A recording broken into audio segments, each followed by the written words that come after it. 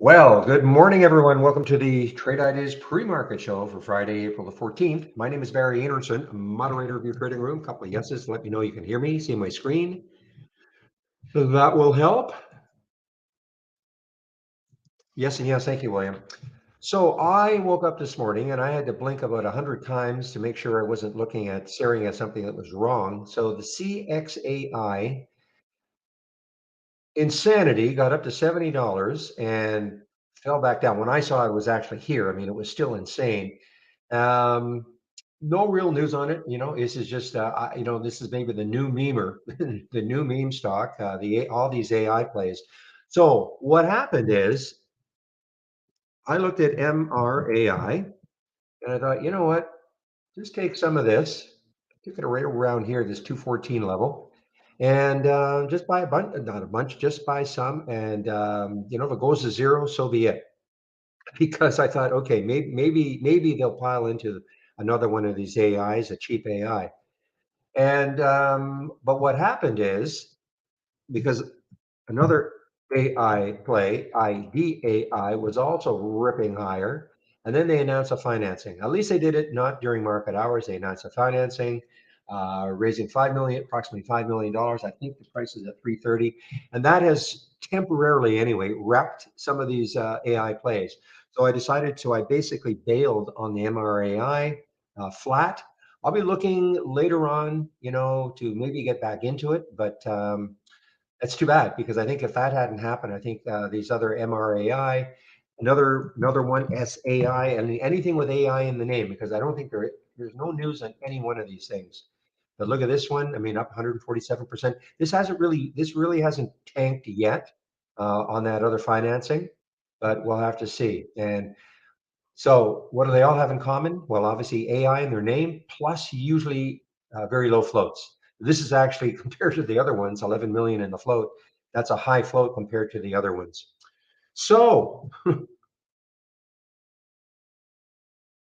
what a morning though to start off with. I mean, I could not believe it. You think you've seen it all, and then you realize there's still more to come.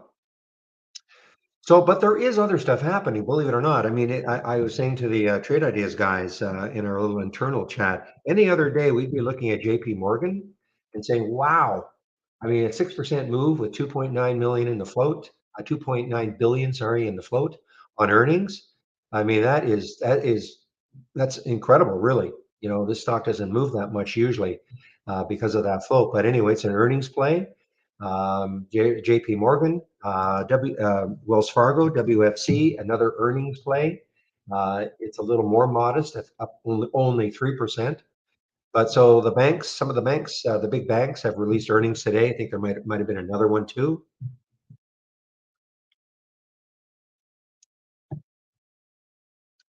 And a Holo is another AI play, and I think it got slammed down a little bit. Yeah, let me look at this, just because of that financing, in my opinion, anyway. Um, GTPI, this is not an AI play. GTPI, not an AI play. I don't think anyway. Up 105%. This is a bio. I don't see any news on it though. I do not see any news on Petros.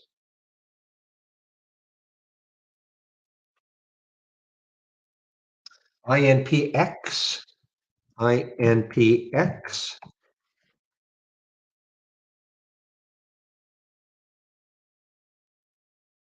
Yeah, again, guys, I'm sorry, I just don't see any news unless they're somehow they're using AI to do things. This could be an AI play.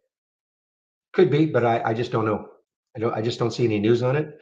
I mean, look at these 79% up, 30 million shares have traded, and that is INPX. Now the CTLT, problems with that one. I think as Real pointed out a little earlier, the CFO has been turfed.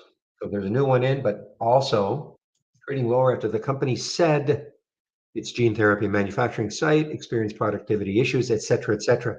So CTLT, big gap down. CTLT, I'm sorry, CTLT. Hmm. No, SA is sort of recovering, guys. It hasn't been completely tarnished by that IDAI financing. So this one is actually kind of recovering.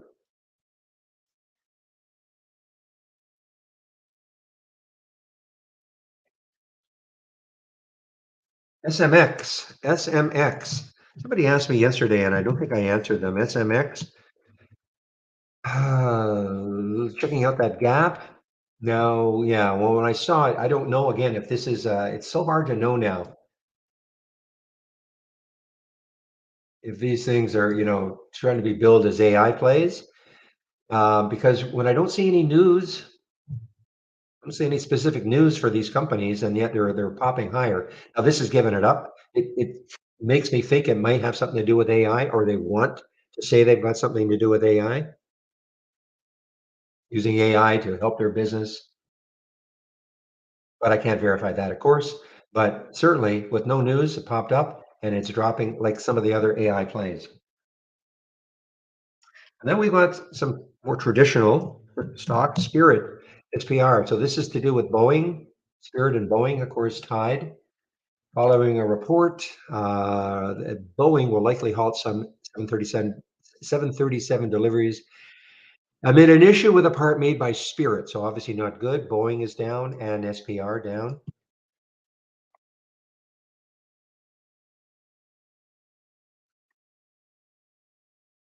Now, some of the smaller gold plays, unfortunately, this one is down because of a fatal accident at their mine. SBSW, SBSW. This is unfortunate. This is down because of that. But I saw some of the other smaller gold plays, like I don't know if GFI is in the same area, or because GFI is also moving down. I think AU, these were all soaring higher, of course, with gold yesterday. So I don't know if they're in the same, if it's for the same reason, if they somehow have some kind of a tie-in with SBSW. Cannot verify that, but this again is unfortunate about this one.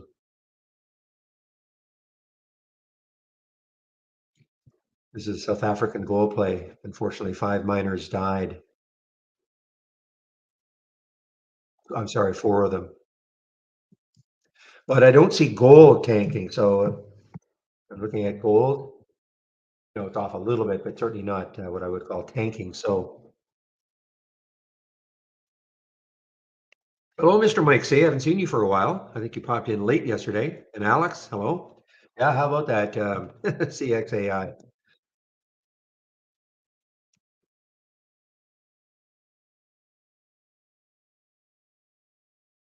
Surprised they haven't done a financing, announced a financing.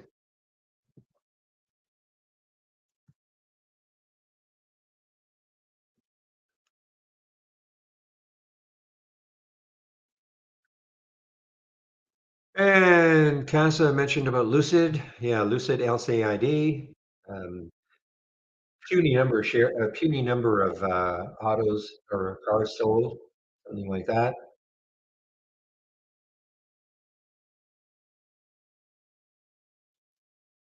Preliminary Q1 deliveries. Yeah, 1,406, which was below the 18, even 1835. I mean, anyway, 1835 was the projection. 1406, excuse me, sold.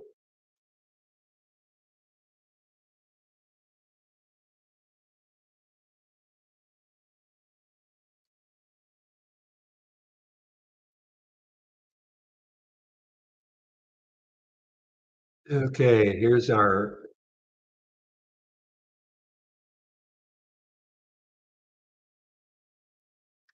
VFC trading higher after Goldman Sachs upgraded the stock from sell to buy and raised its price target from 26 to 27. So there's VFC, guys. Goldman, not just a price target upgrade, but literally flipping the switch, going from sell to buy. VFC. So look at VFC. What sort of room does it have? 2382 looks like the next high on the daily chart. A big float, so I wouldn't expect a huge move after this pop, but that is VFC on the Goldman. Switching from a buy, sorry, excuse me, from a sell to a buy with a slightly higher price target.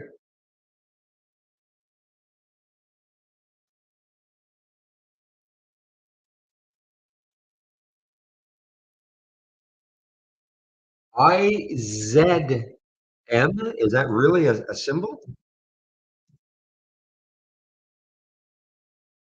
It is. I haven't seen this one. I don't think I've ever seen this one. I guess it did an IPO or a SPAC or something a few days ago or a few weeks ago. I don't think I've ever seen this one. Yeah, no shorts for me either. So here's another one. We're amassing a list of anything to do with AI. Create a channel based on it.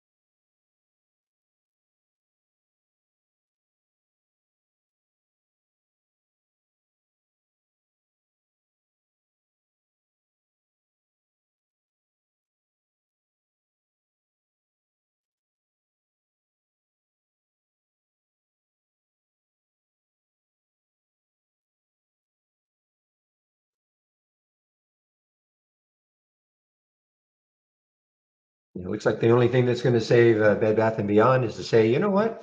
We can revamp our entire operation by using AI. Boom.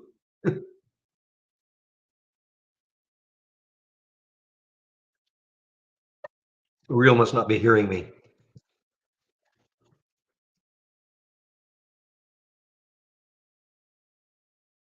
All right, guys. Wow, SAI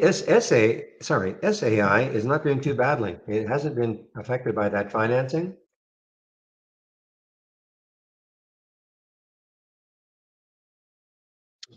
Ah, okay. No, because I was mentioning the VFC. It switched. It went from a sell to a buy with a higher price target. Yeah, interesting. Has a little bit of room. 60 cents to the next high looking left, I think. Big float.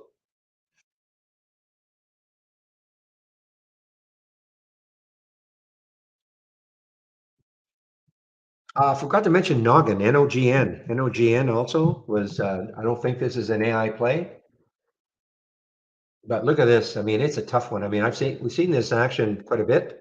Look at that daily candle about, I don't know, 7 days ago, up to 1070, closes down here, falls. We have I don't even know if there was some news this morning. President Jonathan Huberman just bought 11,000. Well, there's a bit of a typo.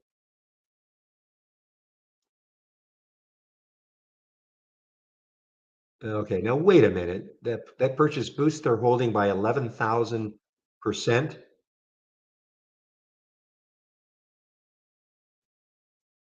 Average price of $3.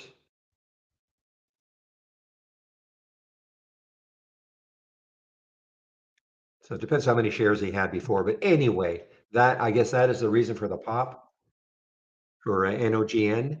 SI guys is it's AI. Sorry, not SI, but SAI. Look at this move here. This is not being affected at all. Shoot. So Casa AI, when are you going to change your name back if all these AIs tank? Look at SAI. This is I guess this was the one to pile into.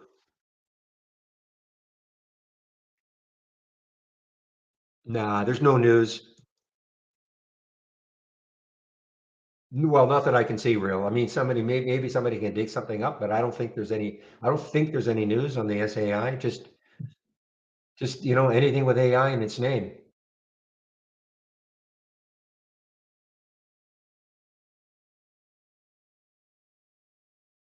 Yes, it did, Div. It did.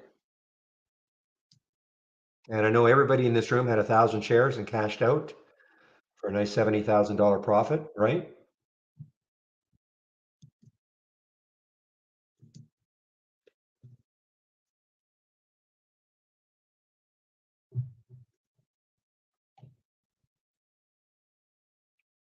Wow. This did not have any. Wow, look at this thing. Look at this craziness. Well, that gives me hope then, guys, that maybe the other AI plays will come back a little bit. You always have to, you're always when another little company in the sector does a financing, you're always wondering, well, what will be the next one to do it? All right, let me do a quick look to see what sort of upgrades and downgrades we have this morning from briefing.com. I may not have a chance to do the sectors.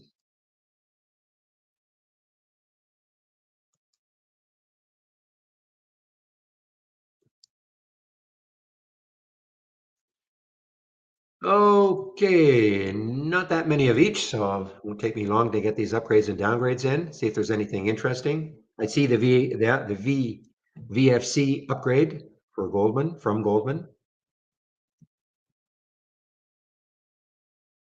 Meanwhile, fortunes are being made on SAI. China, China stock.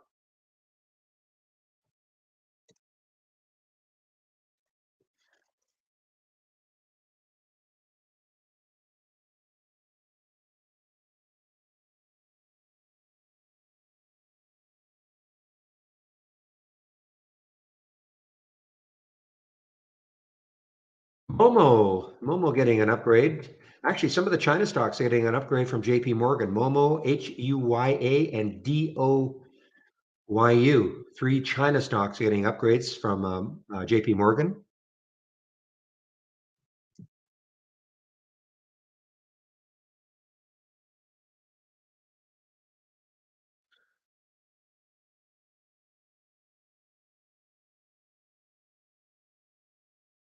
Anybody with Centerpoint? Interested to know. Number one, maybe you'll have shorts for SAI. What does it cost you to do if you anybody with Centerpoint?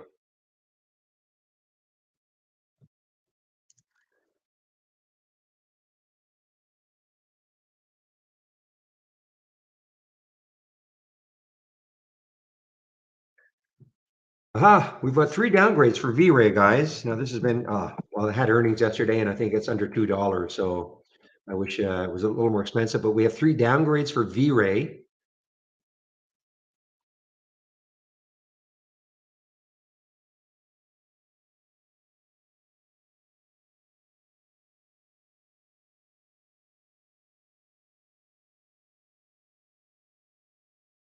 Okay, I'll get these upgrades and downgrades into the main room now.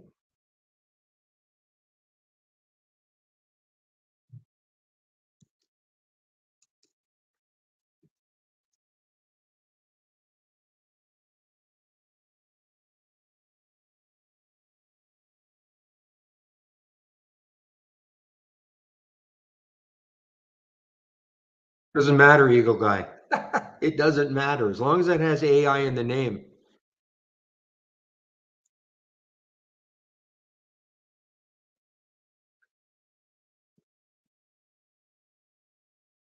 At least that's my opinion. Okay, that is my opinion. Anything with AI in the name.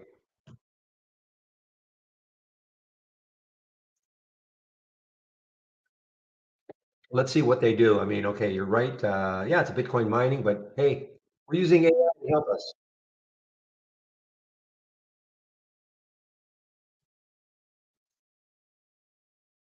Have I looked at CMCM? No.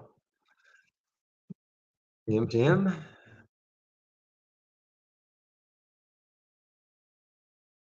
Okay, the reason being is that, yeah, oh, that's right, Cheetah Mobile. I haven't seen this one for a while. Yeah, there's just no volume, so it was not meeting my filter requirements. 30,000 shares. But yeah, I mean, it's up, well, and it's up only 3.5%. So no, it's not nothing I'm terribly interested in. I mean, I look left and it could be jammed up around 3.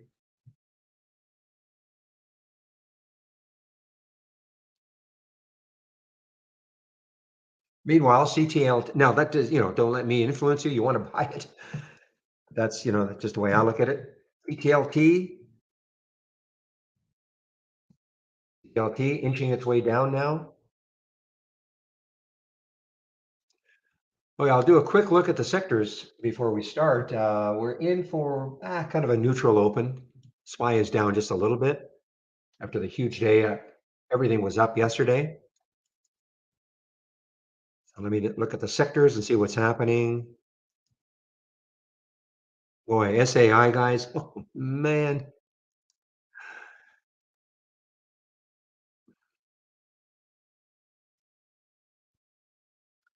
Right. So this is the major sectors. So what you're seeing here, XLE, the major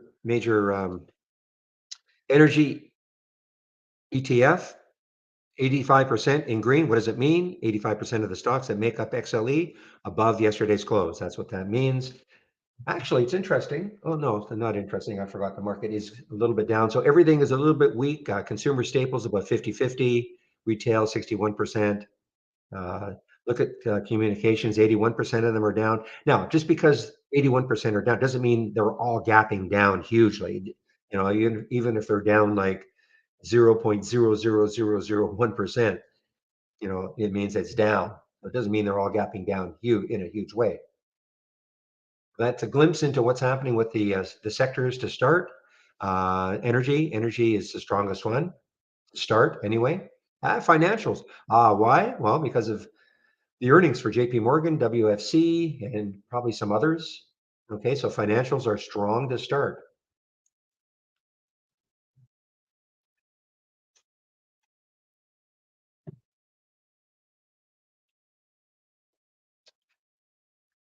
Now, I'm going to keep an eye on that MRAI to see if we can come back up to that 220 level. I mean, it was in this one early, got out basically flat. And again, my only thinking was, okay, CXAI, they quote unquote, they are going to look for something else. And so I decided to pick on MRAI as maybe the one.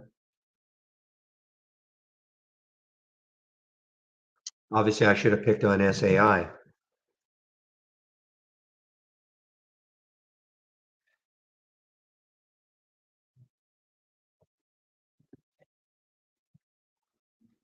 And remember, guys, if you do get into any one of these, don't leave your computer,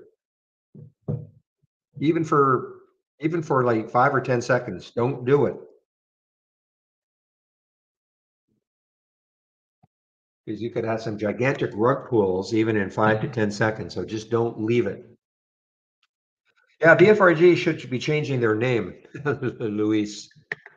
They should change their name, their symbol. I mean, an AI play.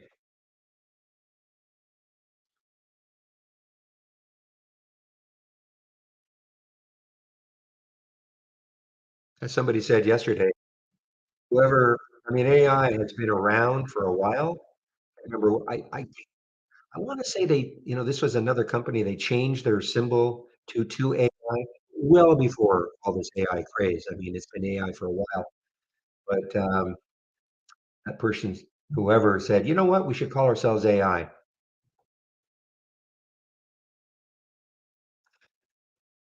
I keep wanting to say this used to be Arlington Investments or something like that, Arlington, but I guess I'm wrong.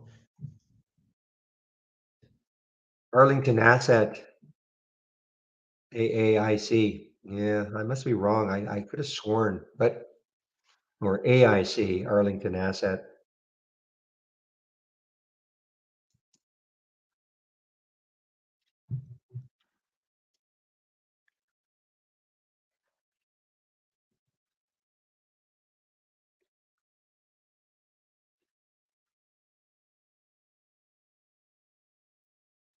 Okay, thank you, JK. Anyway, it was however, the pall of that Carisdale report is still hanging over them. They cannot shake that, cannot shake it. Meanwhile, CTLT inching its way down.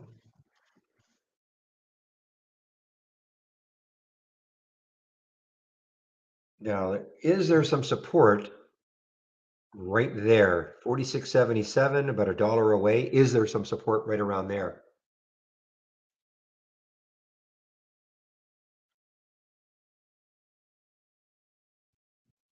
And I'm not asking. This is a rhetorical question. Guys, MRAI is coming back a little bit here. It's giving me maybe a.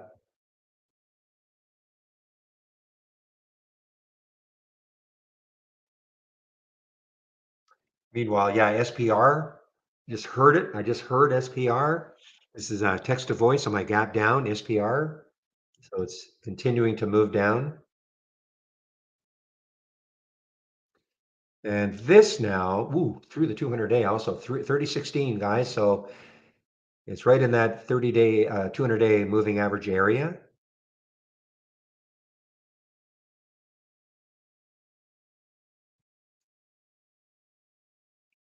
All right, guys, give me one moment. I'll be right back.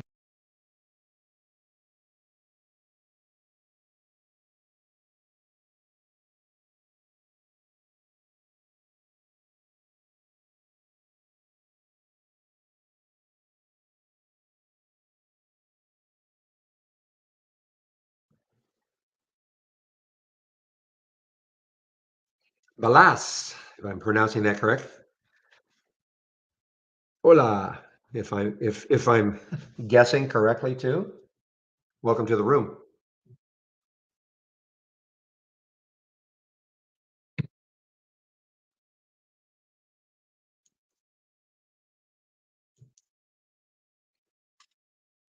Are you new to trade ideas also, or are you just new to the room?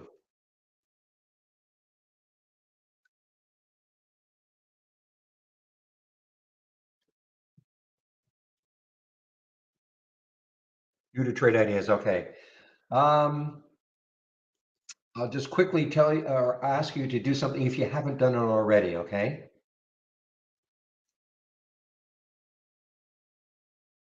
Yeah, forget about the AI trade bots, okay? You can look at the AI, but if you're looking to auto trade it, no. I hate to disappoint you. But certainly you can follow the AI alerts as they come in. Meanwhile, CTLT guys, P rushing here. Yeah, we 100% do not recommend auto trading the AI, and that functionality will be disappearing anyway. But by all means, this is what, in my opinion, what you should do. Okay, make sure you've got this strategy trades all window. What time is it now? 9:28. Okay, click on new from our toolbar, and then click on premium AI strategy trades window. Okay, and then you'll have this. This is the window that you'll see, and wait for the alerts to happen, and you can trade them as you see fit. Well, there's nothing wrong. I mean, functionally they work. It's just not the way to do it. Auto trading is not the way to go. Okay, but by all means, I mean the AI's actually had some really nice alerts over the last several weeks really.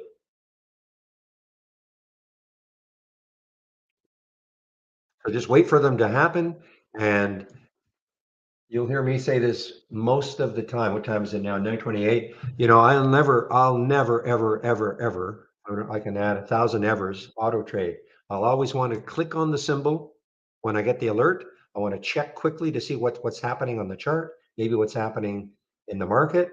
And if I decide to take the trade, great. I'm not worried about, oh man, but if I taken it right at the alert, I would have been 2 or 3 cents better. That just shouldn't matter.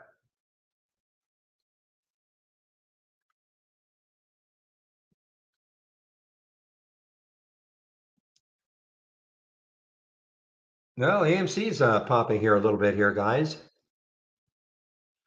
Okay, yeah, less than a minute to go.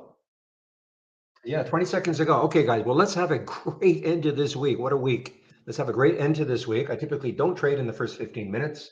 Got to let things settle down a bit, and we'll see what happens. VFC is ripping here too. I'm hearing it. on that Goldman upgrade. Okay, we're now open for business.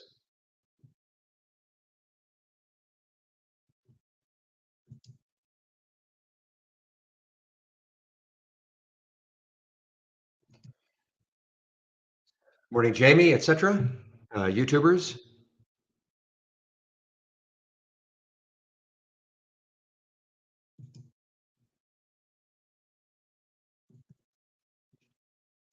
And we have our first halt of, oh man, we have our first halt of the day.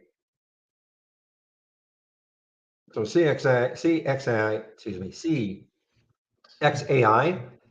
If you didn't see this, it popped up to about $70 pre-market, came all the way back down, still up 189%. But there's life still. Oh, look at the MRAI now, guys, again. I might have to take it again. And this would be my, like, when I call a wild swing, I mean, I'm just talking about maybe holding this thing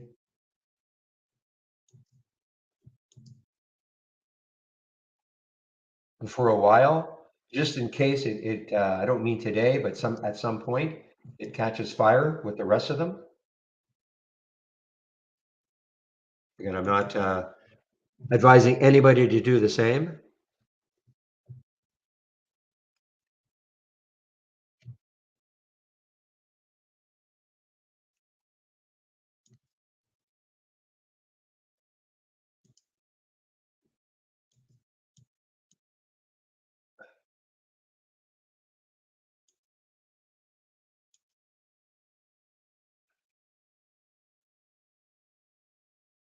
The pre-market high was up here, 266. So again, guys, this is not investing 101, okay?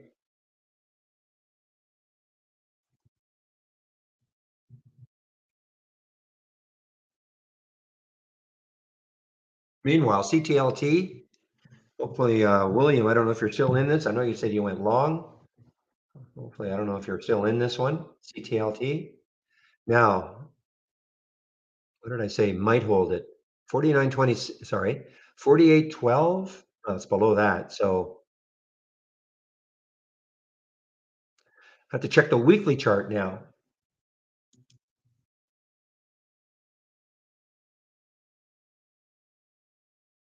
Looks like the next low is around 44.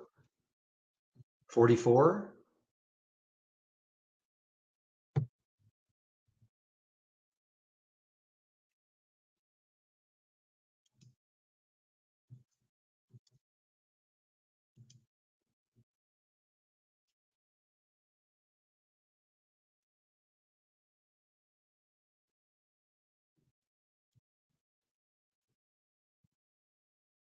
Well, there's the SPR, guys. SPR getting hit. It's in my 10-day daily breakdown. Now, however, it's a little early for me. And the other thing is, it looks like there could be some support around 29.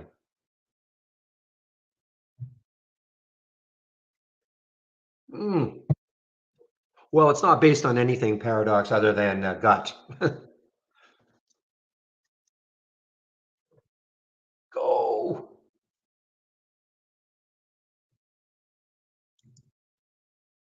It's not based on a chart pattern. It's not based on anything other than gut. And so far, my gut's working. Look at now. I've got my options plays, and I've got my 10-day daily breakout and down. There's the MRAI, the SAI, the CXAI.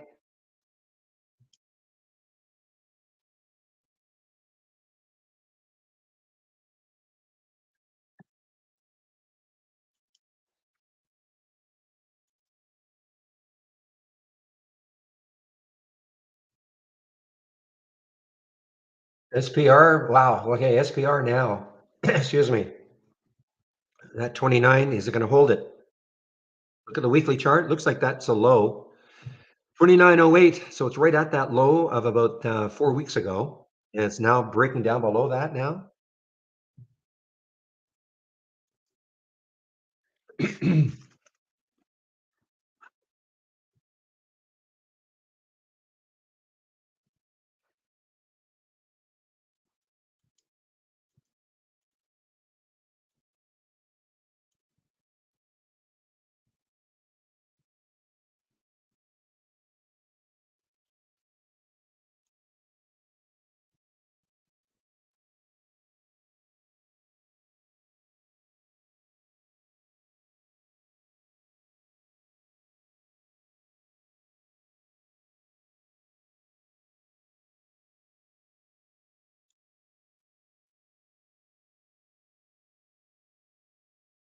Okay, here's the resumption now for CXAI. Oh, so it did not pop?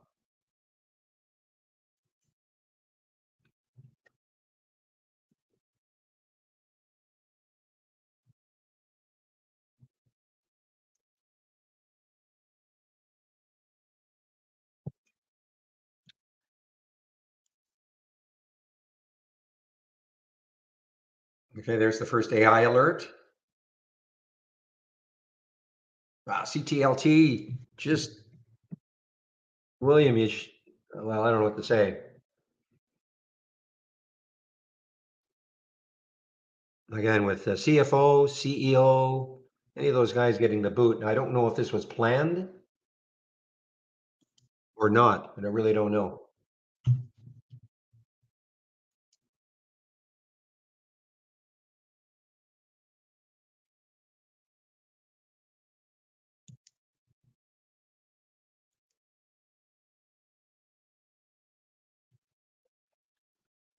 Okay, Alvo. Ooh, Alvo getting kicked here.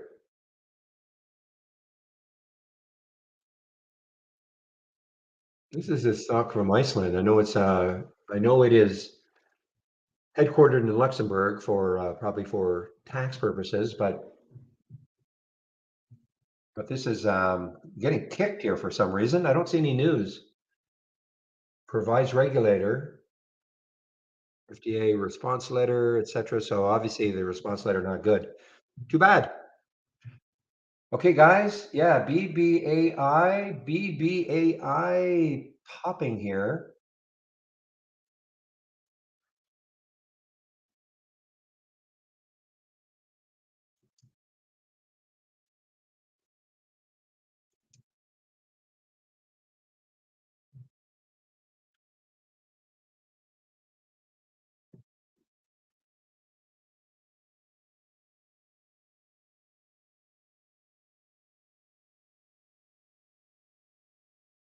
And wow, CTLT just cratering here now. It's breaking down through that low. So what did I say the next low was on the weekly? 44.50, 44.50, next low.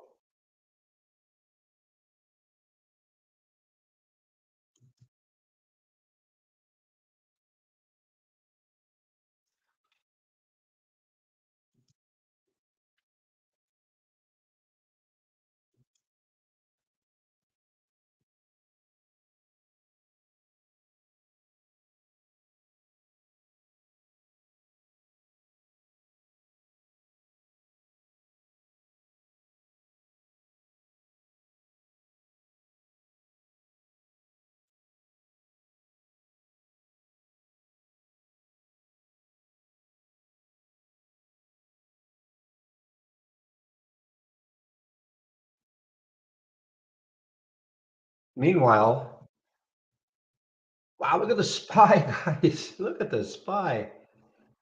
Just wiping out that, it was weakening at the beginning, but look at this big candle here.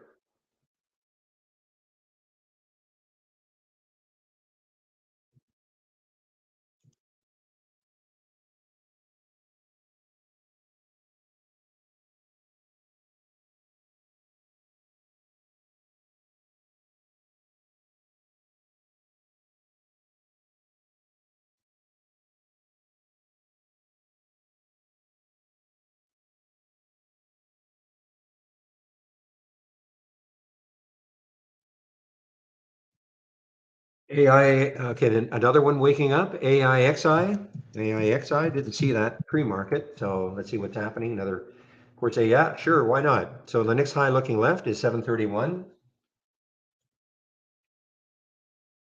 Now is BAC, is that an earnings play today? Yeah, so this is an earnings play. BAC is an earnings play, popping into the AI. Not interested. I'm looking for something a little, not as much in the float. I'm looking for something that might have a lower float, lower price.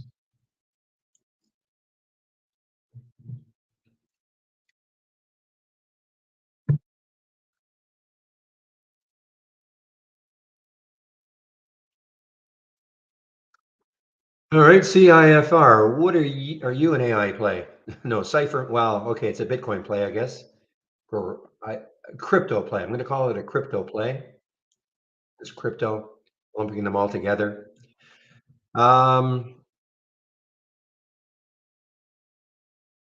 all these guys should be doing though is saying we're using AI to help our business. That's all they have to do. Oh my gosh, the old gang's back. Vicky,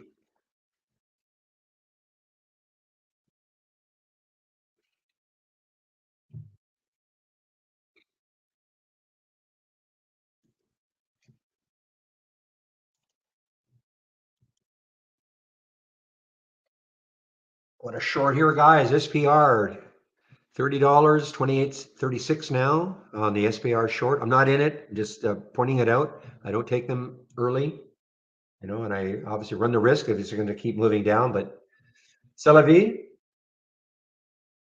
Does it? But if you're less conservative than I am, you can look at these within the first 15 minutes.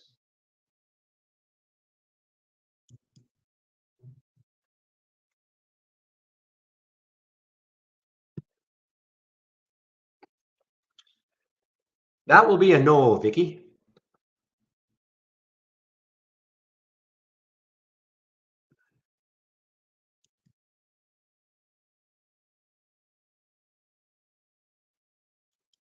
So I've got my options plays up and running now, guys. The only one that showed up was BBAI. What I've done is, I've got the don't repeat, so I'm only seeing it once here. Interested to see what sort of alerts we get from it today. And the options play is now available in my homepage in my scan section.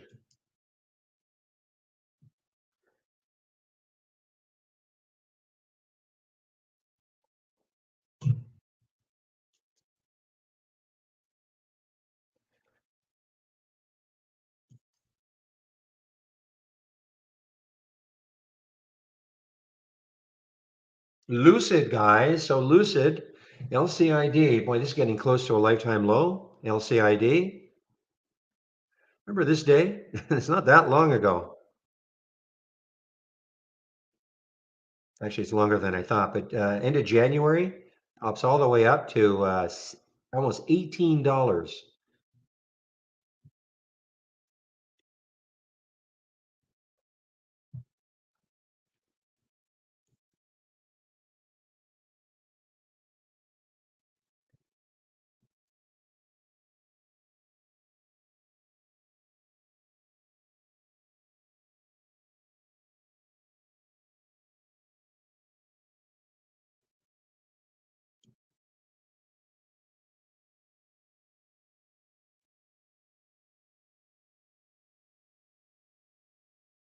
Okay, MRAI.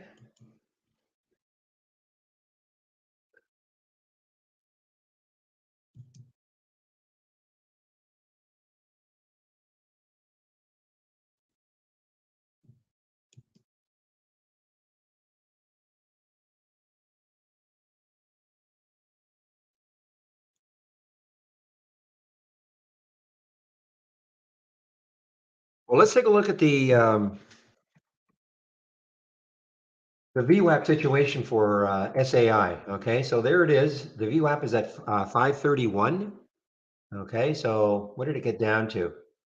And so it broke down below it a little bit. This XP has been on fire, and now we're over. This is a huge area for maybe to try to take out. 1406. I remember we talked about this one yesterday. Right there, the high is 1406, and we're a little bit above that. And then look left and look at the room it's got. XP. This has been on fire this is now the fourth day, and this is showing up in my option scanner.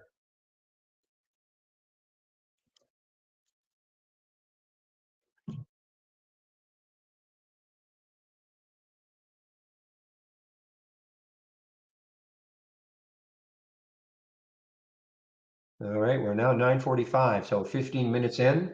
So you got to love this gap here, guys, for XP. I think let make sure I'm right here. 1406, yeah, there's the high. 1406. I'm sorry, the high yesterday, it was 14. I'm sorry, the high yesterday was 1419. Excuse me. So it takes that out, and then the next high looking left is 1612. Ton of room on a percentage basis.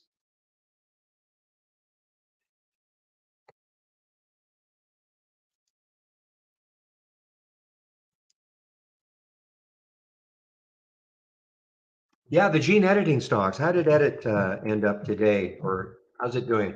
Mike C talking about the gene editing stocks. So I had the big day yesterday, Edit. But let's take a look at CRISPR because I think that had the real the real news. CRISPR, CRSP. Yeah, still hanging in there, a little bit above the high yesterday. However, looks like it could be coming into a lot of resistance.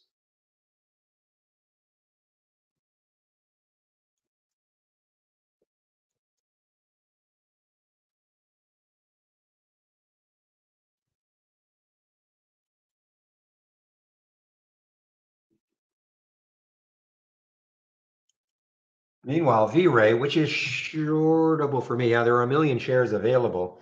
Three downgrades this morning. Had earnings yesterday. No, I think it pre-released numbers or something. You know, the earnings are not to the fourth, but I think they pre-released on the guidance. Wow, guys, MRAI. Again, it's just because it's got AI in the name, no other reason.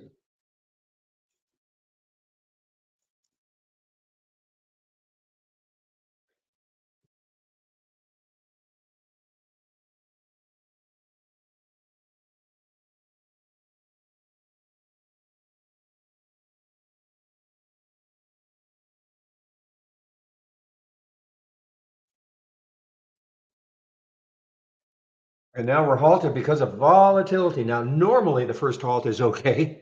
I doubt very much it's not gonna tank on me. And I'm looking here at 310. This is the halt for you can't see the symbol, but it is MRAI.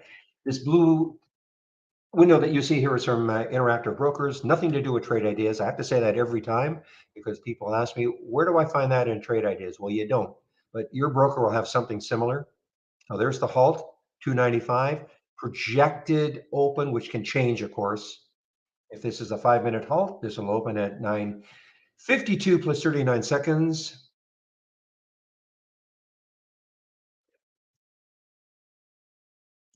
Usually the first halt is okay.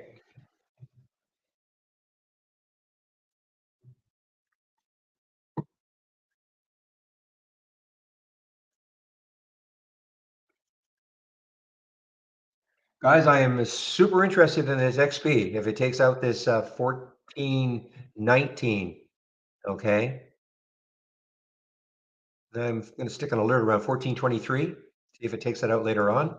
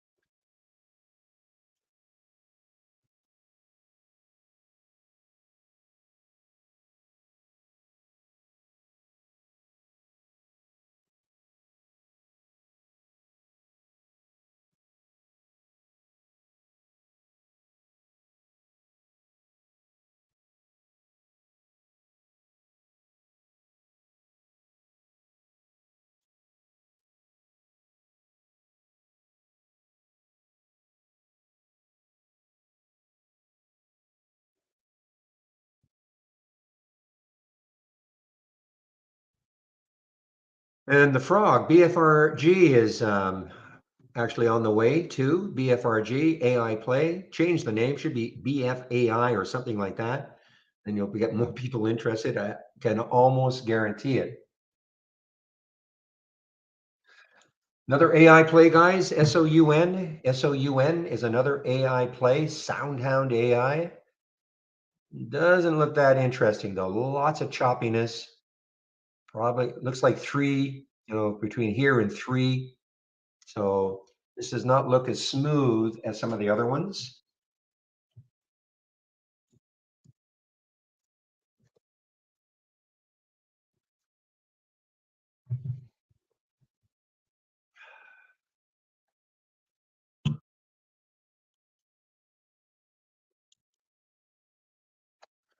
Jamie, maybe a new phone, but no new yacht. Here's another AI play, IZM. Now, this popped up crazily up to $5, and all the way back down. There is the VWAP 353, another low float, China stock, et cetera, et cetera. 213 times normal volume right now. XP, guys, don't lose sight of it. XP.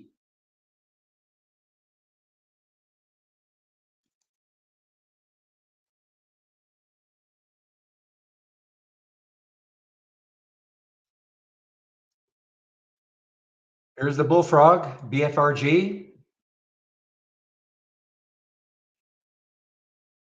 And a couple of days ago, well, a couple of days ago, 5 days ago, or 6 days ago. Let me count. 1, 2, 3, 4, 5, 6, 7 days ago. And there's the SOUN. I didn't like it because I didn't like this look here, but and this has a big float, 135 million in the float, if that is correct. That's one reason why I'm not that interested in this SOUN. The rest of those, most of the other AI plays are way lower floats, so they can really, really move. But remember, they can move in both directions.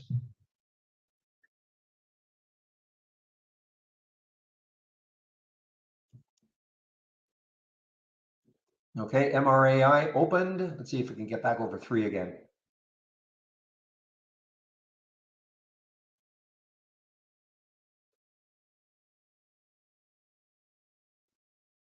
Oh yeah.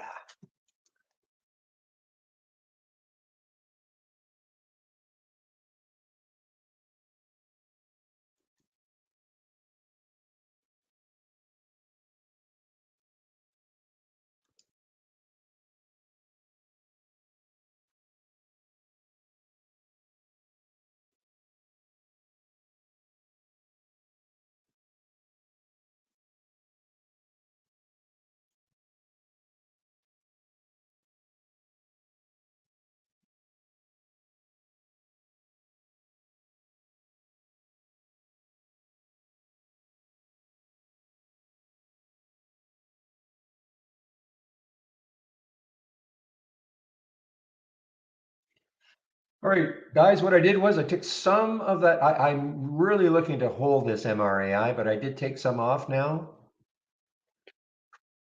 And I'll try to hold on to a piece of it in case it does the crazy.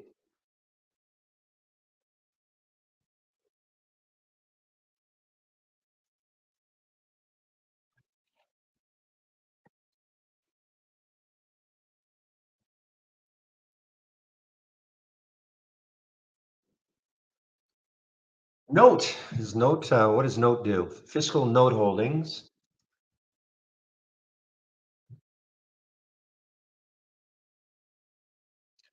Look at BBAI, guys. So here's from the options play. I didn't take it. I did not take it too early, but BBAI, again, if you're a little less conservative than I am, BBAI 318.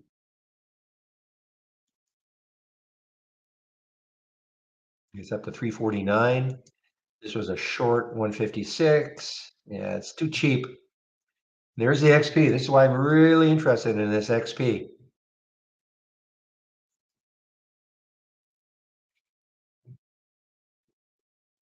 Now, doesn't trade very much in terms of options. It's only 700. I think my minimum is 500 contracts, so it's just sneaking in here at 700.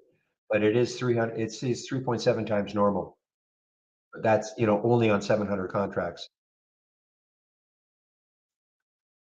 All right, thank you, Alex. So I've just been told that Note does chat GPTs, first plugin. Okay, so Note isn't, add that to the list.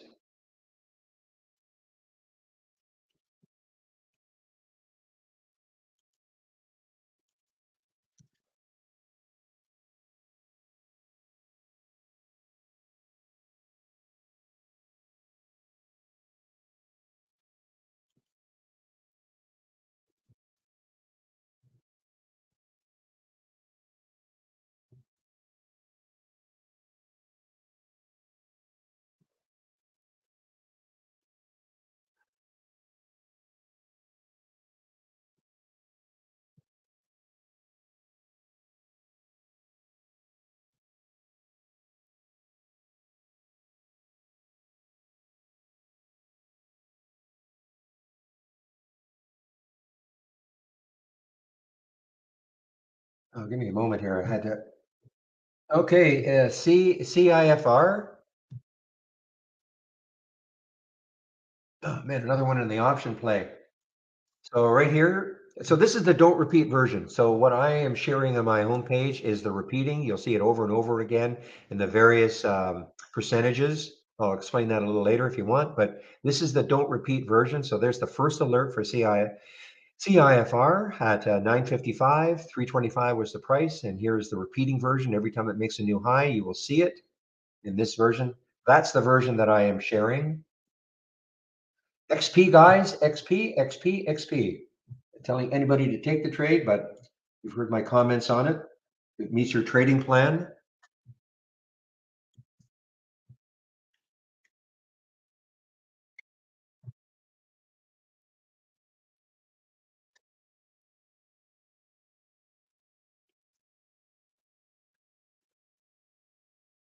William, I guess if you hung in there, I guess you did okay on the CTLT. But it did have a nice reversal.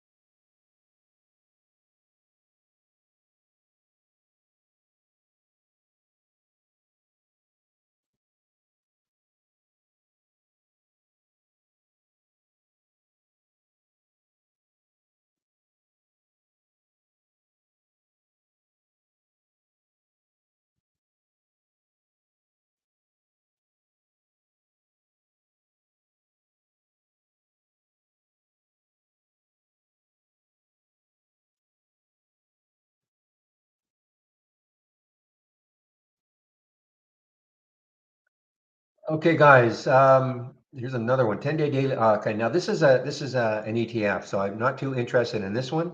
This is a banking one, 3-time leveraged, but it is showing up in my daily breakout.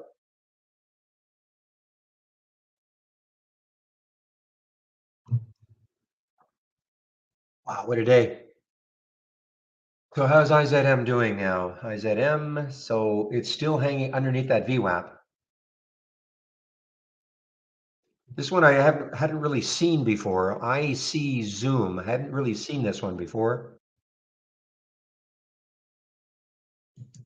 but announces upgrade of its AI customer service system. Just put AI in the press release, guys. Excuse me, even if it means nothing.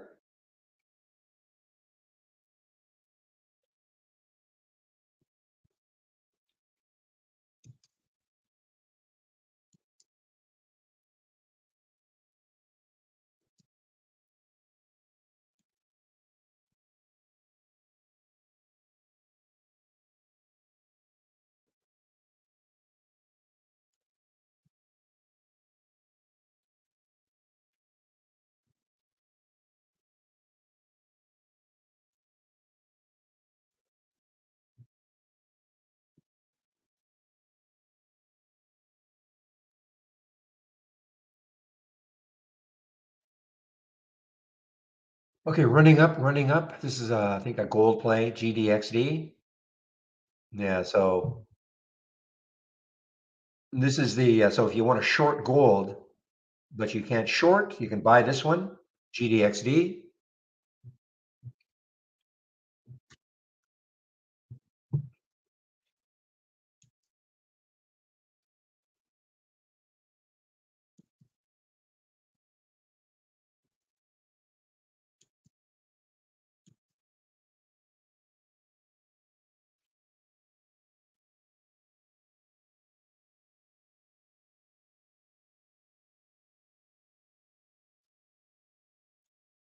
All right, what is the market doing? Market is still lift. Well, okay, a little bit of a red bar here, but still basically everything is.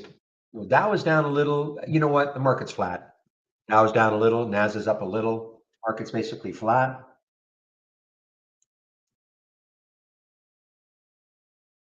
This Iran, seen this one? IREN, Iris Energy. Iris, are you in the room? Iris Shaw. Usually you're in the YouTube room. Iris, this is for you. 532 is the next high looking left on the weekly chart.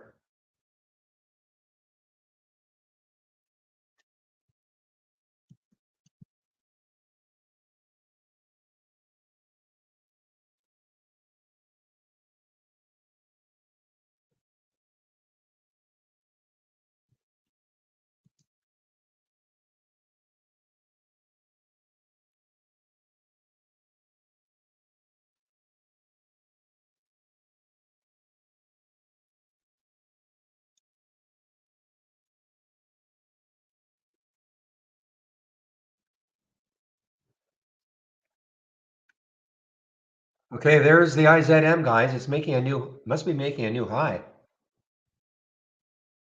Yeah, okay. So because this is pre-market. 508 is pre-market.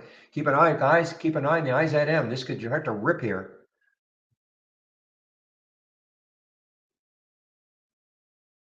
Ripping it is, but be careful. Again, that float, 5.5 million in the float. Now I had an alert set for CRUS. This is one that got beaten up, and now it's at that high. So keep an eye if you into the more expensive stocks.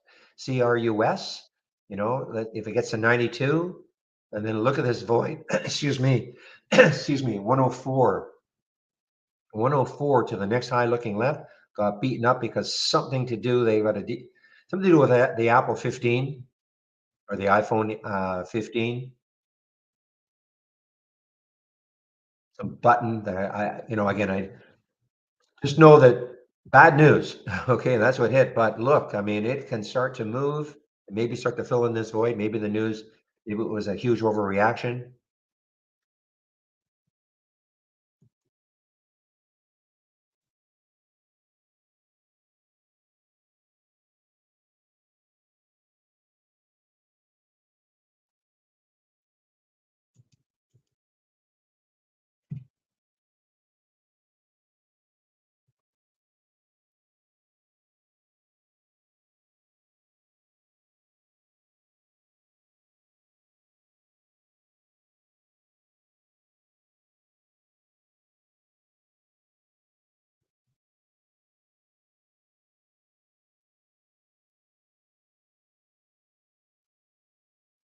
Okay, well, things have settled down quite a bit now for me. I'm not getting too many new alerts.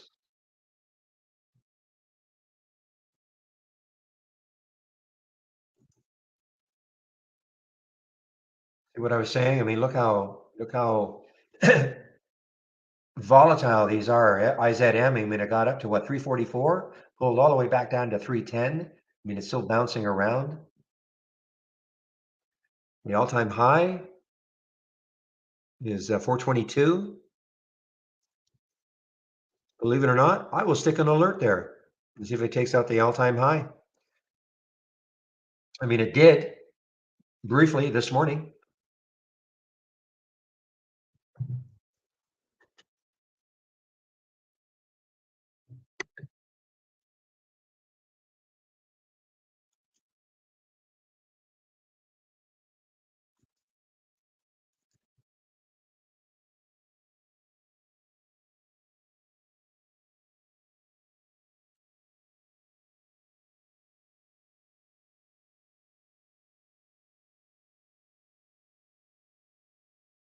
Keep an eye on, excuse me, keep an eye on the IDAI. Excuse me, sorry about that. So PJ, what am I going to say about IDAI?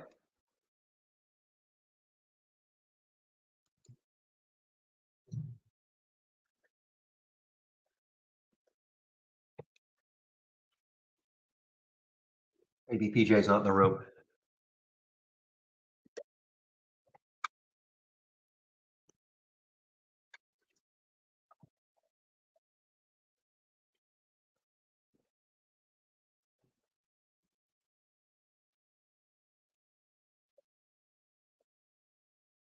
Nope, that's not what I'm going to say.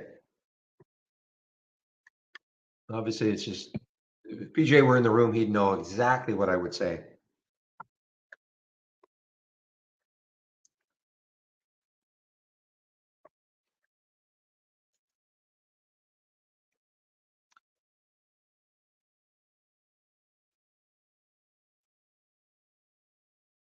Okay, I guess you can do that. I was going to suggest if you go to tools, go to tools and then options, and then in the general, that should be the default. You'll see that we have a font down here. You can change the font and you can change the size.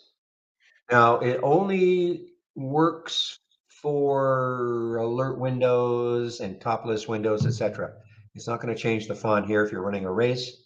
I don't think it changes the font in a single stock window.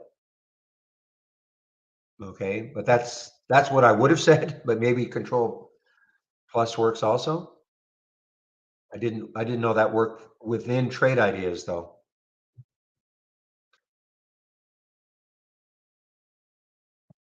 If that doesn't work, then again, just click on tools, options, and then at the bottom here in the general section, at the bottom, you have your fonts.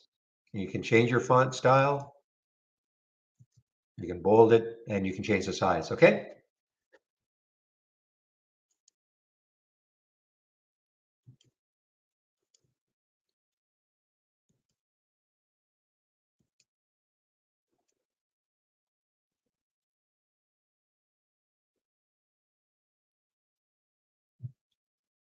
Okay. What I was going to say, this is a sort of a running joke between PJ and myself. It's not going to stay here all day. Okay. It is not going to stay here all day. IDAI as a sort of basing here around 4.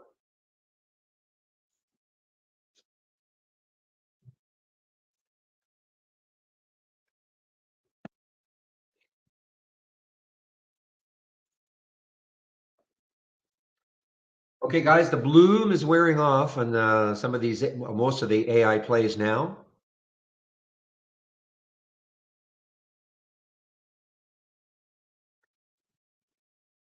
Yeah, my size. Now, I think my size said they were using AI to size size people. Could have sworn they said that at some point.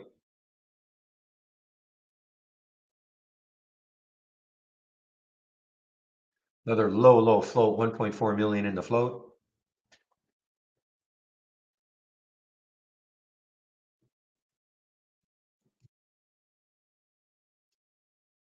Yeah, now we're in that sort of the schizo spy day to start anyway.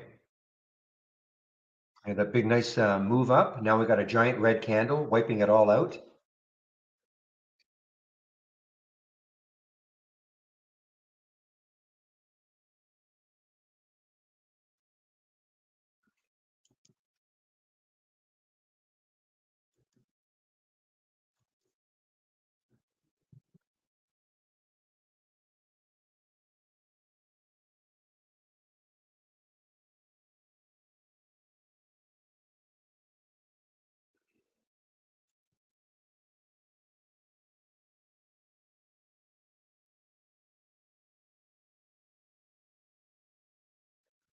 Okay, so there was a bit of a pause with the SPR. It had a little pop up, and now it's moving down again, SPR.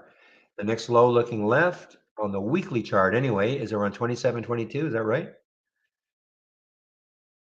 No, 28.25 is the next low looking left on the weekly chart. And then if it takes that out, the next low looking left is 27.12 on the weekly chart.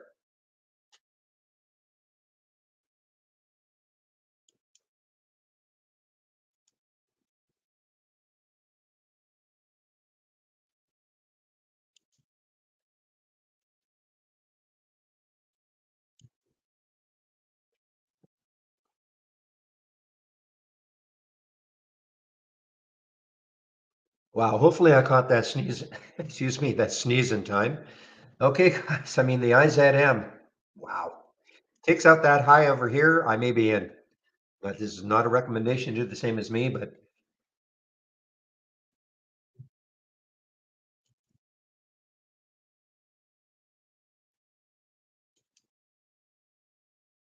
we have IONM resumed. I didn't know it was halted, but oh, I know why.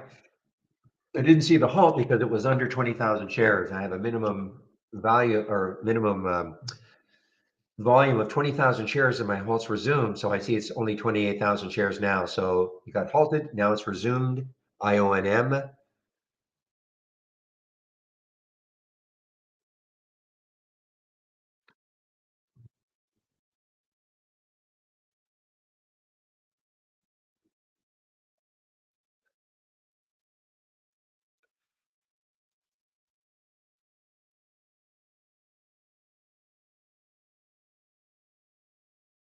Okay, so I don't really know what's going on with my size because it says their 2022 financial results meets the revenue guidance. So, I mean, it looks like they had earnings on the 29th, March 29th. So this can't be an earnings release unless that date is wrong.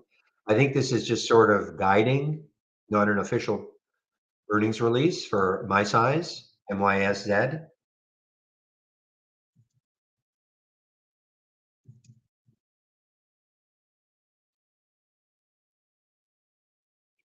No, I think I caught it in time, John. I think I caught my sneeze in time.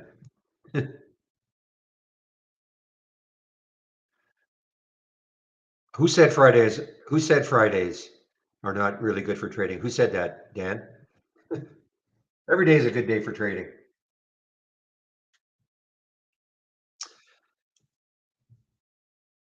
Meanwhile, Bullfrog, which is probably out of all of them, just because of the press release they had on this day, is maybe the most legitimate of the AI plays, just because at least they did have a press release and they had Johns Hopkins in the press release. All these other ones, I haven't seen any release. It's just, trying to time a trade, anything that says AI.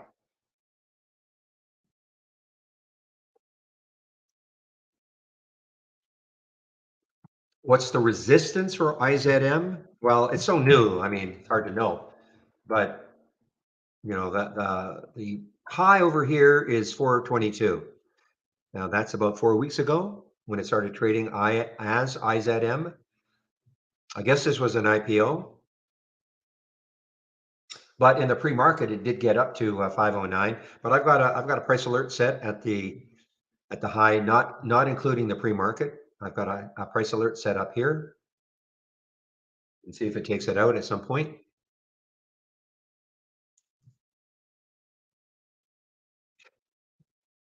No, Dan, the other thing is, I mean, we're in an AI frenzy right now. So there's so many either moving up or down. There's so many stocks with something to do with AI, or at least claiming they've got something to do with AI.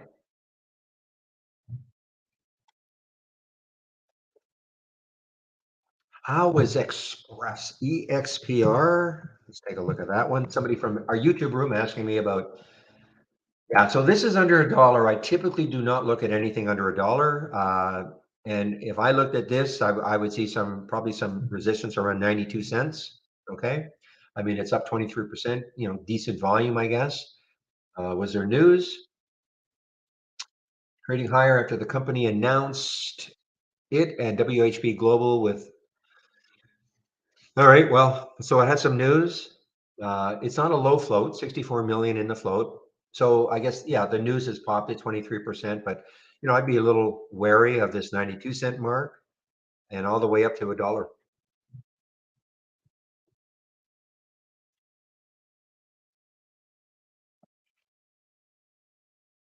Yeah, I didn't even look.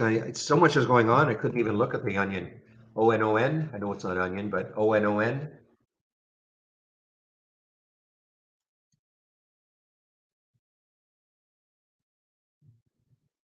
Yeah, XP is, I mean, it's not a rocket ship, but it's giving us this little move.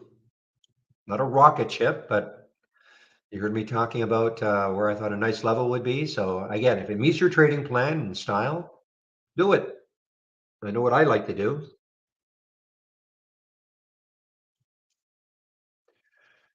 Oh, Terry, customer support does not answer emails. RLMD, what was the last email?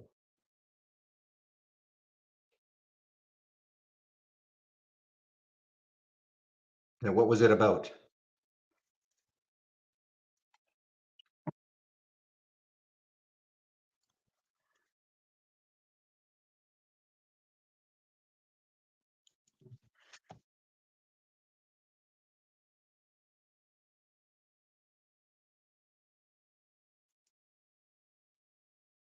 What was the email about, Terry?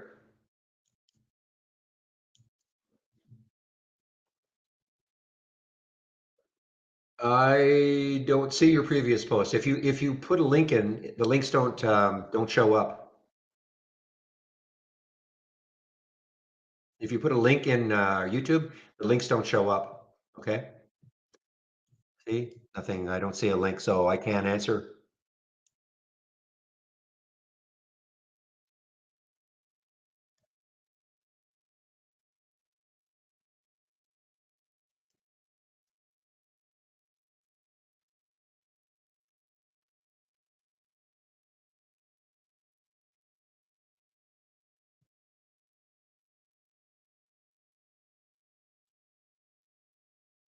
If you want, you can come into the main room, and if it's a link that you want me to see, then you can go ahead. But you can't post links in YouTube.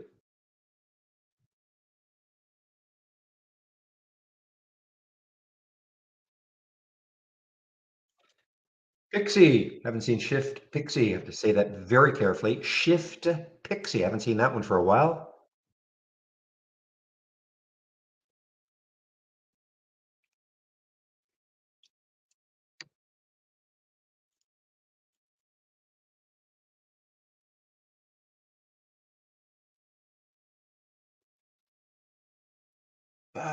Just give me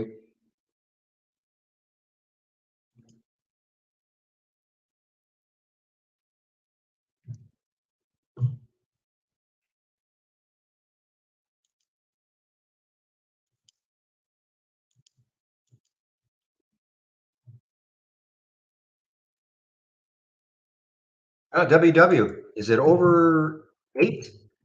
It's a key one. Yeah. So what did it get up to yesterday? Got up to 7.99 or so, 7.96. So yeah, I mean, I'll be interested. I have a price alert at around 8. Oh, look at this market though. Wow.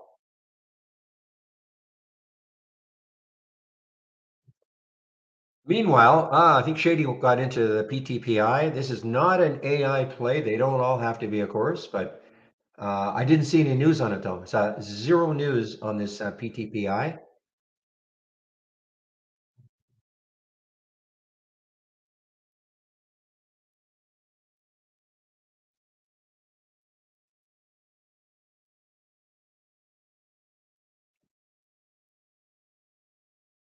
This hit, I mean, it had a huge pullback. I think that's why I probably disregarded it.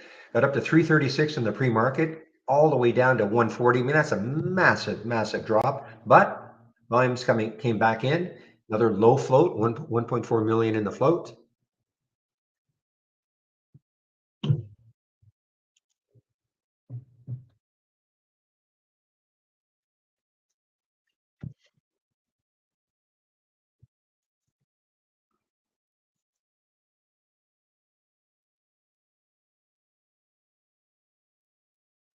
PJ, you weren't around when I was talking about IDAI.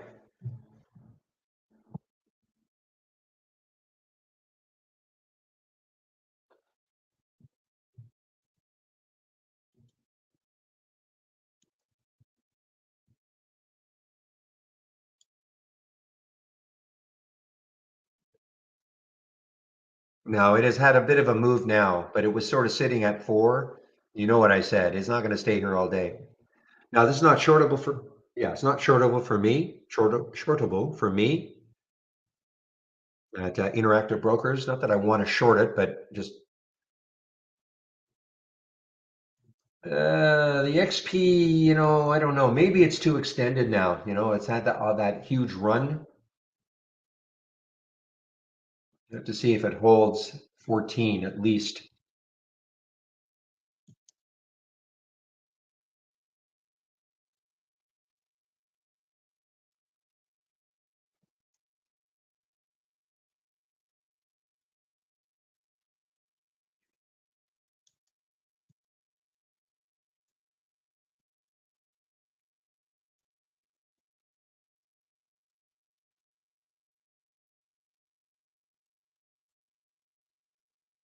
So Terry, they're saying they haven't got any emails. They don't see any emails. I just alerted. They don't see any emails. And it's possible, I know we had an issue with our emails going into spam for some reason immediately. But if you want to send an email right now, I mean they're waiting, or come into the room and I'll send the email. I'll give them the email.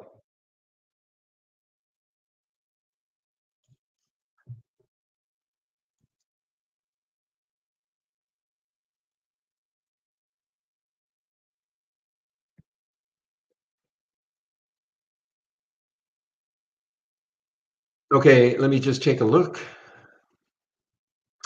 It's a layout. Can you just? I don't want a little layout, Terry. Okay, can you maybe give the one within that layout, the one scan? Okay, that it's not showing up. I don't want to load a layout. So just break out the scan out of your layout that you're saying it's not showing up,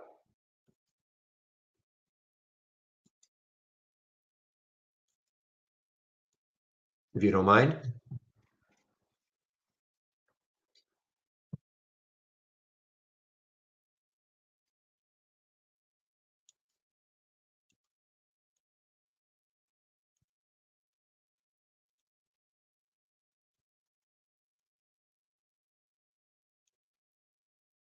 Okay, guys, I'm basically out the XP trade. I'm going to look at it later on. Took a little loss on it. I'll look at it later on, and later on it would have to break. Would have to break. It might be the market affecting it.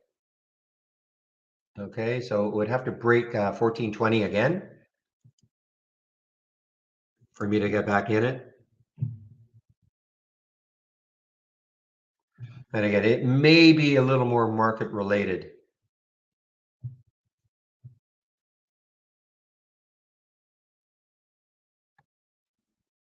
So Terry, did you hear me? Hopefully you can hear me. Just break out the one scan that you're saying BBAI did not show up.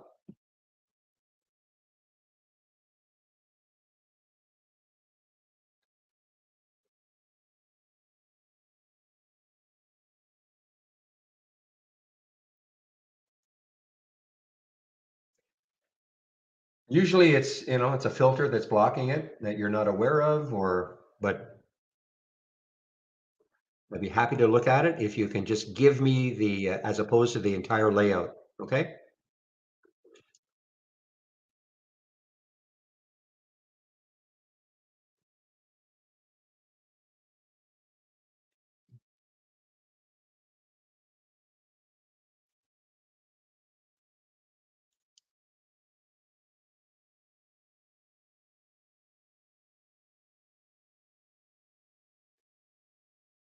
CNET just popped up here. CNET.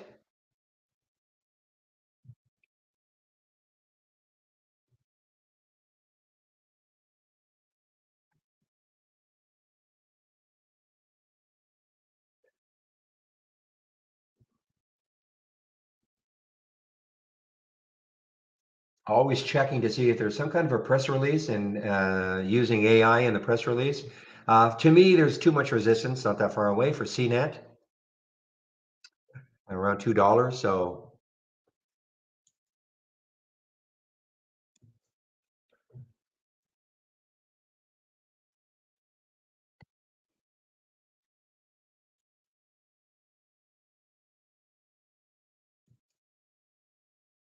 mm, man, did I ever miss this one? So that showed up on my 10-day daily breakout, that PTPI at 1017 at 222. Somehow I missed this. I don't know why. I don't know how I missed this. I guess something. Sometimes what happens is if I had another sound alert at exactly the same time, and it's possible. I don't think so though, but then I can't.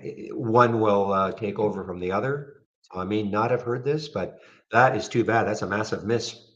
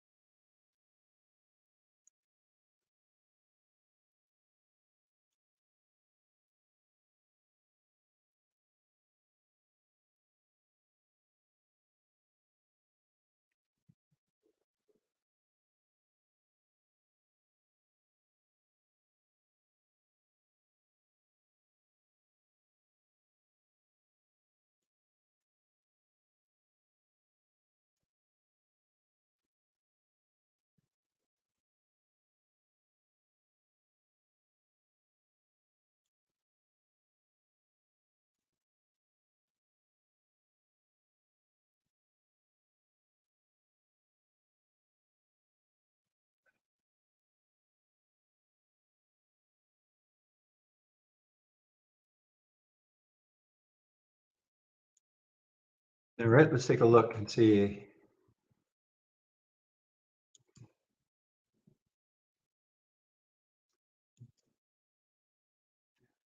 So it is okay. Well, it's hard for me to look at multiple ones, but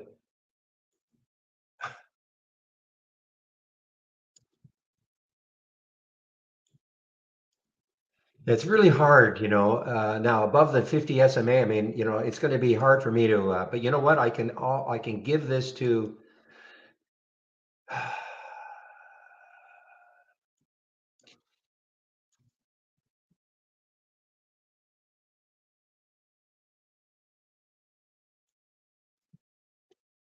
A moment.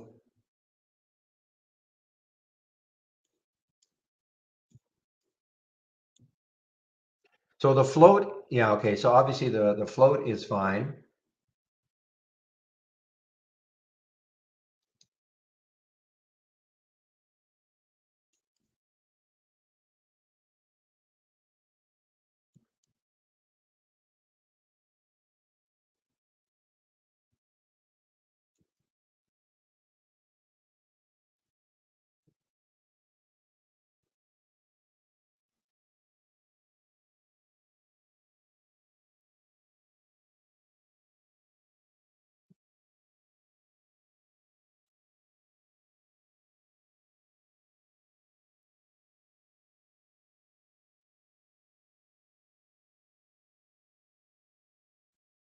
Give me one moment. Okay, well, I can tell you one reason. I mean, what we have for the short float is 5.8%, and you've got 10%. Okay, so that's one reason. Unless I'm reading it wrong. You want the short float to be at least 10%, and we have 5.8%. So that takes care of that one. In this one, I did a history, I didn't see it, so that's probably the reason for that one.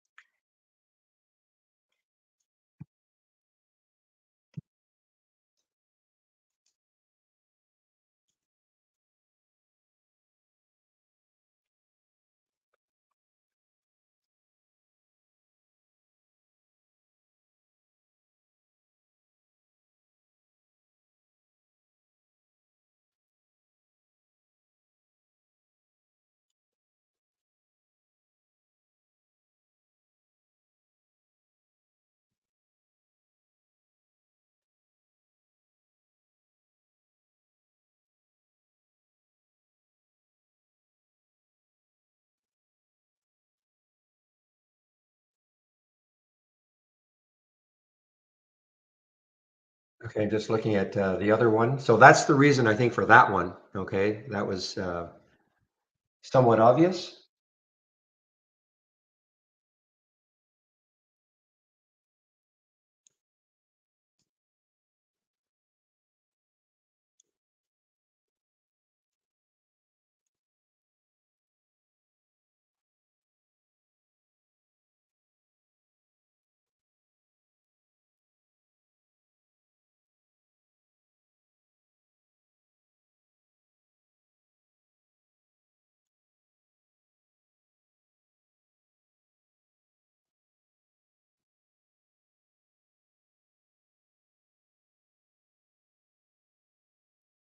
Oh, I'm sorry. I'm sorry. I'm looking at BFRG. I'm sorry. For some reason I had BFRG up, so that's why I was looking.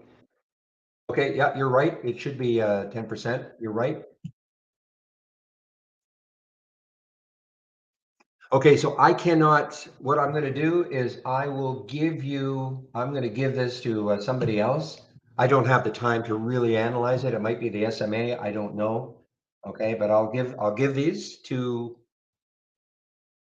somebody who can take a look.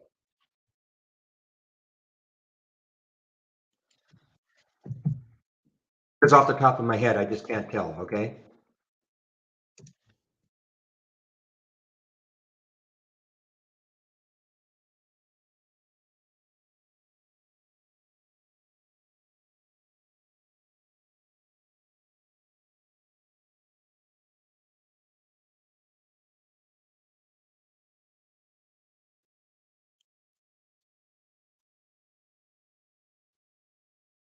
Give me a moment, okay? Just give me a moment as I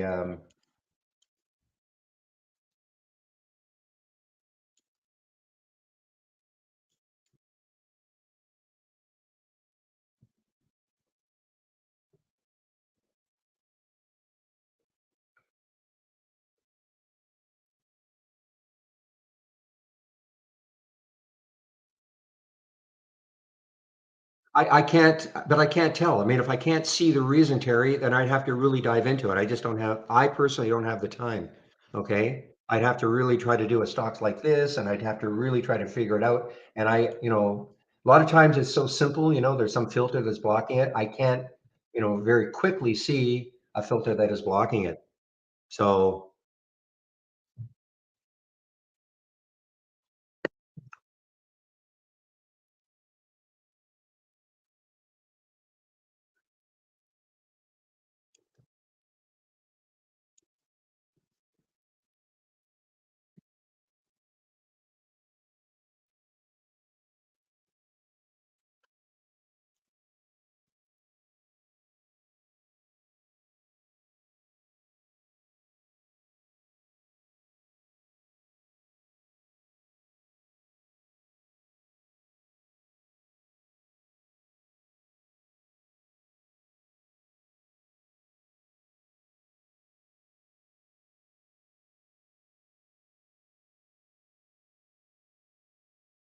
but you say you've emailed though. You say you've emailed and support. Because they're saying, how come we're not getting the emails? They don't see any emails. Support at trade-ideas.com.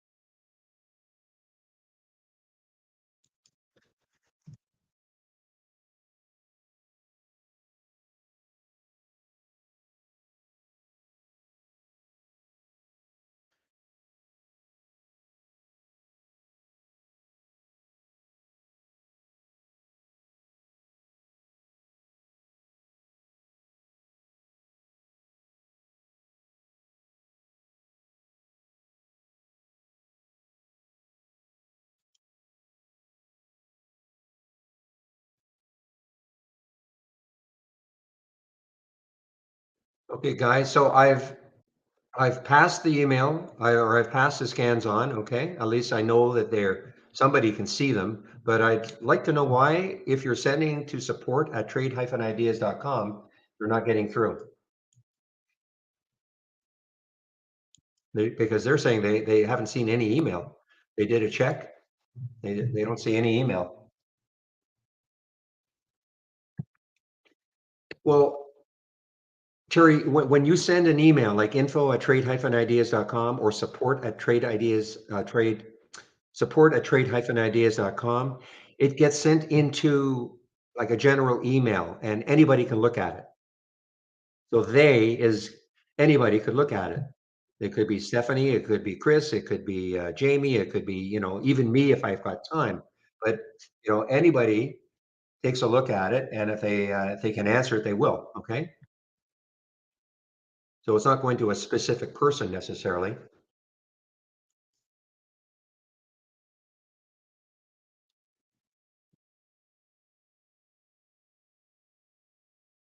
Well, Terry, he is saying, and I talked to Chris, he is saying they don't see any emails. Okay. And they actually did a search on your name and they don't see any. Nothing, nothing recently.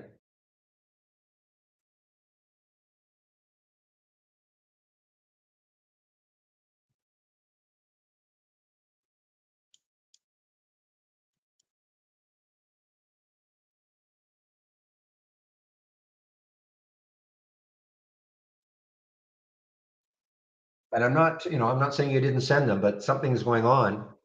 If you did send them, because they're not getting them.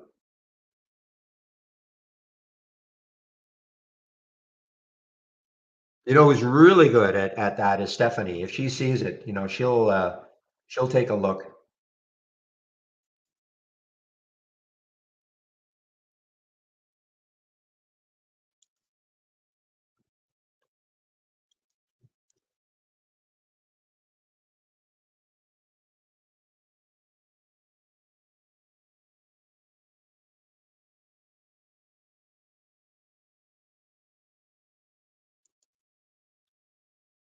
Okay, guys, let's see what's happening now. Looking to see. Now look at Tupperware now. I don't think. Oh, there are shorts available. Tupperware, there were shorts. I mean, it had that crazy run yesterday. But now reality is setting in.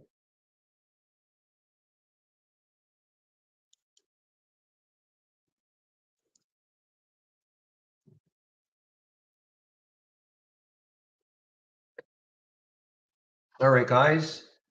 10:38. So I just go over what you're going to find on my homepage. Not too much happening on the option scanner. Don't get too many alerts. When we get into earnings season, we will get way more alerts, because that's when typically when a company releases earnings, that's when if they have options to trade, that's when they kind of go crazy.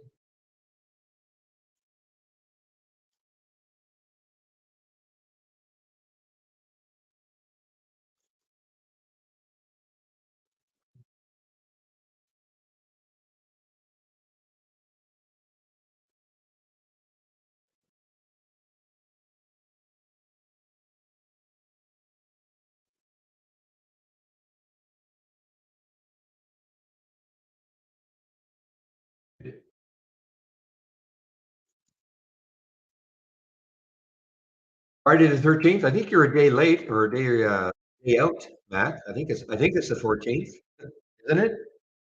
I see 14 in my calendar. Okay, guys, so I just typed in put in my homepage link. So this is what you're going to find. Obviously, a way in which you can take out a subscription to Trade Ideas if you want. You can use this promo code Barry15 to get 15% off the first month only or the entire year. And if you're currently a monthly subscriber and you want an annual subscription, I can get you a 25% code. Okay. If you're new to Trade Ideas or you're thinking about taking out a subscription, please don't take out an annual. Try us out on a monthly. Okay, try us out on a monthly. This is what it would cost. 118 for standard. Premium is 228, less the 15% for the first month only. Okay, and the difference today is not having a sort of a nothing day. Maybe that SPR short will start to work later, but that's a big difference between standard and premium. Now, if you maintain a monthly subscription, this is what you pay going forward. A lot of our customers, that's what they do. They don't take out annuals, which is fine. If you do take out a subscription, please do that. No, not please. I always say please. Mandatory that you do the get started. It'll run you through your first download and install, your first startup and login, etc. Take you about 30 minutes to go through the 10 videos. Trading 101, if you are new to trading or looking for a refresher, Michael Noss at Trade Ideas put this together. I think it's an excellent primer for you. I do a stock of the day video. Who knows what it's going to be today? Free. Trade of the week is sent to you before the market opens every Monday morning. And it is free. Let's see what it's doing now. NG is the trade of the week, a gold play.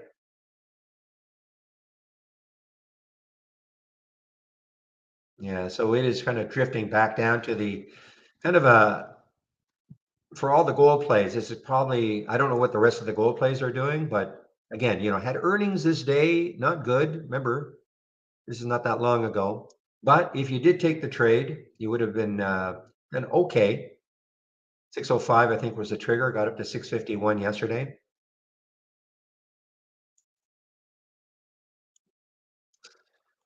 Education section, big education section is here.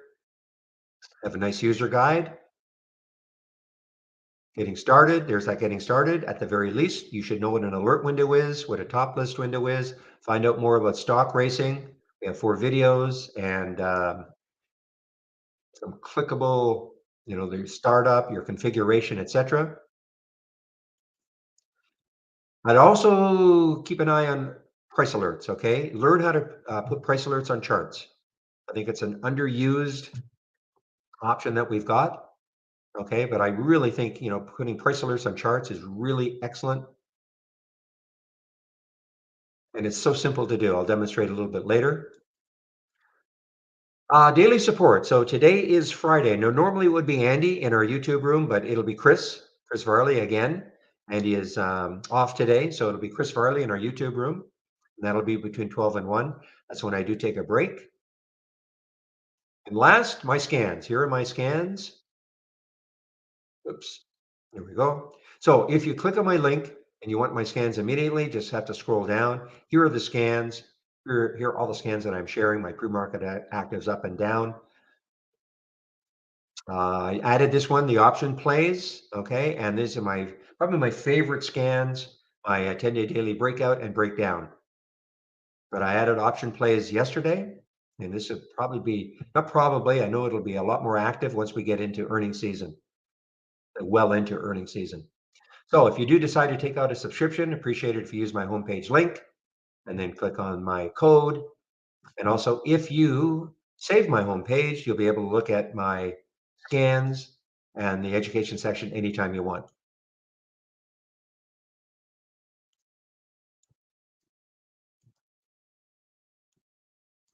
Just give me a moment. I'm going to size something here.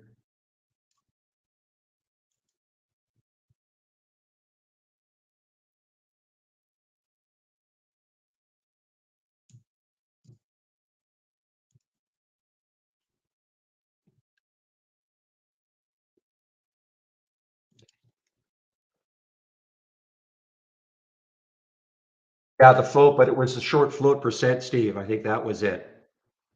Okay, minimum of 10%. So we have it at 15.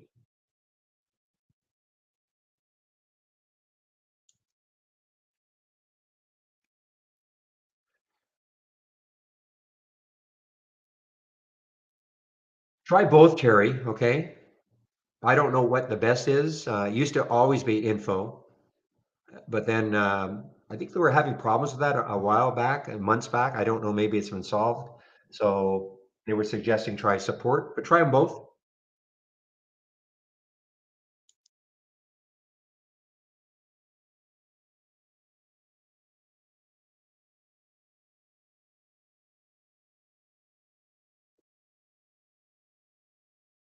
Ah, I know the answer. Thank you. Well, it's pretty simple, Terry. It's pretty simple. Let me load your scan again. Well, Terry says that he's been sending emails and they're somehow not getting they're not getting through, so that's why.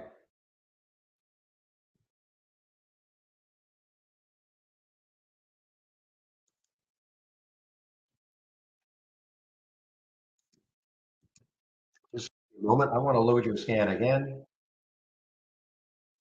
because now I understand.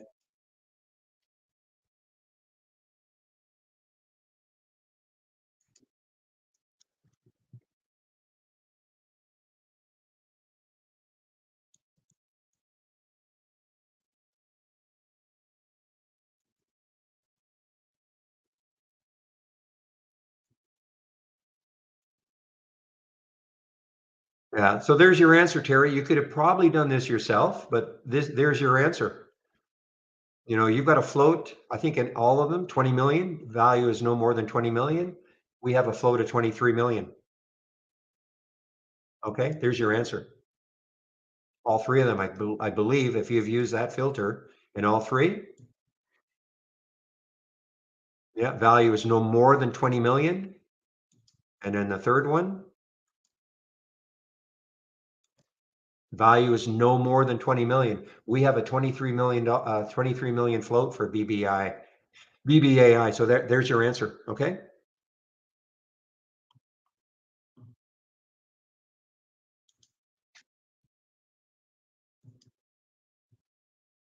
Don't know why I didn't see that immediately. I was more fixated on your short float percent.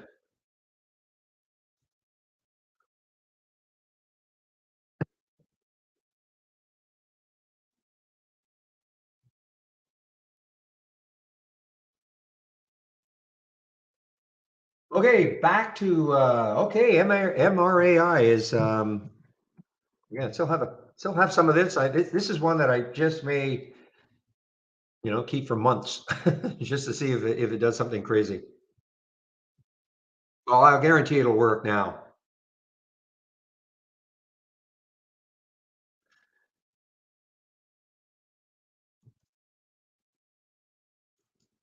But seriously, if this happens in the future and you're not getting I mean, I'm not saying trade ideas is infallible, but if this happens in the future, the best thing is to check your filters, and I would say that 99.99999% of the time when people ask us, how come I didn't see this? How come this didn't show up? It's a filter.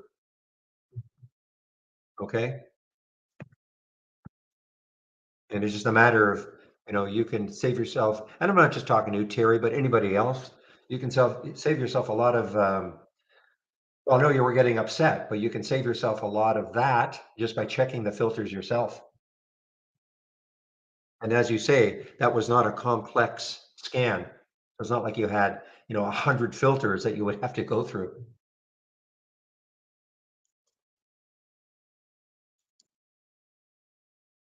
All right, guys, let's take a look now. What's happening? Nothing other than the SPR on the 10-day daily breakdown. Now it's had a little bit of a pop.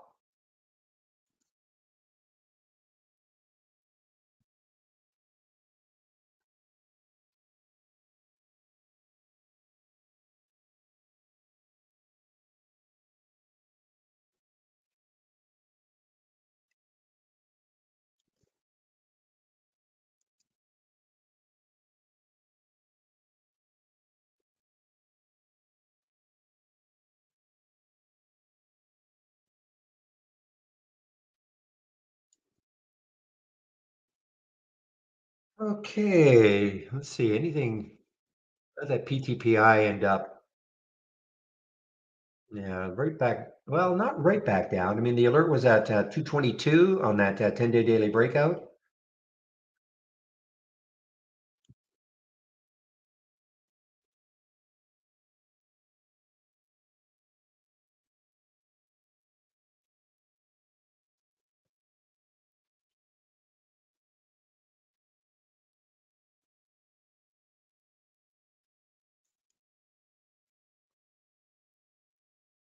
Woo, this has some room, maybe. EverQuote, EVR. Let's take a look through the 200-day moving average, number one.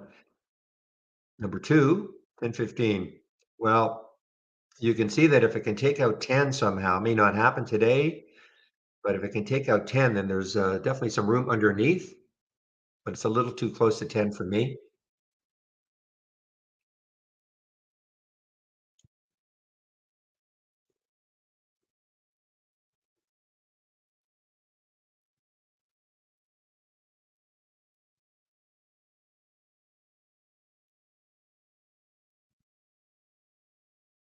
Well, BFRG looks like the VWAP held. Looks like it did anyway. BFRG looks like the VWAP held.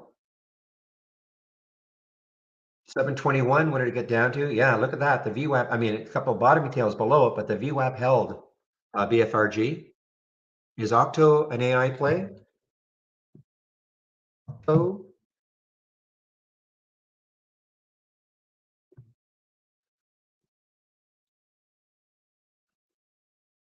yeah. Look at this. Well, it's started last week, I guess, trading as Octo. I don't know if it was an IPO or a SPAC, or it doesn't really matter.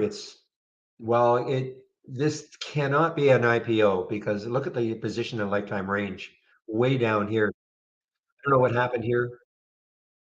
I don't know if it's a symbol name change, kind of erase all the, the bad mojo from whatever symbol it was before.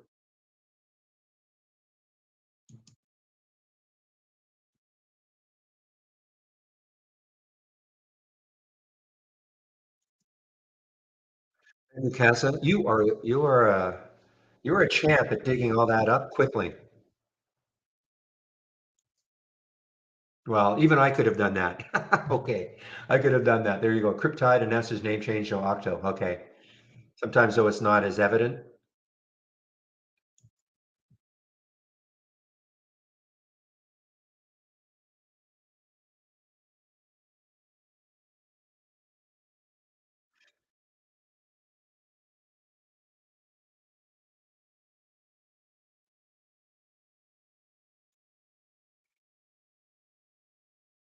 Whoa, look at Iran, guys. So this is showing up now on the option scanner. 529 is the next high looking left. That might be a little too close. You can see that red line right up here. Might be a little close.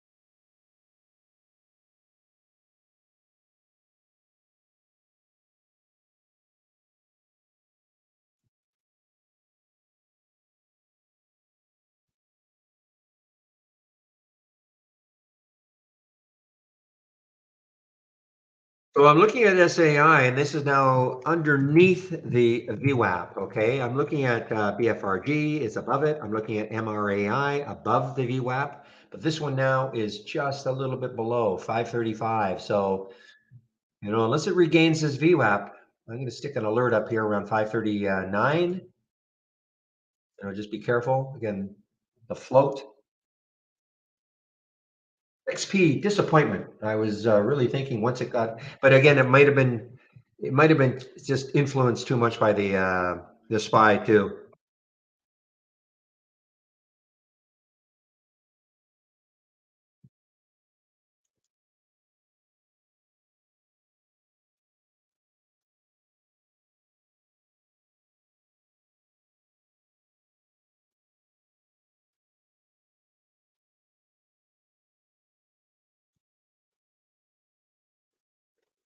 Speaking of AI, though, I mean, this poor AI. I mean, this should be the star, but it cannot shake that Carisdale damaging report of how many days ago now? One, two, three, four, 5, 6, 7 days ago.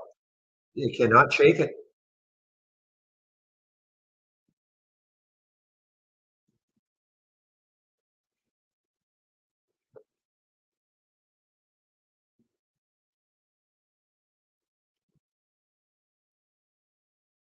Oh my goodness. I was just, when did I just talked about that ever just a little while ago.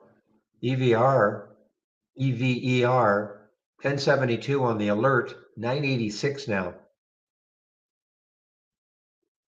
This is on the momentum down. Ooh, now it's showing up. Now it's showing up on the option scanner. Yeah, and the reason being is that, the option volume is only 700 and my minimum is 500. So it probably just, a bunch of options or a bunch of the option activity increased obviously from 500 to that 700. So that's why it didn't show up here, if that makes sense.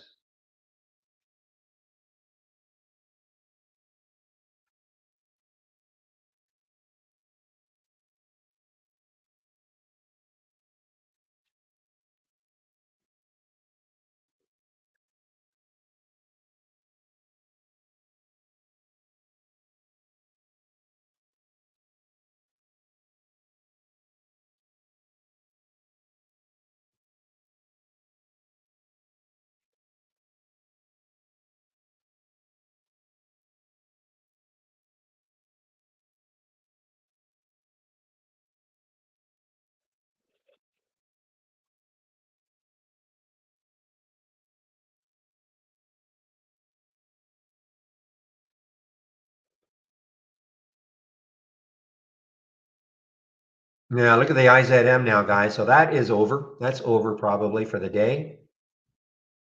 No, you never know, but it just looks it's too much of a pulling back too much from that high way up here.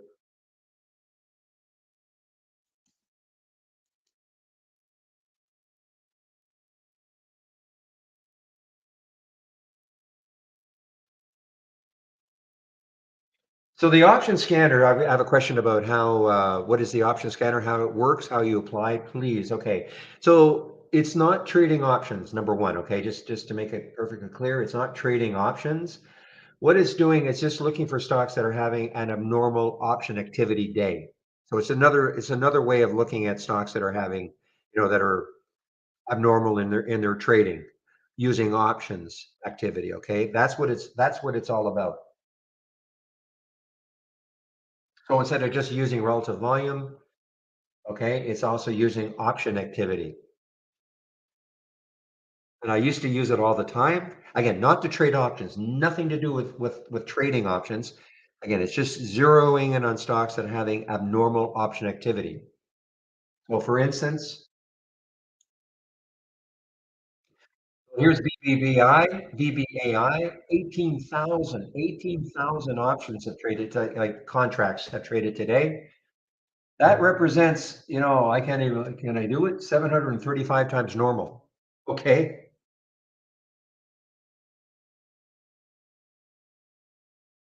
Okay. So that's, or 73. Yeah. Well, it's very abnormal. So for instance, in the scan, I have, there are 6 alert windows in here. Now you don't have to use them all. In fact, why don't I have that one checked? So moving higher with unusually strong options volume, 300%. So that refers to this number here. Okay. The option volume today. 200, 150, 300, 200, 150. So when I first put this scan together many years ago, I only had 300%. In other words, what I wanted to see were stocks that are trading a normal number of contracts 3 times normal, a 300% ratio of 3. So if a stock had normally traded over the last 10 days, say 2,000 contracts, for me to see that stock today, it would have to be trading 6,000 contracts. Okay, that's how this all started. And then what I did was I said, you know what though, sometimes I'm missing as they are really starting to trade contracts. So I said, okay, why don't I put one at 150?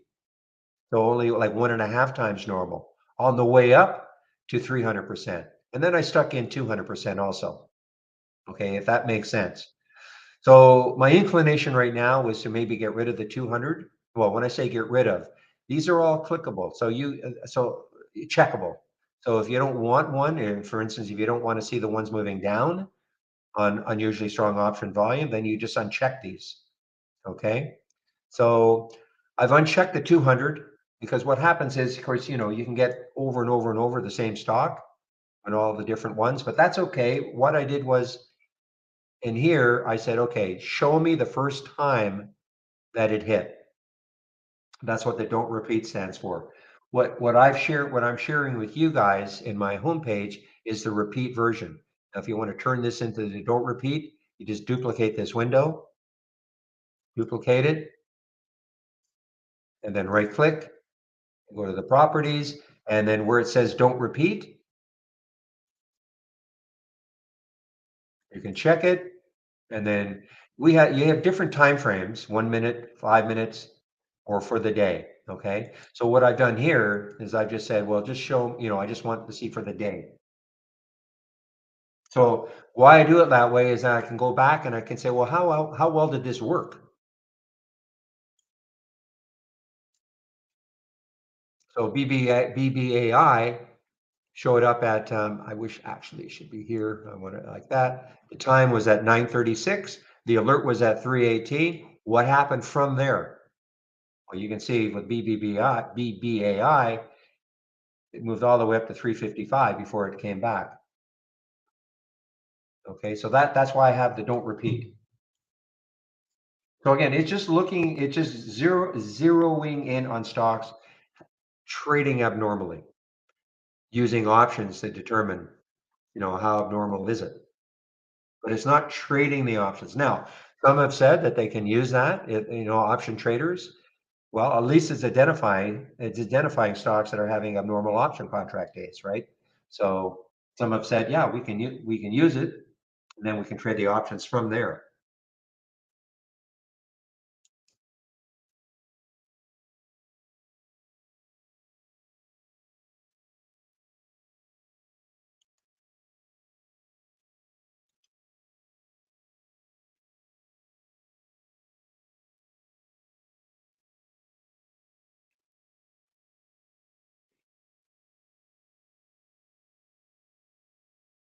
Now, does it mean every time you get an alert that it's going to, work? Of course not. These are ideas.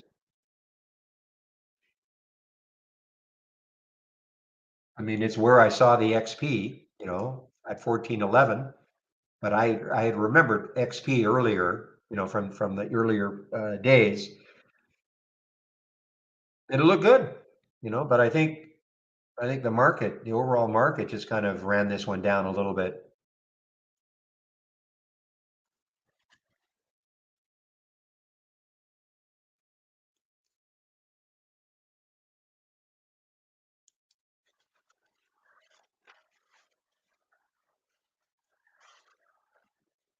All right, guys, what time is it now? 11:04. So less than an hour. I'll be taking my break, and it'll be Chris. It won't be Andy in our YouTube room. It'll be Chris.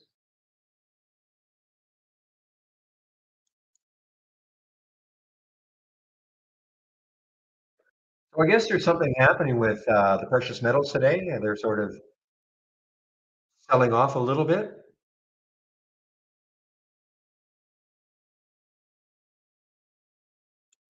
Let's take a look at gold, GLD. Yeah, so there's a sell-off of precious metals today as the dollar bounces.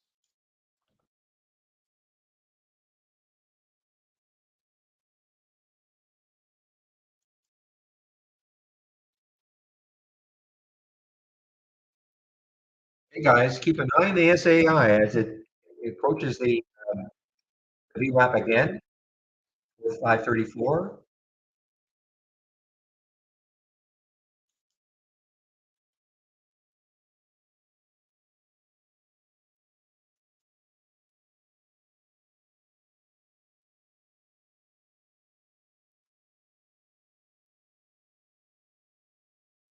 Interesting. Yesterday we did get one in the 10-day daily breakdown. The market was, pretty high yesterday all day, but we're not getting anything here. This is the only one on the 10-day daily breakdown. And now why is that? Well, I have a really tough filter. The tough filter is the relative volume. Has to be at least 8.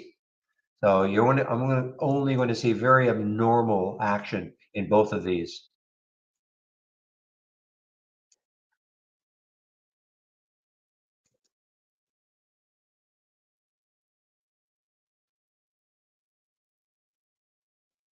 Boy, this SAI takes out that VWAP, it could start running again. But again, be careful. The float is low, lots of volume, 31 million. It's easy to trade the float. Probably. Well, there you go.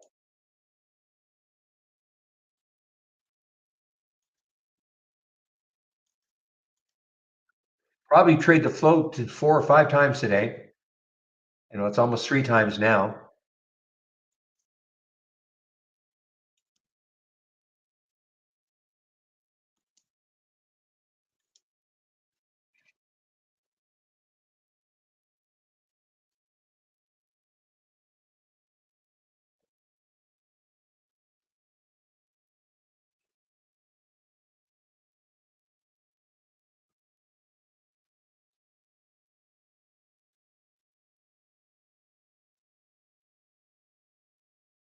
Oh man, that PTPI just made a new high. PTPI just made a new high.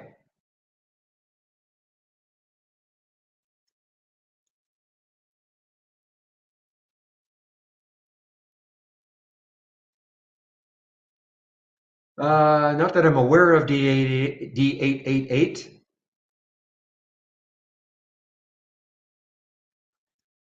I can post that comment into the trader section.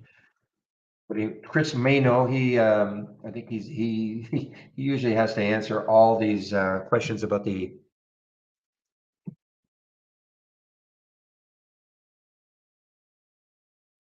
plus and all. So I'll see if he has any answer to that. I don't know.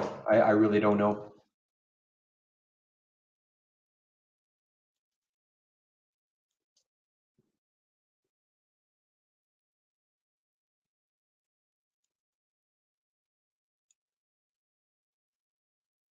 So look how, I mean, again, yeah, look at that SAI. That's how whippy they can be.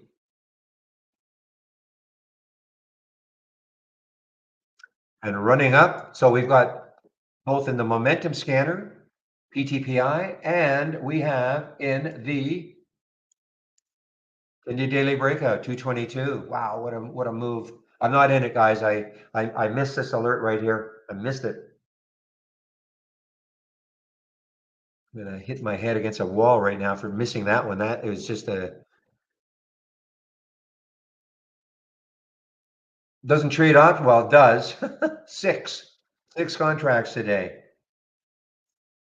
I'm surprised it's not more.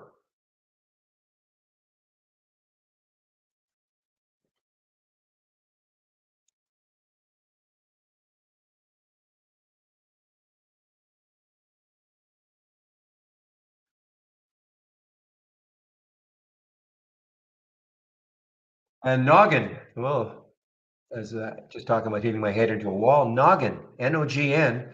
Now this is interesting. Now this has been all over the place. I mean, this is the pre-market. It got all the way up to 290 something. I think the reason was the CEO bought a bunch of stock at $3. It didn't say how much. It just said he increases by 11,000% or some crazy number. So I'm not sure that that's correct.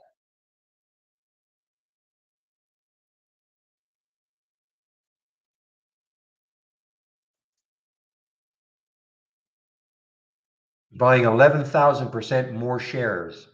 Well, there's a way to use that percentage. Like, what if he had one share before? You know what I mean? I'm not. But anyway, 3 million shares he bought. $3 million worth. I'm sorry, $3 million, and he is the president of Noggin. So that is the reason for this pop. Now, if you look left, 260 was the next high, so it is above that high. The next high is 1064. I don't think this is an AI play at all. I don't know what they do. E-commerce platform.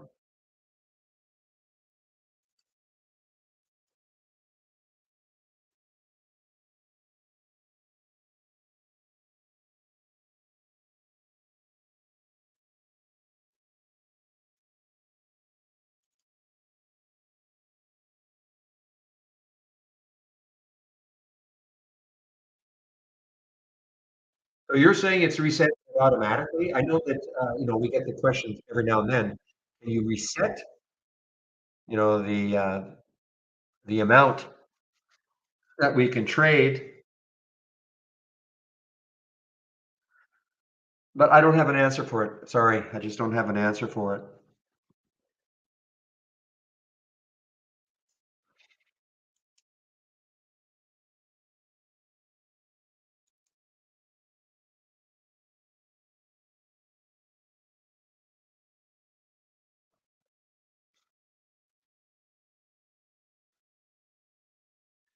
MRUS, MRUS. Okay, this is showing up in the momentum up now. Wow.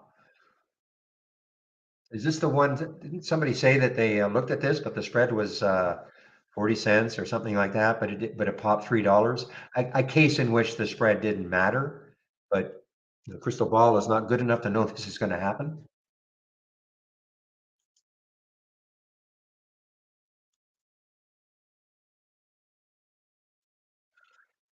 What a day, guys. Well, I'm exhausted. It's only 11:12.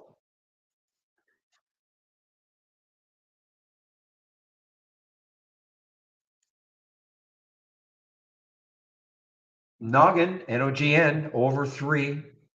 So that's where this guy bought.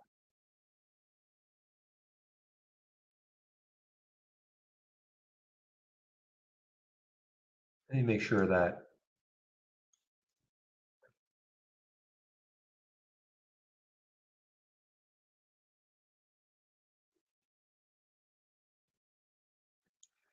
Yeah, okay. $3 million worth of stock at a price of 3.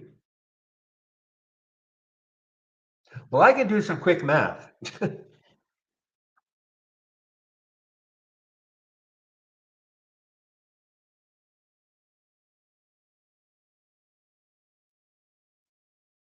Interesting. Well, we'll see if that really propels it again.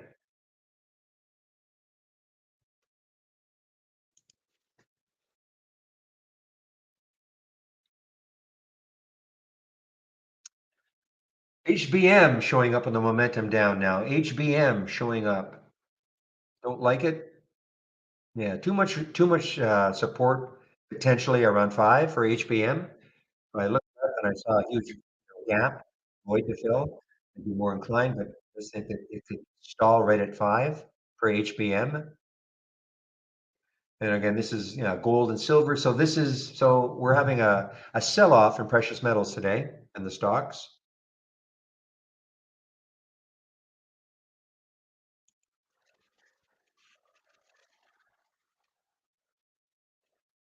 Yeah, yeah, you're right. They did a reverse split of 1 for 20. When was that though?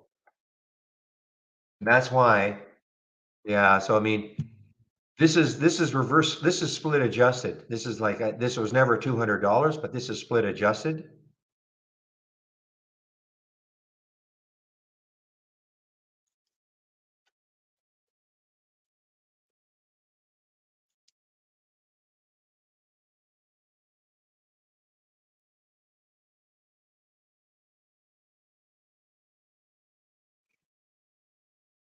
So the CFO and the COO purchased 200,000 shares. That was that was reported on the 10th.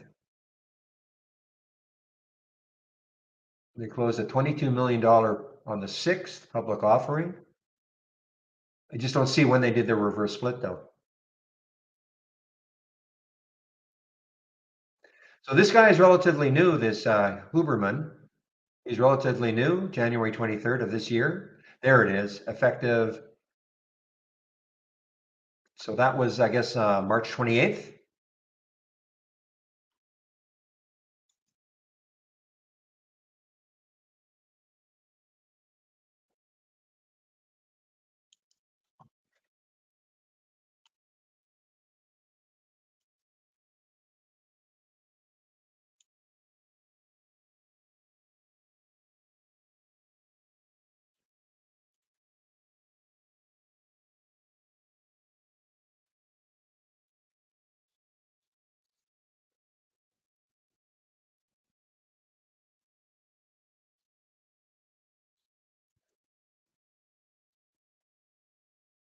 Well, okay, I can't keep looking at this PTPI. Now, this is interesting. Is it shortable? Not shortable for me at Interactive Brokers. Why would I even think about it?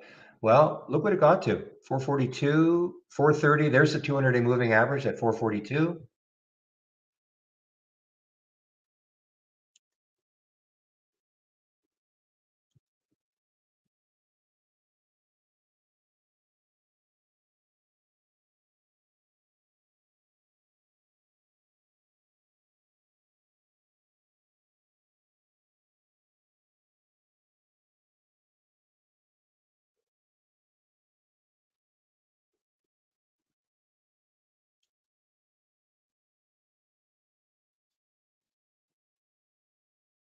Okay, guys, this one is shortable for me. This CLSK.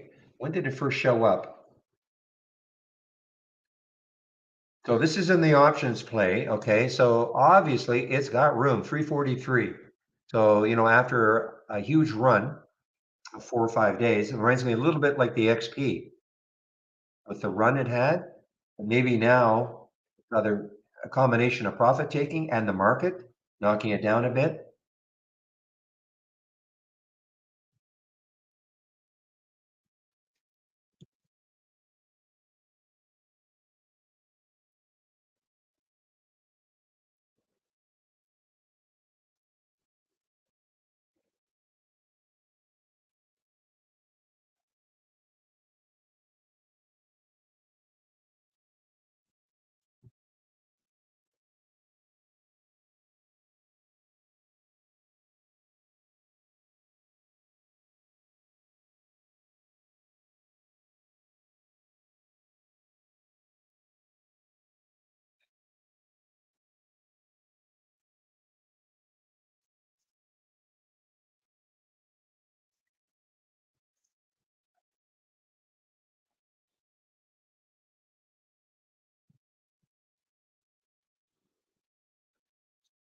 Oh, you're right. You're absolutely right. Thank you for Yucha.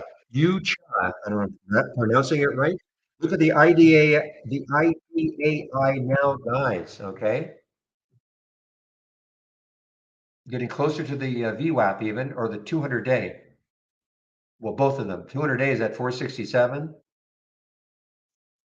but it's coming back now. If you don't know what this was all about, they did a financing. So this was ripping higher in the pre-market, and then they announced the financing. Okay, and that's that big red candle. But the financing was at 350, I believe.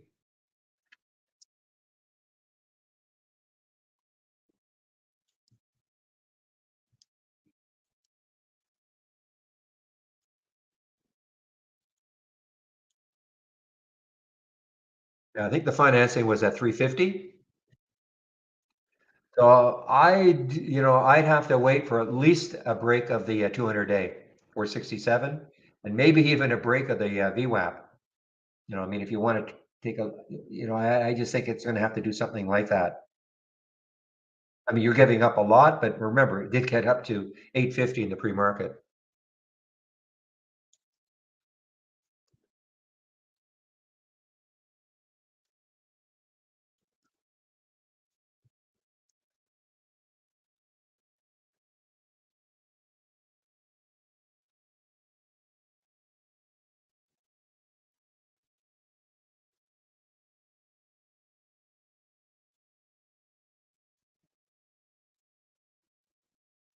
Yeah, good trade, Shady. I remember when you posted it early. I don't know what the price was. I don't know, but even here at 222 from the breakout, I mean, incredible. And it's not AI.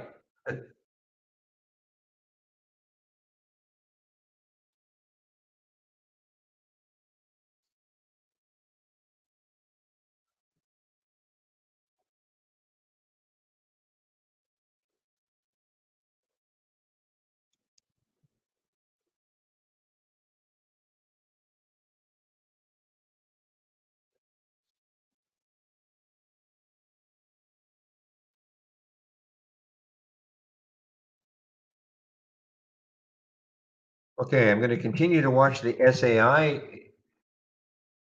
just to see if it takes out that VWAP one more time.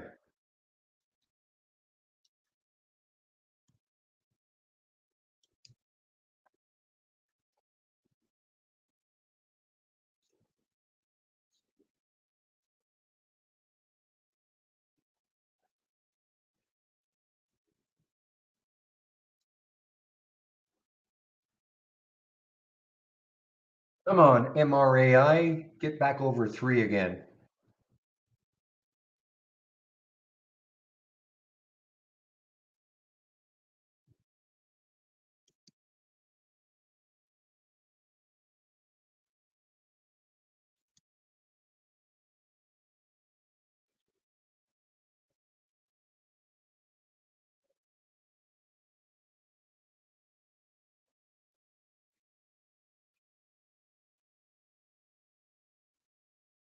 Well, it ain't over. PTPI is not over yet.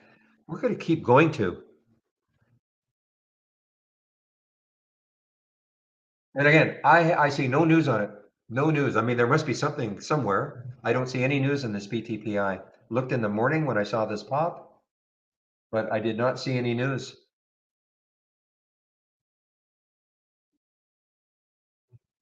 And we're cooked though before it finally hits.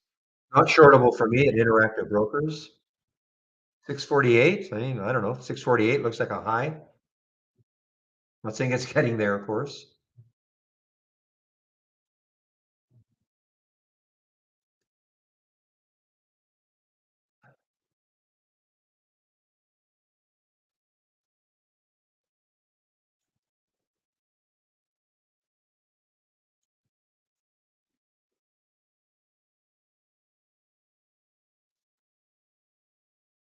Yeah, that's sometimes that's an excellent thing to not have shorts of it. I don't get too bent out of shape when IB doesn't have shorts available for these low floaters, because you can get nailed. Sure, you catch the top, but it's so hard.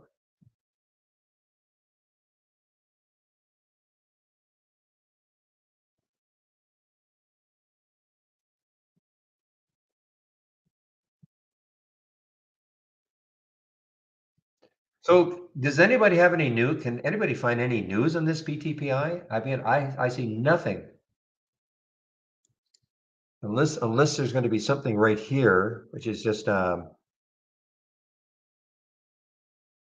usually this is just showing you the ones that are up. This is Interactive Brokers, but it's not giving me any reason for it.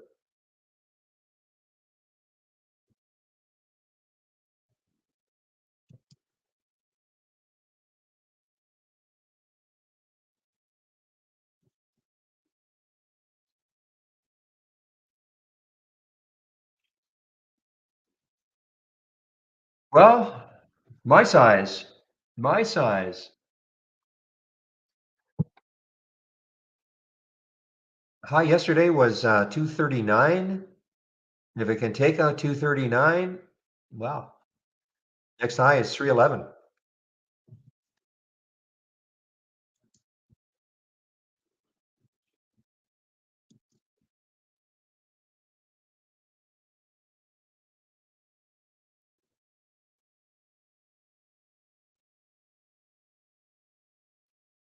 Well, there's your alpha stock for the day. What do I mean by that? Look at the action and look at the SPY. It doesn't care at all about what the market's doing. But it's so weird that we can't find any news on it at all.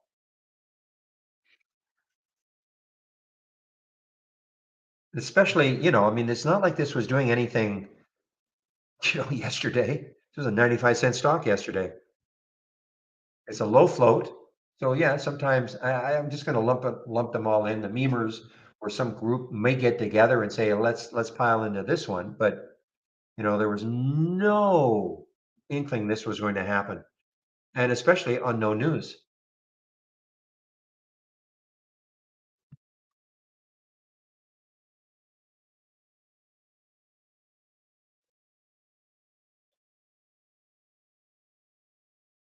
Well, I better hire another crack team of researchers. Obviously, this room isn't cutting it in order to find out the news on this.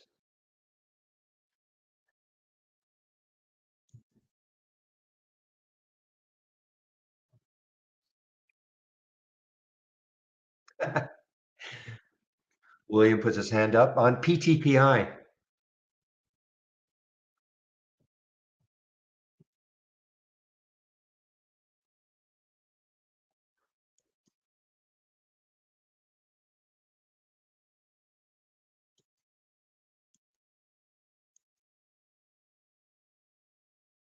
Look at AI, guys. I mean, AI. I mean, this is just. I love to short this one. I just find it very difficult to trade intraday. 2130 looks like the next low is looking left.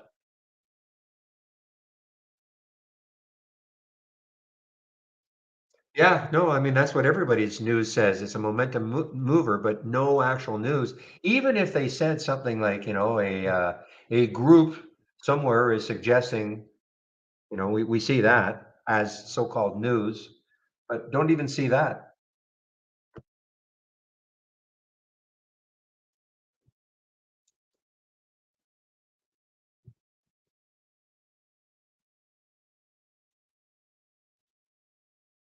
Well, what's going to be interesting is later on in the day, say from 2 o'clock on, to see what some of these AI plays do. Not AI, but some of these AI plays do, and see if they just keep putting out like a late day run, like we've seen, taking out the high.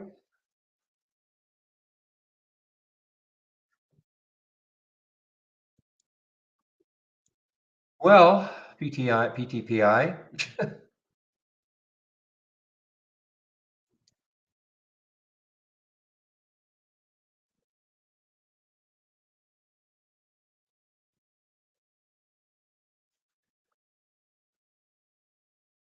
Well, Hall, that's a good news and bad news story as far as I'm concerned. The bad news is obviously yes, if you had sold at $70 this morning, but if you had done that, maybe you wouldn't be in the room anymore. Maybe you just retire. And I like having you in the room. So that's the good news for me, the bad news for you.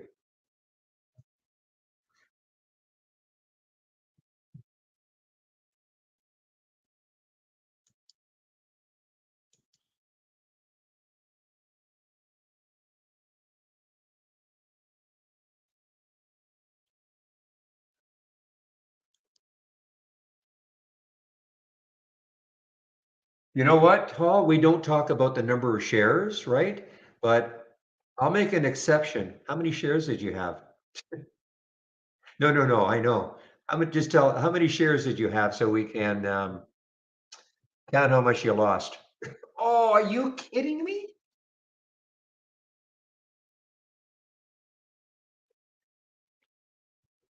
So basically, you put about $10,000 into it.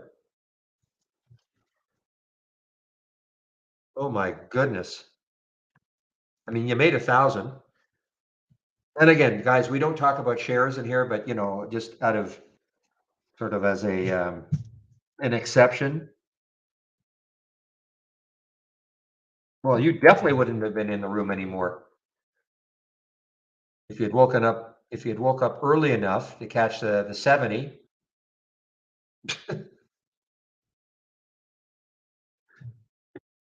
But even if on the way down a little bit, get out at 50.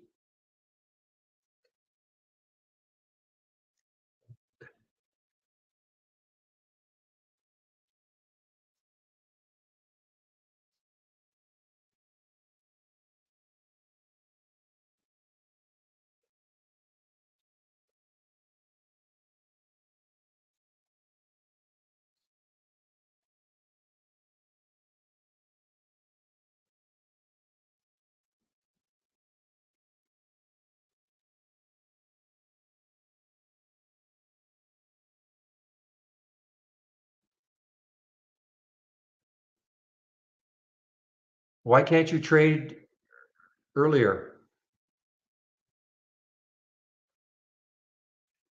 Oh, I know, Papa. I know it's impossible to. I mean, I'm just kidding. I mean, I'm not saying anybody. I mean, to get at the absolute top and get at the absolute bottom, but you'll hear me say all the time, capture the middle two thirds.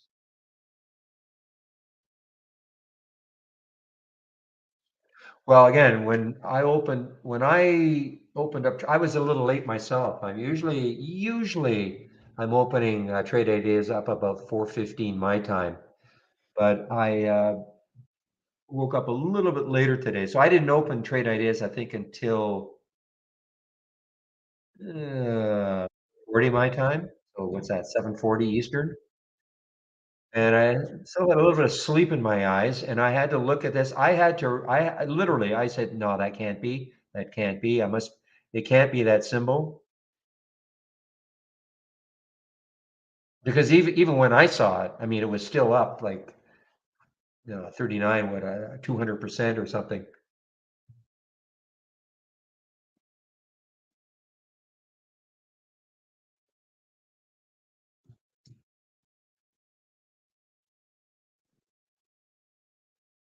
Where can you trade at 4 a.m.? Interactive brokers. I think well, I may be wrong, but I think most brokerages, I mean, the market, well, interactive brokers for sure. I don't want to speak for anybody else. And we get our data at 4 a.m. Eastern time. So our data comes in at 4 a.m. now, and interactive brokers, you can certainly trade at 4 a.m.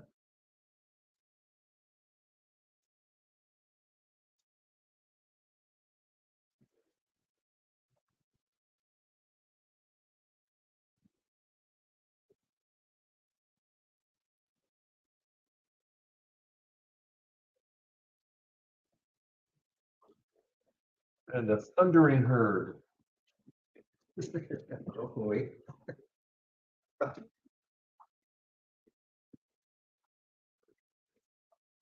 What do you mean you can't trade? You can't, Blaine, or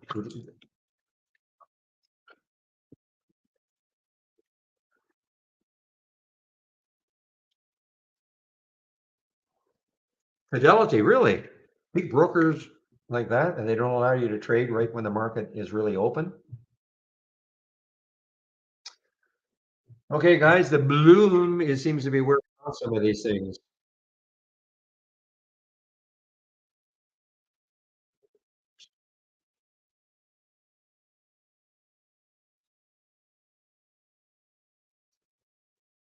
Really? Even E-Trade? I'm amazed. I just assumed every major broker would allow you to trade when, in theory, the market's open, which is 4 a.m. Eastern time. That's why, we had so many people begging us to get data, have our data start at 4 a.m. And, you know, I think it's been at least a year now that we've had the data like that.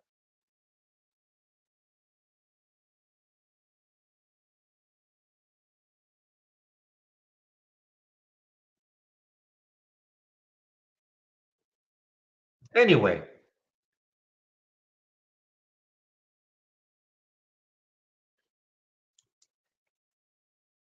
shoot, I'm looking at this Manu. Manu showed up on the option scanner as a short at 21.75. Yeah, got down to 21.47.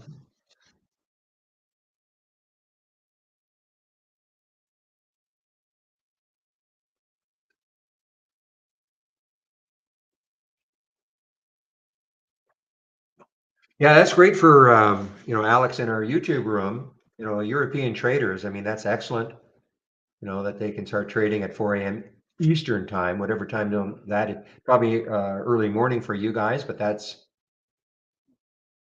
good for you guys, depending on what country you're in Europe. 6 to 8 hour difference, I suppose. Now, not a lot of volume, probably at 4 a.m. in the morning, but hey, you might catch something. Okay, what's happening with CNSP? All right, CNSP. So a few days ago, got up to 140.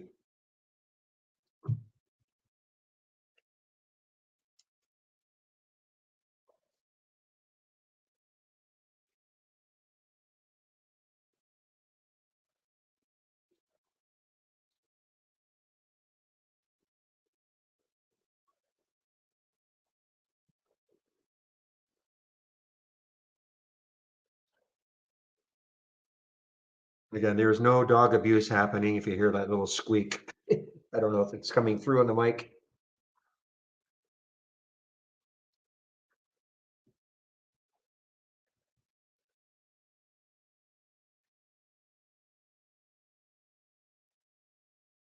Well, this V-Ray, I mean, even the V-Ray would have been a nice little short. 156 right there, and now it is 136. had 3 downgrades this morning. This was basically an earnings play yesterday, even though it's May 4th, but they put out their numbers, pre-released their numbers.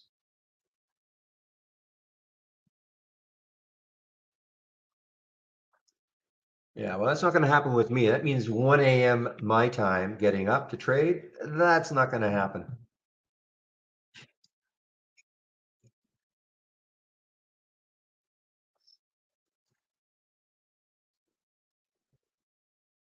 And now CNSP is halted. CNSP is halted on the way up.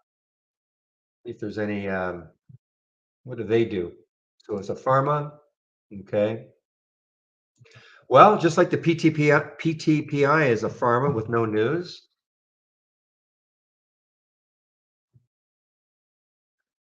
Still hanging in there. Wow.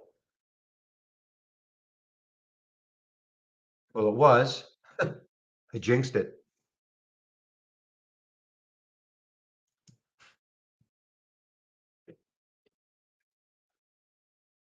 Well, Interactive Brokers. I'm I'm pretty sure Interactive Brokers is open at 4 a.m. Eastern.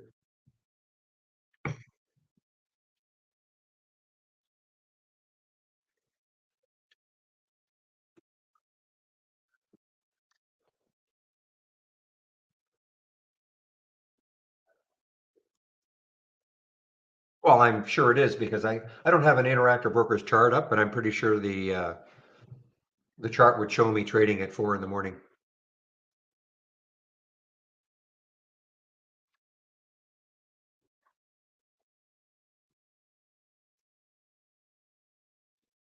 Well, okay, PTPI. So I guess somebody said they did a reverse split. Okay, so this is split adjusted, but there you go. I mean,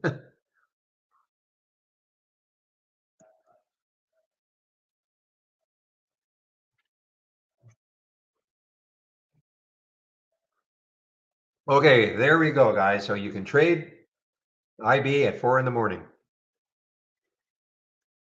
Eastern time. You want to get up that early, like me, except I'm on the West Coast.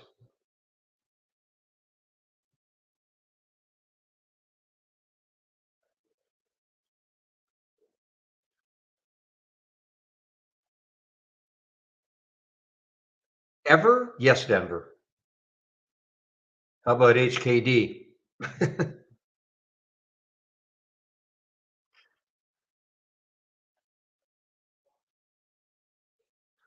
I think HKD because when it hit $2,500, now granted, I'm not sure where it came from.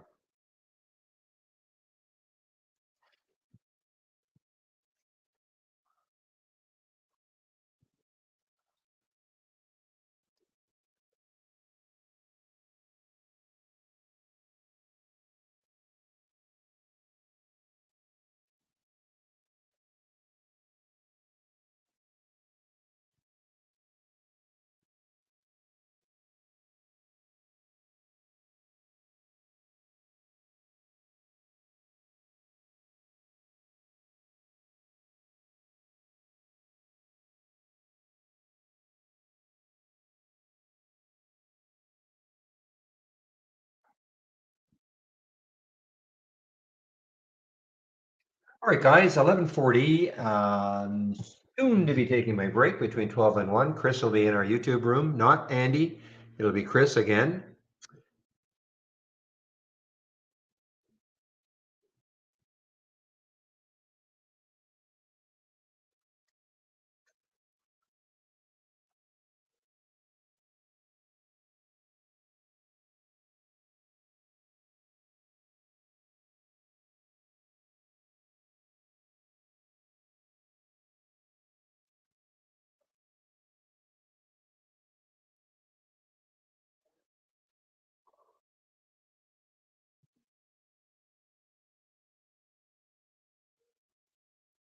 Okay, CNSP just opened, guys. CNSP just opened. Another bio with no news. I mean, they had news yesterday. Well, okay, they did not yesterday. They had some news on the 10th about enrolling 100 patients in a treatment trial, but that was on the 10th. really zero reaction.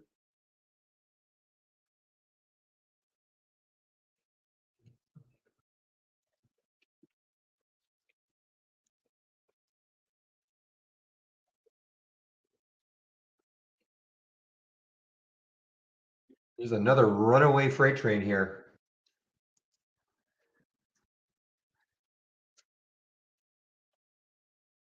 It's not really a lunch break paradox. What it is, just a break off the mic. I have a little fitness routine I go through, but I'm usually sitting right here still. So it's just a break off the mic.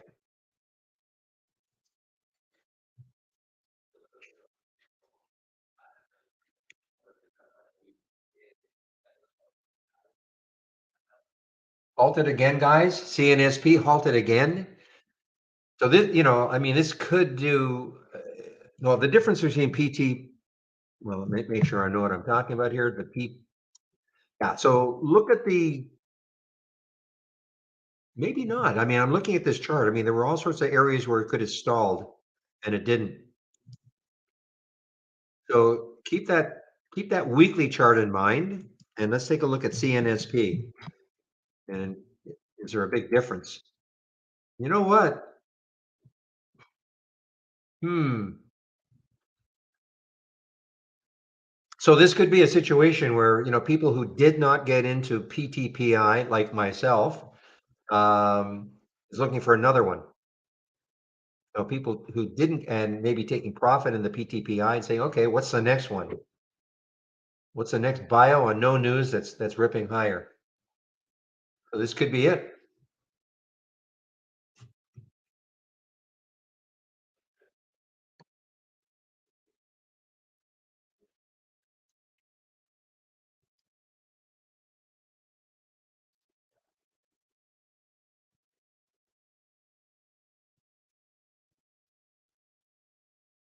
I mean, there was even you could have got in right here, at 347. That little red bar there, red bar ignored.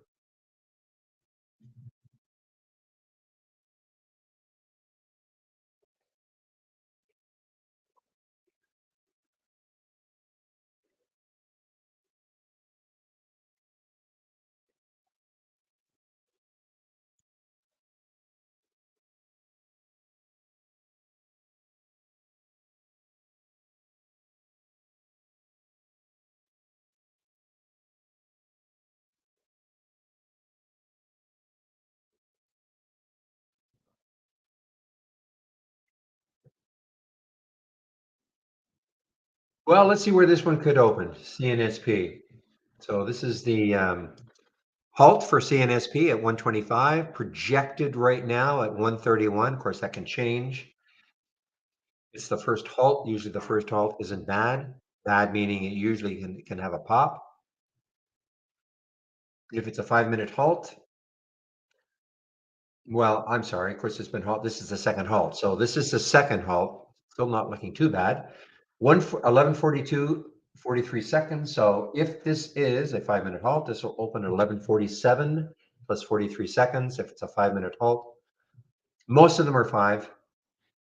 Look at this. Look at the last one. 11:36 plus 33, right to the second, a 5-minute halt. And it's a volatility halt. In case you don't know what that is, it's just a program kicks in.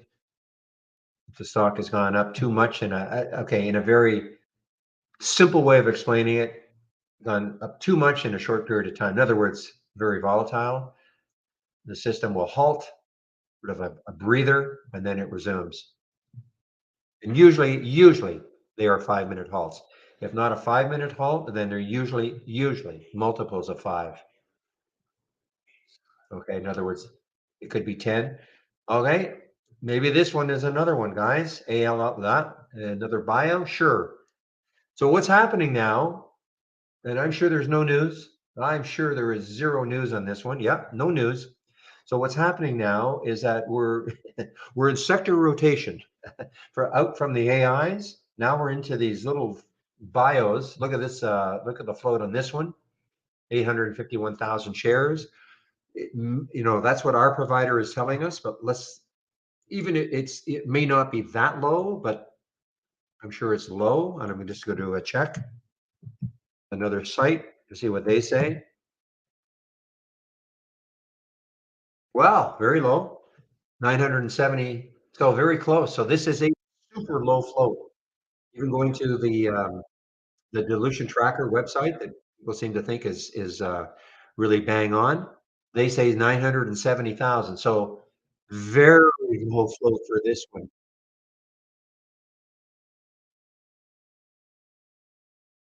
I mean, this one could go absolutely crazy with that float.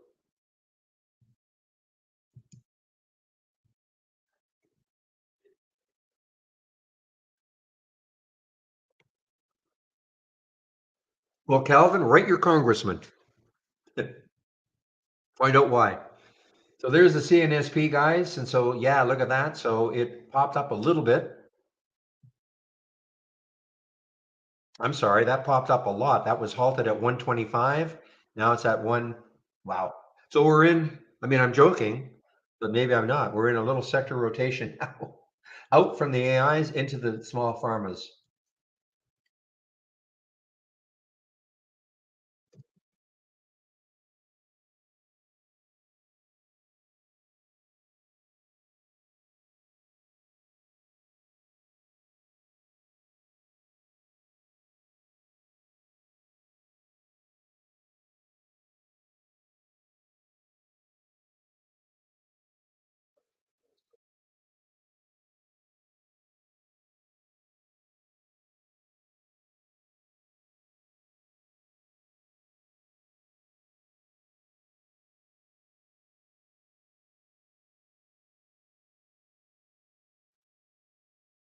And okay, on the really boring side, here's SPR making another new low.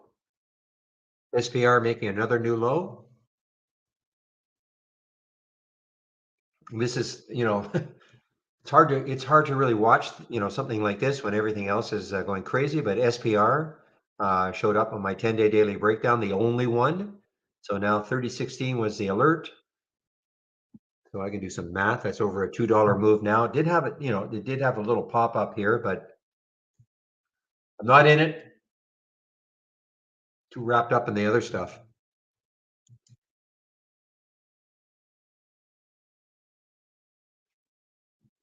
But the AI, I mean, there's the AI. So 2874, 2805 now. So, as a watch list.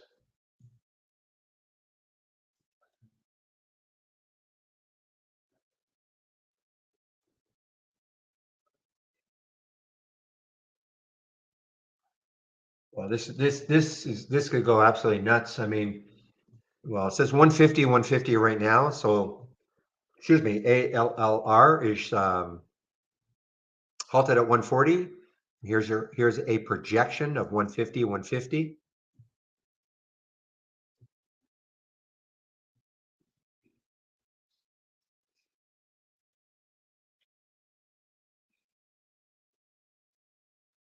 Yeah, so the SPR, so yeah, SPR and BA are linked. As Shady is talking about a short on BA. Oops, BA, SPR and BA are linked with the news.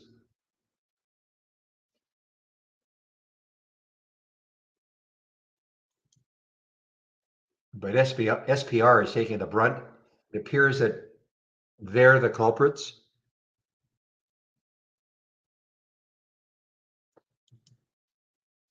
causing the max delivery because of a parts incorrectly installed parts, and I guess SPR's got something to do with that, obviously.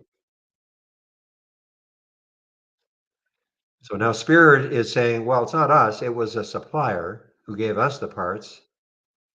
I don't know.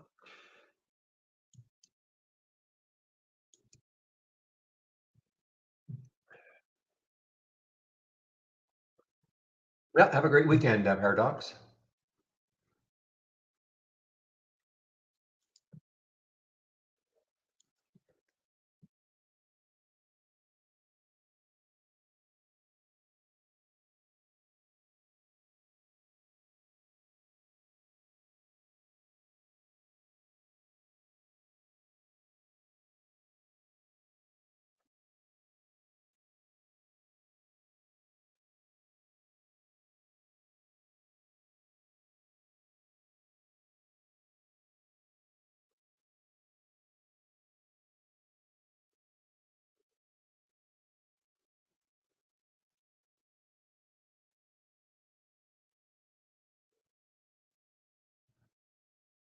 Okay, guys, I'm going to put the YouTube link in. So you guys can head over and listen to Chris for an hour if you'd like, between 12 and 1. He's not there yet, but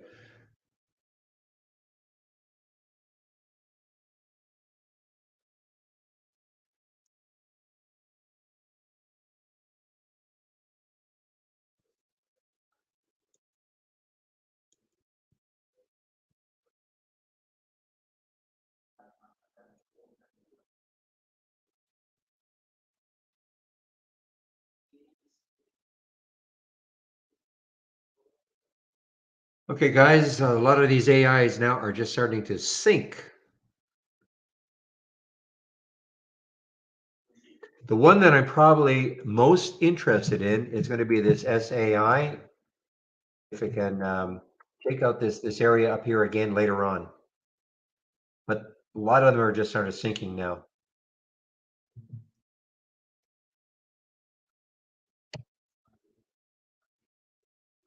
All right, CNSP resumed.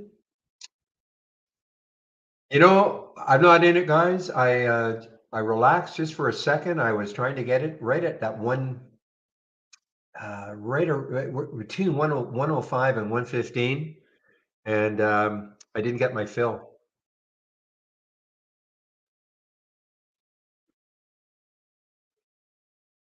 And now look at it, it's going to get halted again. It is halted again. Now the ALLR, this is now going to be at least a 10-minute halt, and I can almost guarantee that it's going to do the same thing that CNSP does. Now you can't get it. I mean, you can't buy it right now. It's halted. But we're right now in this crazy now low float bio market with no news. That's our new sector for the day. After the we've rotated out of the AI sector intraday into these.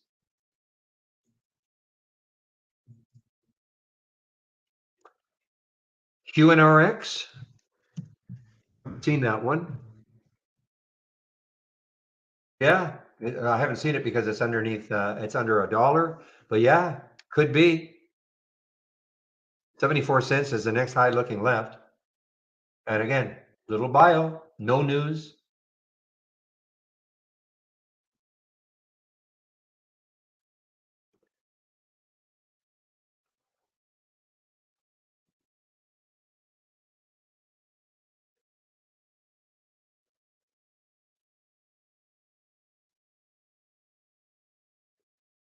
So as much as I wanted to hold on to that MRAI, guys, with the rest of them just sinking, I decided I'm not holding it. I might look at it later on if they perk up again, but now Note is an AI play.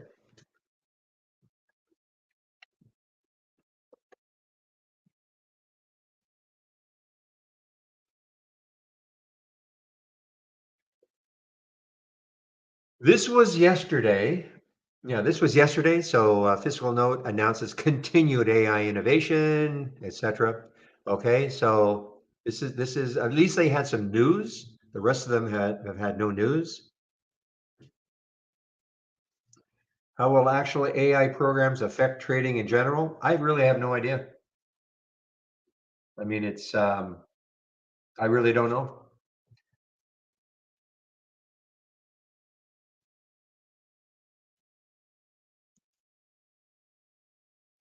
Oh, oh my gosh! I heard your little pop there, Chris. Excellent. Man, so okay, guys. So ALLR, as predicted, this is going to go crazy, and yes, and it's halted again. Holy mackerel. Okay, just give me a moment, Chris, as I'll put the announcement in that I'm leaving the room, and I'll on a break.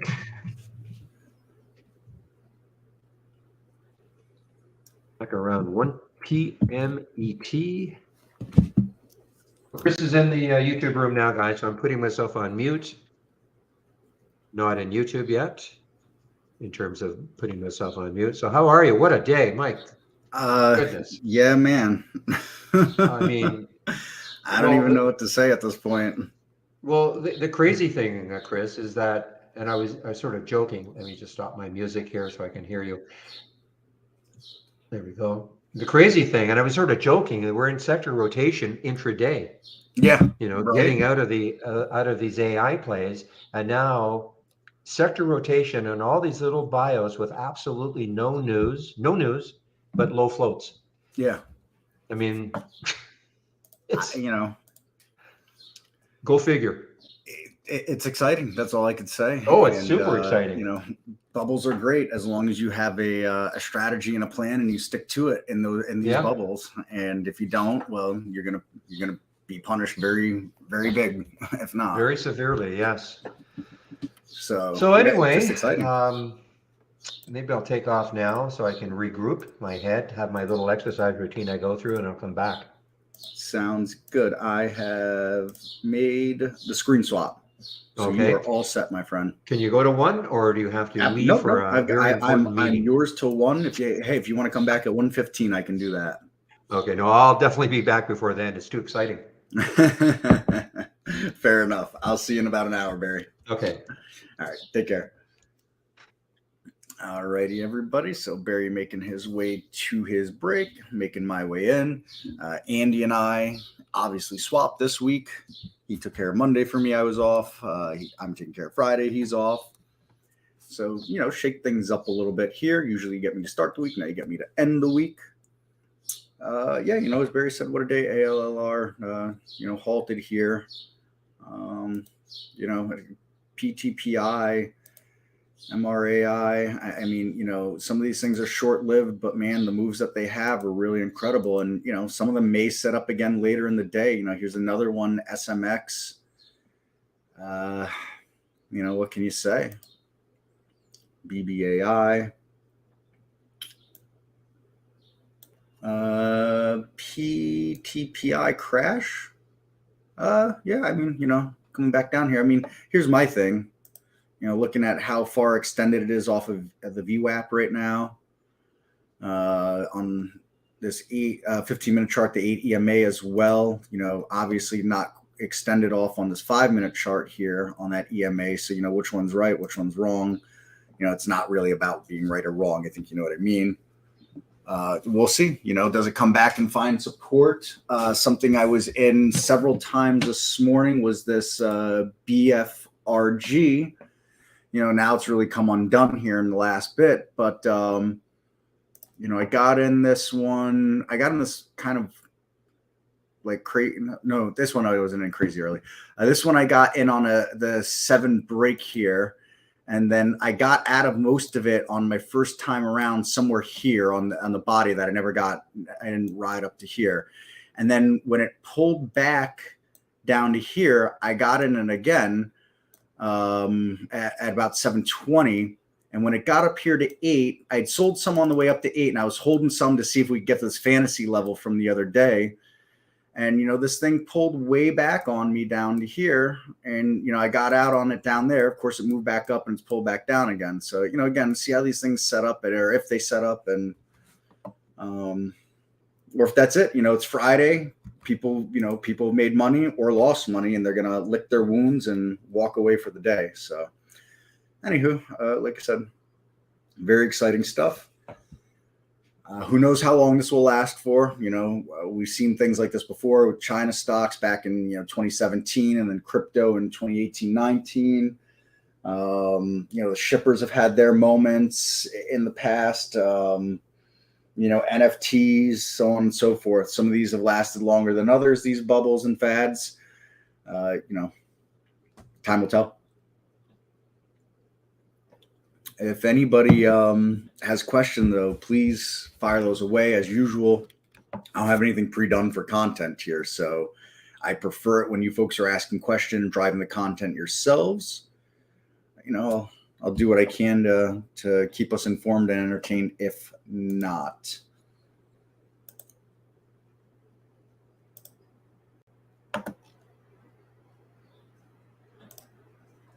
So sorry, just looking here.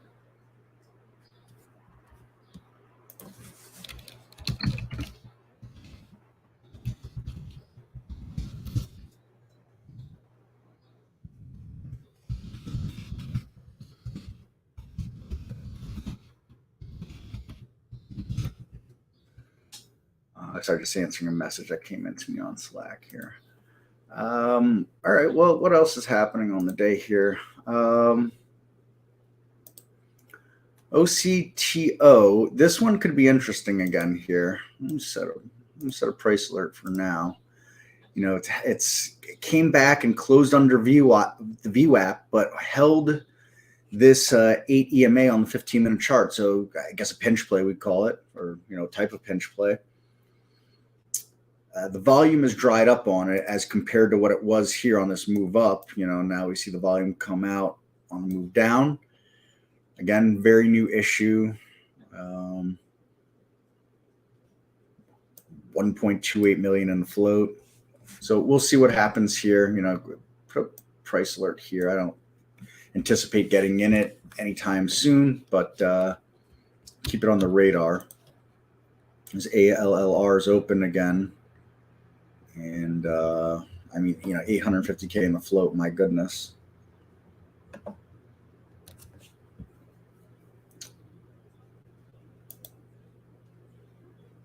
And what else do we have going on here? All right, we looked at PTPI. So far, holding around this level here. We'll see what happens.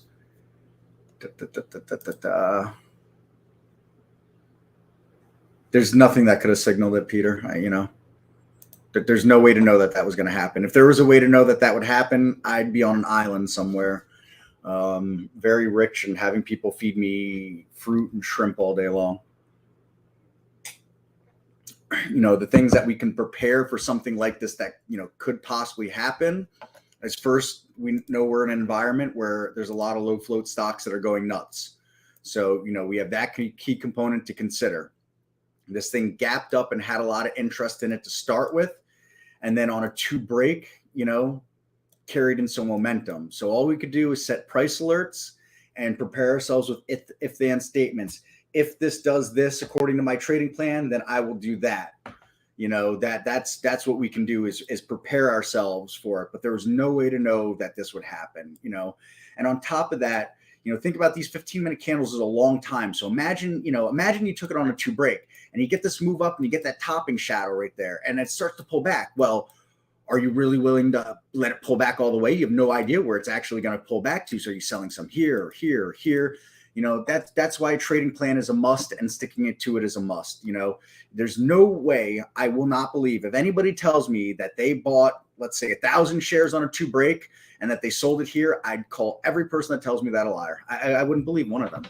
You know, I look at the moves up and down percent wise that this thing is going through on this way up, and before you get this massive move from $4 to $8, there's nobody in their right minds that would have been able to hold through that. And if we break this thing down further into, let's say, 3-minute charts, you know, look at the moves here that it did during this. All right. So, you know, we get the gap up, and on 3-minute charts, we're flat for a while. And then we get kind of this lift up and a pullback. Think about that. 3, 6, 9, 12, 15. For 15 minutes, you're watching the stock bleed. If you got in it at $2, let's say, and now you're watching it bleed from over $3 back into the $2 range, are you really going to let that happen? I would never let that happen. Something gets over on a $3 break on me, you better believe and I got in at $2, you better believe I was probably selling some at $2.50, $2.75 and just under $3. And if it broke above $3, I probably sold a good portion of it afterwards if I had any left whatsoever. And if that thing gets over $3 and pulls back under $3 again, I'm getting out the rest of it. I'm not handing my money back. You know what I mean? It's house money. I can always get back into the stock, you know, at that point. But it would be crazy to sit there for 15 minutes, watch this thing bleed like that, and then decide and then let it go back up again. And then it doesn't, when it pops back over 3 again here, it doesn't even get that far away from the high of day at that point again before we start kind of bleeding sideways and down again, and then another pop. There's nobody in their right mind that would have had that. I don't know, maybe if someone bought 10,000 shares of it and they sold, you know, 8,000 here or something like that, then maybe they'd let the rest ride to break even on the day. But again, imagine you're up $500, $600, $700, and then all of a sudden it pulls back and now you're only up $400, $300, $200. You're going to really watch that go from being up $500 to flat? Nobody in their right mind that is a successful trader would have ever done something like that. So those are the things that it's as trader talk. This is outside of the realm of trade idea software that you have to really consider, and why there is not one trader on this planet that has had long-term success that does not have a hard and fast set of rules about what they're doing when they're in a stock and sticking to it.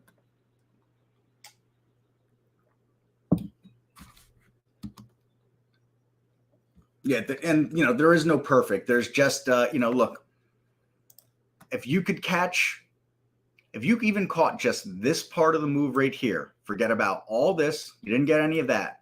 You didn't get any of that, right? If you just got this every time and you could manage that part of it right there, you're so far ahead of the game, it's ridiculous. How would I trade it now? I wouldn't.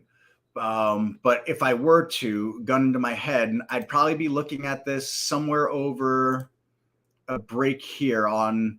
This is tough because now you've got all this resistance levels. Like, look, am I gonna get it on a 740 break at the top of this shadow on this big pullback here? And if I do, then where am I going to? 775, 780? Is that the end of it? Because you've got so many people that are now on a hair trigger and trying to scalp 5, 10, 15 cents on this. So this, I don't think that this sets up for me well anymore, at least not here. Maybe if we start to get up towards that 8 level and some volume comes into it again, then we're talking about 850 as another level, getting over that. But at the levels that it's at right now, I'd have to see some significant volume come in. And I'd like to see a pattern that starts to look like this to come up into it, up towards 8. And I'd like to see some volume and something that looks like that to try to take an assault on the high of the day. And that'd be the only way that I'd do it. Because right now, if you get a rug pull on this with 1.4 million shares on it, I mean, you could literally be at $4 in less than a minute with this stock right now. And that's a $3 move against you. So even if you only took 100 shares, you could be at $7. You'd be down $300 in a minute. I mean, that's just not, that's just not realistic for me to trade at that point. I mean,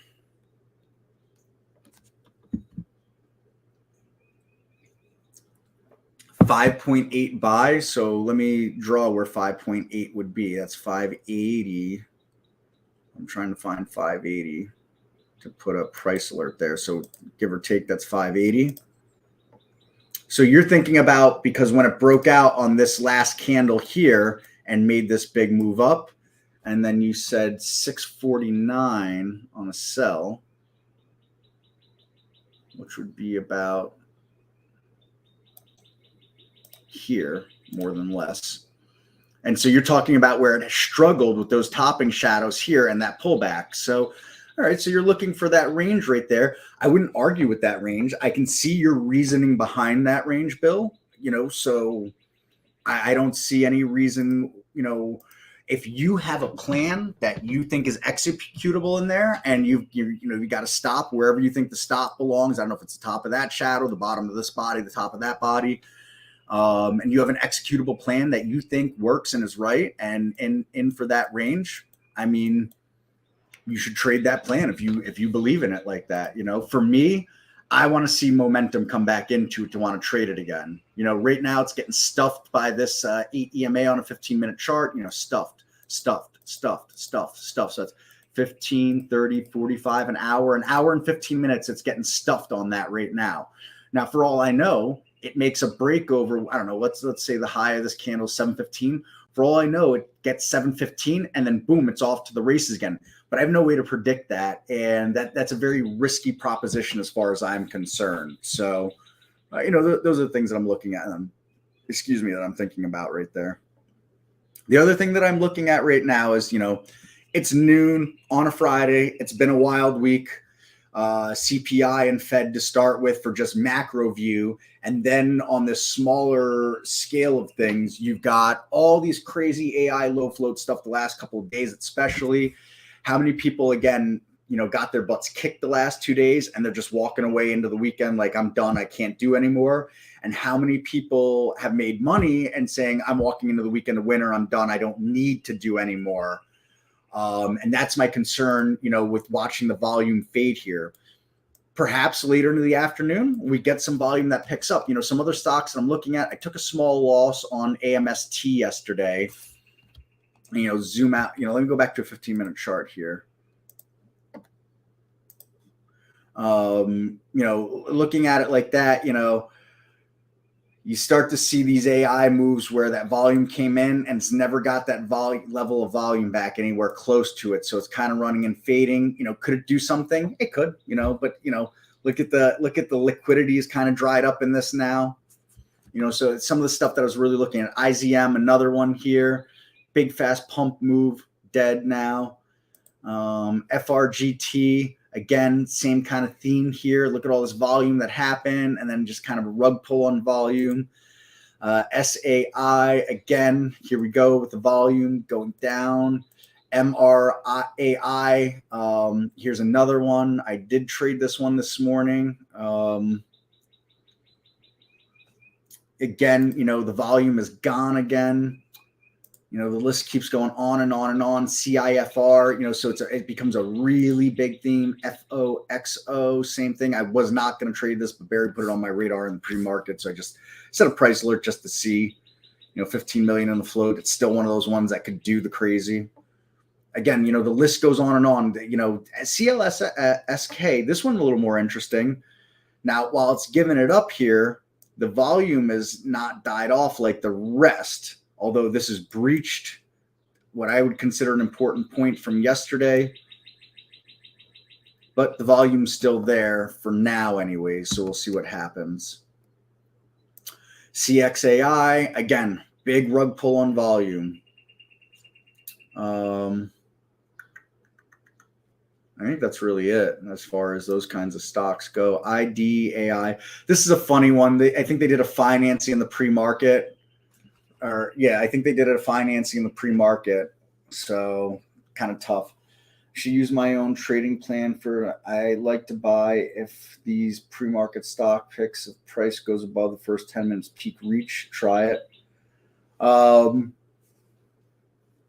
Generally speaking, I won't trade the first 15, 20 minutes. I kind of stick to, I stick to what I do, has worked well for me. But if it works for you, absolutely do it. Someone in the chat mentioned yesterday has been holding CXI at $2. Don't know if he sold yet. I could be, some people are looking for longer term stuff. I'm speaking more kind of in day trading terms right now. Look, if you've got long-term money to put to work and you're one of those people that can afford to get into some speculative plays and, taking a bath on something is something you're comfortable with doing,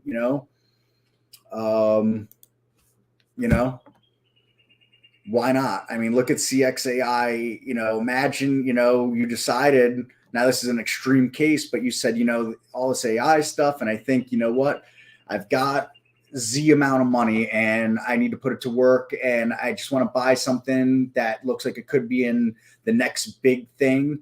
And I'm going to put away Z amount of money. This is what I have allocated for something like that. And you took it right here, now it'd be kind of hard not to at, $20, $15, a 2,000% move or something like that. Hard not to take something out. But, that's, where some people have made fortunes on things like that. That's, a different animal, different type of trading. That's, I don't even know if you call that swing trading or not. I guess you could. So that, there's no one right way to trade. There are a lot of wrong ways to do it. There are, one specific wrong way is have no plan, to just buy it with no plan. That's as wrong as you can humanly do it.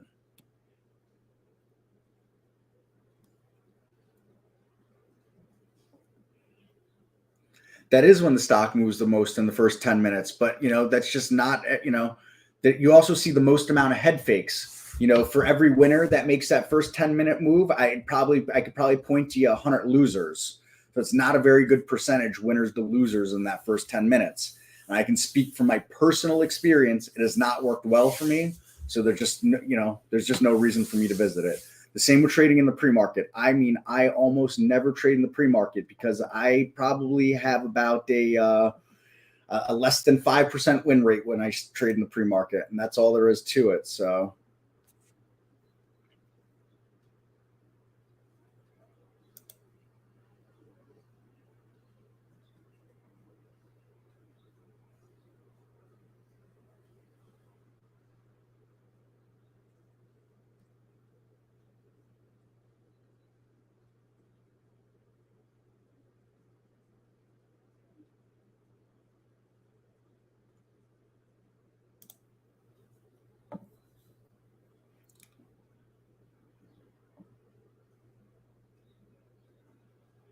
Interesting. Yeah, the only way I'm getting, I traded it yesterday. I took a small loss on it. That was, I took a small loss on it because I don't know.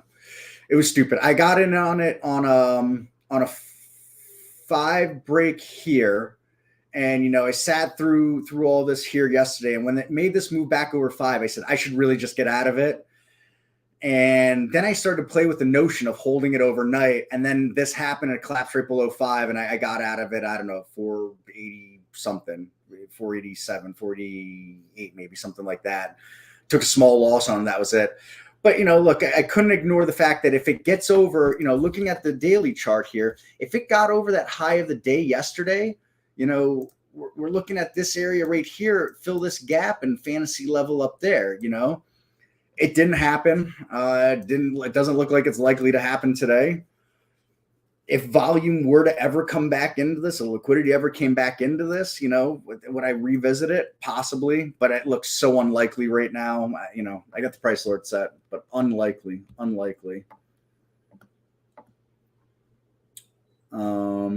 Will AI be able to incorporate news headlines with volume levels for a given stock or securities to indicate when a trade should be considered?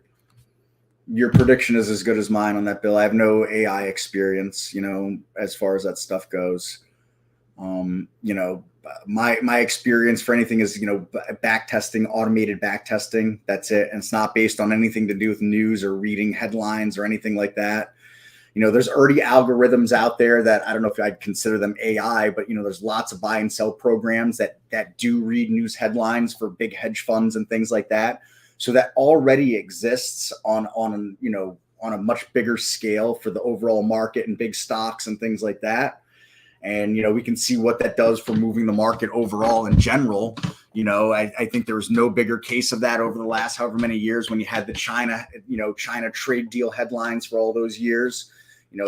China trade, deal failed, China trade deal worked well, China, and that stuff was all headlines and hedge funds and big managing and stuff like that was done. And we saw what the effects were on that, those wild swings, sheerly based on something that had to do anything to do with the US and China trade negotiations. So, as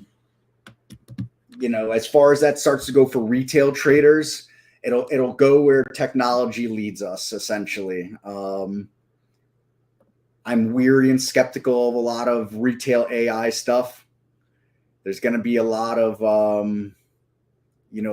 bad actors and charlatans involved in it. Think about what happened with the dot-com bubble. The dot-com bubble happens, and you had all these, everything that just attached to .com to it, became an insane move. And then out of all of that, who's left afterwards? You've got, stock like Cisco that stuck around, but they've never gotten back to those .com levels, after 20 something years, it took them to get anywhere near those levels again. The only things that came out of that, you've got Google, Amazon. I don't even know if I can think of anybody else that's an example that came out of that .com bubble. You know what I mean? So there will be, without any question, some AI stocks that come out of this that'll probably be, that will be the Netflixes and the Amazons and I don't think Netflix was a .com thing. That was well after .com. But my point being is you'll have some stocks that end up doing that. But out of the probably many hundreds, if not thousands of stocks, because, I'm not even talking about OTC and pink markets. Out of all those stocks, if we even include OTC and pink markets, if we have, let's say thousands and thousands of stocks that are AI related, let's say 10 of them end up being the big winners. How could anybody possibly know which ones are going to be? It's going to be a crapshoot. There'll probably be unscrupulous individuals that had some insider information on some things. And, that's stuff that we don't have. And I'm using a royal we here. I'd like to believe that, myself and, any traders that I have any interaction with are not, doing unscrupulous acts like that. But it happens. It absolutely happens. There'll be no way to know ahead of time which ones were there. It'll be the people with disciplined trading plans, whether it was looking at, news headlines and fundamental data or charts and or a combination of them that end up with those, many, many, many baggers. But, AI is already having an impact. How much further that impact will go and the direction that it'll go, I don't think is very predictable at all. I do know that it will be significant. That's what I'm sure of. AMST, yep, that was an AI alert emailed. They sold that and think it matches the volumes on the chart. Right on. Yeah, I came through my races yesterday. Came through this race yesterday, and that's what put it on my alert window. And I just kept the price alert in there from yesterday. Ran up there today. Just like I said, couldn't get by it. Wow, ALLR. So again, let's break this down again. Realistic as a trader. Let's get away from the fact of how do we predict things or know something is going to happen. Imagine all of a sudden, you see it under this level here, and you think, I think I want to get involved in this, and I'm going to stick a stop wherever I'm going to stick a stop and whatever it is. And then all of a sudden you get that halt here, all right? And then it opens here, right? And trades up to here, and it pulls back down to here. What person in their right mind would be up this much money and let that come all the way back down to here? You'd have to be out of your mind to do that. There's no way to know that was going on. There's no way someone bought that stock somewhere around here and sold it anywhere on that shadow, at least not a full position.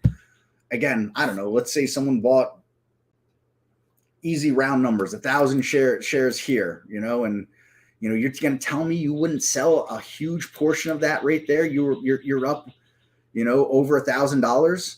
And all of a sudden now you're up $800, $700, $600, $500, $200. You know what I mean?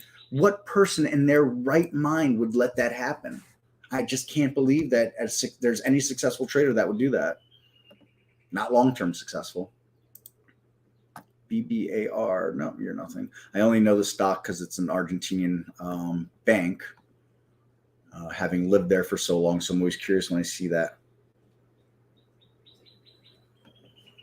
Going back to ALLR, you've got, these are 3-minute candles. I'd like to believe in these 3-minute moves. You would have been able to do something in these 3-minute moves, especially even if you got in here, if you couldn't get out here over 3, 6, 9, 12 minutes, you might have to reevaluate what you're doing. If you, in 12 minutes, you couldn't get out from here to here. I know there's stocks and it was halted during some periods of time, but you still had time to get out during all those. And if that's a really big issue for you, trading low float stocks like that is probably somewhere you want to steer away from. I can personally say it was an issue for me in the past, not exactly as we're talking about now, but things that moved that fast, I couldn't move fast enough with them. And, I didn't trade stuff like that for years. Only in the last year plus have I felt comfortable getting into things like this again. I had to take a hard look and say, I can't do it. It just, I mentally or physically or mentally and physically, I could not do it. I've had more success recently, so now I'd like to believe that I can, but,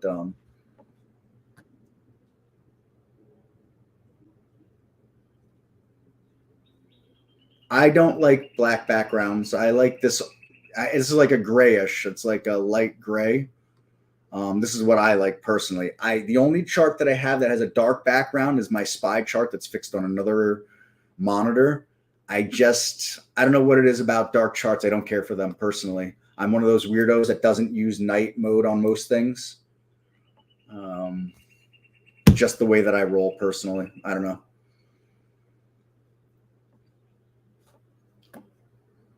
I like the way these charts look. They look nice to me. I don't like the dark backgrounds. I don't care for them.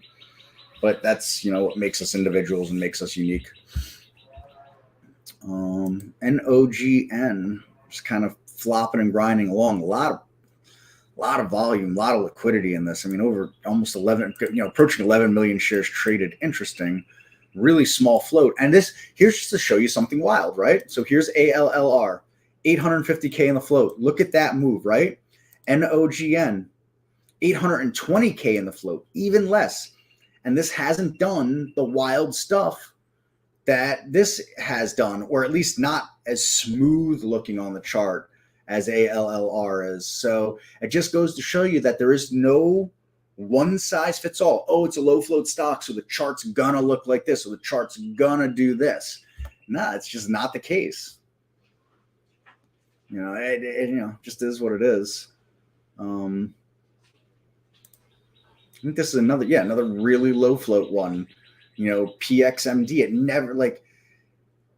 It never has those real smooth days where you just kind of see on a chart where it gets this kind of like lift off like this. The thing chops and slops all over the place. It's just a stock that does that. It's like some stocks have a personality, and on occasion they'll deviate from that personality, but just got that look. EBCM, who are you? What are you doing? Big move here. The front end of this low didn't have a ton of volume on it. For as big as some of these volume bars look, it's only 1 million shares traded. And not that that's not a lot, but I was expecting to see this a little higher on that number there.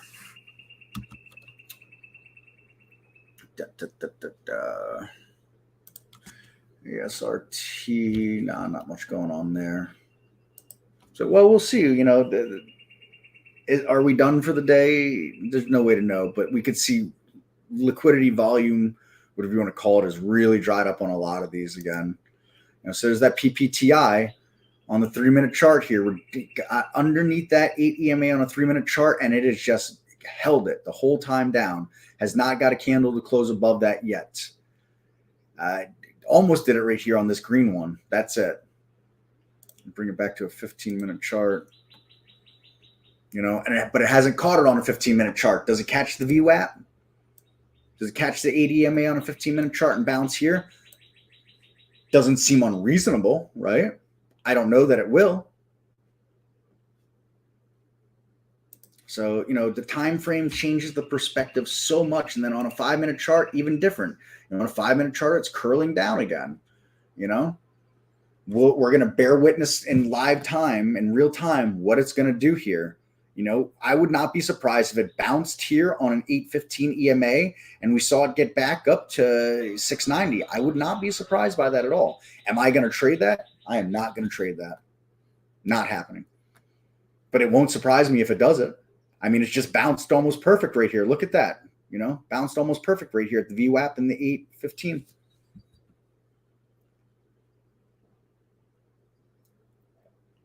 I did okay. I'm happy. It's one of my better days in a while today, as far as that goes. I don't think that helps you in any way, but I stuck to my trading plans. BFRG. I was looking at a $7 break here on the second 15-minute candle, and then I figured that because this is what I looked at. Right, I said, geez, getting up above this level right here, that's the next chart resistance level. Now, obviously, we're going to look at, 750 as a resistance level, and we're going to look at $8 as resistance levels. And they kind of worked out to be that. This thing fought around 750 for a long time, and then it, fought at 8 and couldn't do it. So I knew those things were likely to be that. I thought to myself here, I said, I'm looking at a 7 break, and I'm probably going to look at the bottom of the 15-minute candle here around that as a stop. And that's kind of what I stuck to. That's, a lot of what my trading plan revolves around bottom of prior candles, sometimes a 15-minute candle, sometimes a 5-minute candle. Sometimes I use a rising 8 EMA on different time frames. Sometimes I'm using the VWAP. Which is actually just newly incorporated in the last couple of months for me using the VWAP intraday like that. But those are, what I did, and I stuck to it. I sold some up here at 730 when it looked like it struggled around 730. I actually sold it at 725 on that first break. And then when it started to pull back towards 7 again on this 15-minute candle, I got out at like 7:15. I closed the trade. When it got back under 7 again, I said, maybe I'll take it again with a smaller share size so that if something bad happens, I've still locked in profit for the day. I took it again on a second $7 break. It never got back below that. When it struggled at 750 and 760, I got out again because I could see it was struggling at those price ranges. When it got up to that 8, I foolishly didn't sell any up here at 8. And when it pulled back down towards that 750 level, I got back out of it, and that was it. I got out of it. There's opportunities for me to sell it higher than 750. I blew them.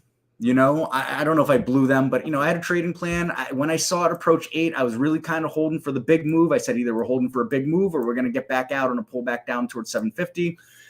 Whichever happens, the 750 pullback happened. I got out. Did I leave money on the table? Yes, I left money on the table. But I'm happy. It worked out. That was my trading plan. I stuck to it, and that's how I did it. That's what I did. That was the trading plan. I stuck to it.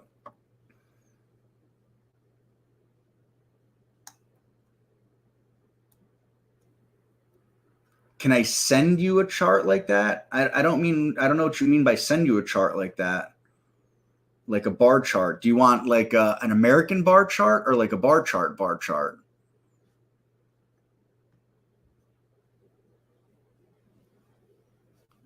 Because I'm guessing you don't want candlesticks. I mean, I can make a chart here on screen and send it as a cloud link. I can go new chart window. Hold on, let me find charts. I can go right click and go, or here, we can do it here, chart styles. I mean, I don't know. Do you want open, high, low, close bar charts like this? Is that what you mean by a bar chart? Or do you want this kind of bar chart? There's different kinds of bar charts.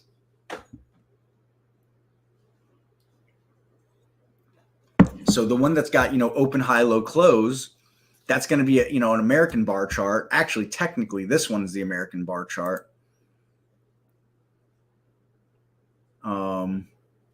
High, low, close is the real American bar chart. Real American bar charts don't show the open; they only show the close and the high and low. So there's 3 different bar chart options here. So we got to start there.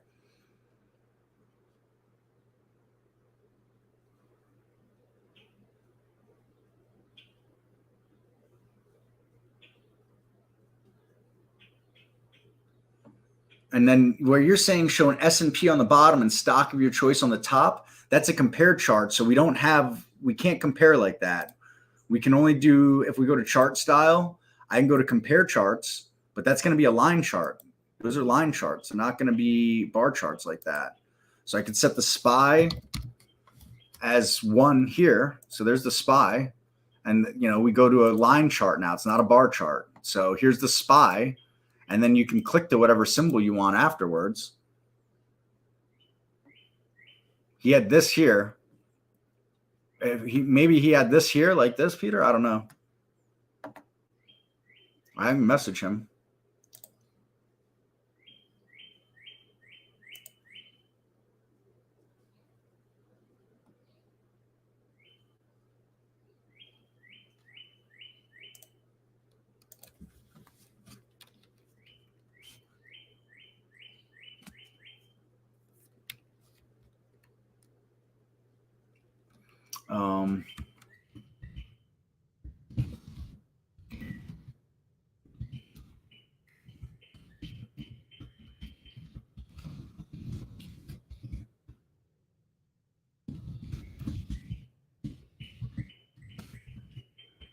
I messaged him to see if he had, because if he did, it might have been on the HTML charts, I guess, which is I can't load them because I mostly use the build, whatever the latest build is that user are using. That's what I'm trying to use most of the time. So if something is wrong in a user's build or they claim something's wrong, I can say, well, I'm using the same build and I can't duplicate what you're saying is wrong. It helps with troubleshooting. He's on, he does more testing, beta testing, or I guess alpha testing or whatever. I don't know.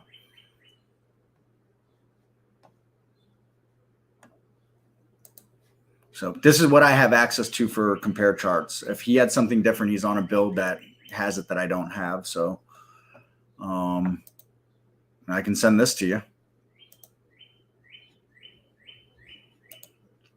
I don't know what time frame you want it on. I'll put it on a 15-minute time frame, I guess, and I'll save it to the cloud and share it with you. So anybody that wants this is comparing the SPY to whatever you're using. to whatever stock you're on. So that's a cloud link of that for you. I built a window which shows stocks under $5 and float under 2 million. Why am I not seeing ALLR stock in that list? The stock window says float under 1 million. As I tell everybody that asks me that question without giving me the scan, it is absolutely impossible for me to know unless you share this cloud link to the scan with me. So you can email the cloud link to the scan and email and say, hey, this stock didn't meet the scan. Why didn't it meet? And then I will, or someone will open the scan and go through it, and we will give you an answer why. I mean, out of the 1,000 times someone says a stock didn't meet a scan, 999.9% of the time there was something in the scan that held it back.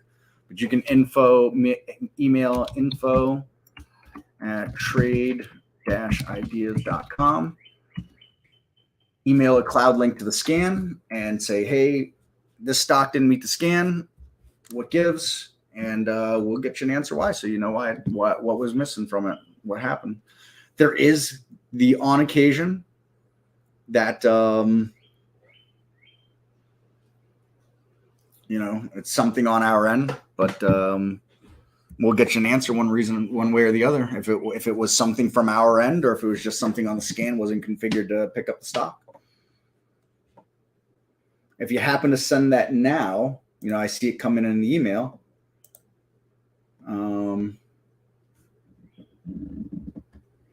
We might be able to do it as an exercise, live here on screen, so I can show you how I do it and how you might want to do it in the future. And you as the royal you, of course, too, not just one person.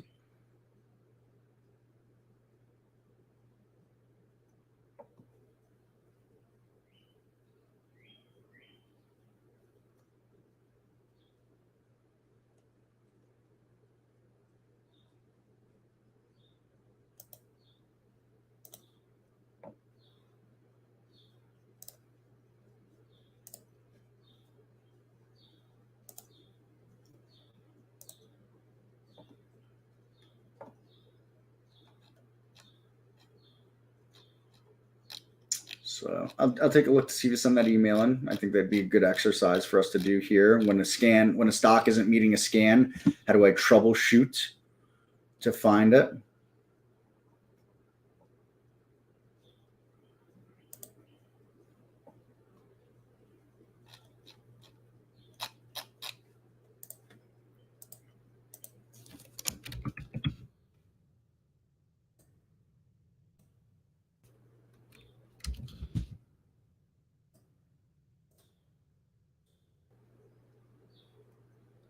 I see an email came in before. All right, so you sent the scan in. All right, I'm going to load this scanner here. All right, and we're going to find out why LLR did not get there. All right, so it's a topless window copy. And we're going to do this right here on screen. This is how I do things. All right, you get a behind the scenes look. So here comes the scan. Here's our low float stocks scan that Rakesh is asking why it didn't meet it. And so first thing I'm going to do here is I'm going to go to configure, and I'm going to, okay, so I can tell you already why this didn't meet your scan right away.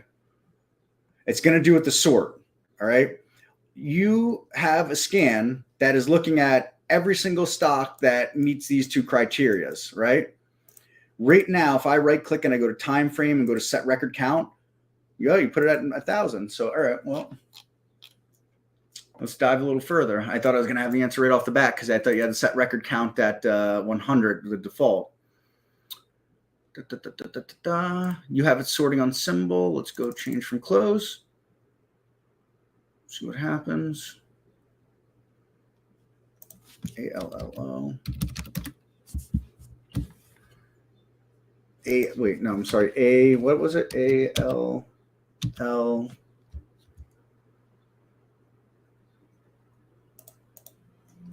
What's the stock? I can't remember now. ALLR.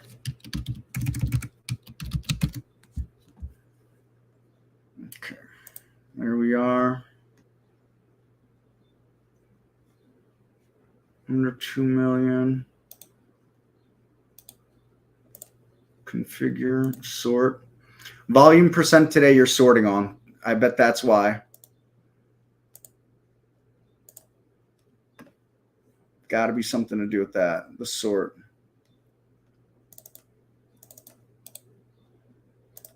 Configure, sort, biggest on top, change from close.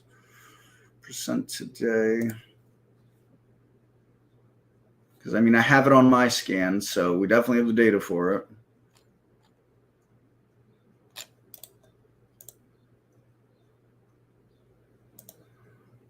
Here's why. This was looking me right in the face.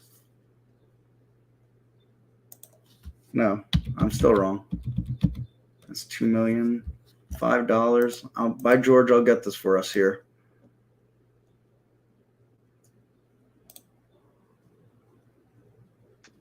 And you check the server sort. Exchanges are good. Windows specific is good. Chris can't hear me.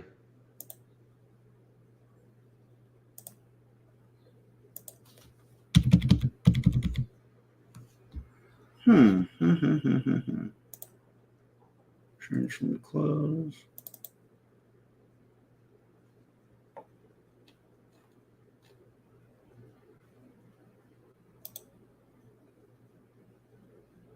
Let's duplicate this and configure. I want to keep the original scan.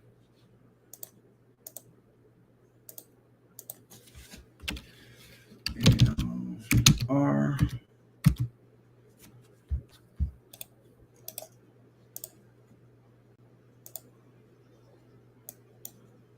Can't be that. That wouldn't make sense.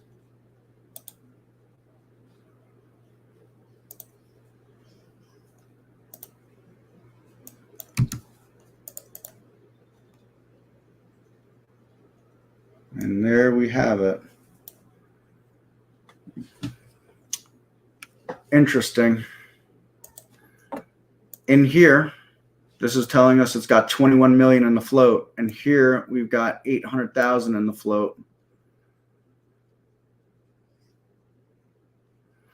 So guess what? You win the prize today. You found some discrepancy. One of these two has got to be wrong. Which one it is. So now I get to go file a report to the data team. So there we have our answer. Nope, not the server sort. Oh, is Barry talking in here? Sorry, I have my earphones off.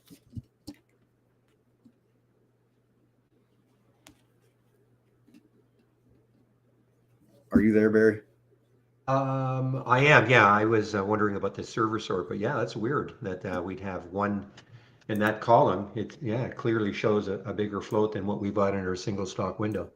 And I'm going to do a web search to see what everybody else is saying. You know what? I'm going to go to a website that everybody is telling me is the best. Okay, you probably have it. It's the dilution tracker. I don't know if you've got that one, but everybody. So I'm going to check that one. It's called Dilution Tracker. And in the room, they're all telling me that's the one. So, well, it's interesting. You know what? I did check that one earlier. 970,000. Okay, so we've got what 800 and something in our in our single stock window. Yep. Right. And so that's very close. And we got 21 million. Yeah. So that's there's something really now. They did a reverse split. I think somebody said it was a 20-1. Yeah, but that would mean that we were pulling one data set from one vendor and another data set from another vendor. Because you know what? Today's the 14th. Today's the 14th. Normally it is, well, let's call it the 15th or the 30th. The 15th and the 30th, unless the 15th is on the weekend. Yeah. So it's possible that in our single stock window, it is correct. You know what the reverse split reflected, but it is not for some reason in our column. Indeed, that's bizarre. That is bizarre. Yeah, see, TradingView has it as 1 million in float. So I think anything around 1 million would be correct. Exactly. Like I said, we've got it right here, it looks like. Because float's an estimate no matter what. Yeah. I got no answer. I only work here. I will, but I will be when I finish up the live stream. I'll be filing a report to the people that make the real decisions around here. Yeah, and it is a one-off, Rakesh. As Chris said, out of 1,000 queries that we get, 999.99% is usually some kind of a filter. Yeah, of course, this has to be on live out here. Has to be the one. Yeah, way to go, Chris. You should always know the answer to a question before you ask it. Yeah, no, Isn't never. that the classic? What the lawyers always say: never ask a question unless you know the answer. Right, exactly. But I'll let you go. Okay, I'll put myself back on mute. Fair enough.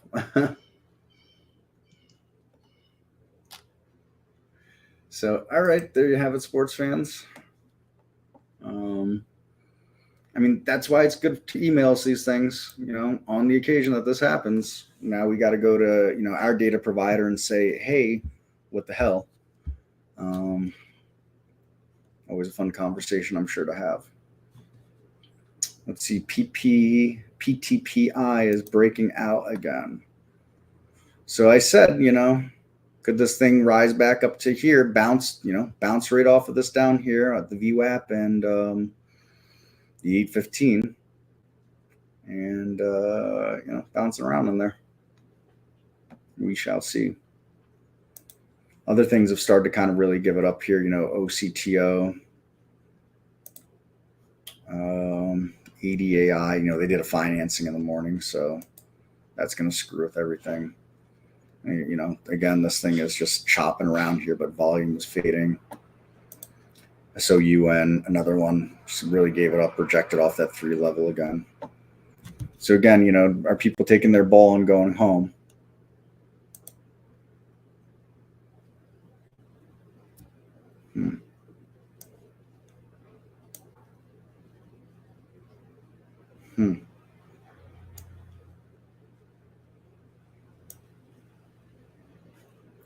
All right. Looks like this they might be over for BFRG, so on and so forth here. So that's that.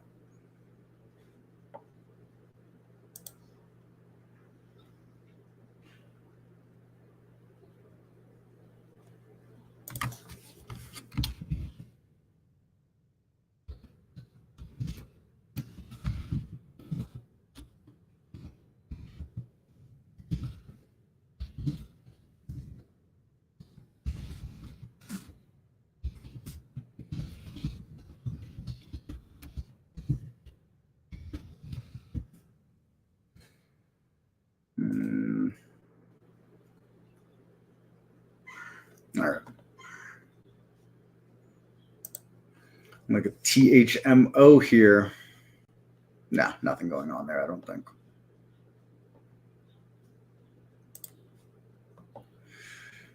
Gold had been on a pretty steady march here.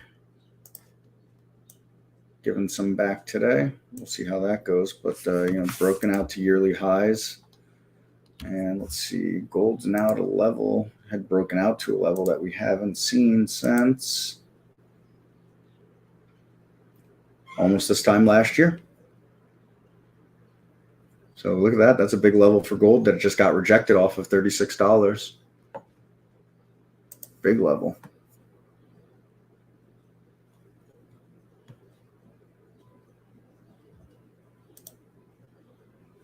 Whoop, there goes OVLG. I just saw Barry posting that in our channel. And here that comes out of nowhere. It just won a prior race here. And this thing is going nutso on volume. Wow.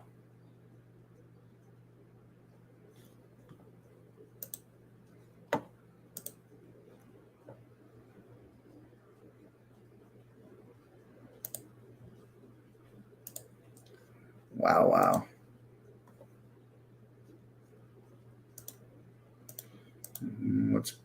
I got a new issue here, PKST. Got nothing on it. That thing's got some range. $14 to $20 right now.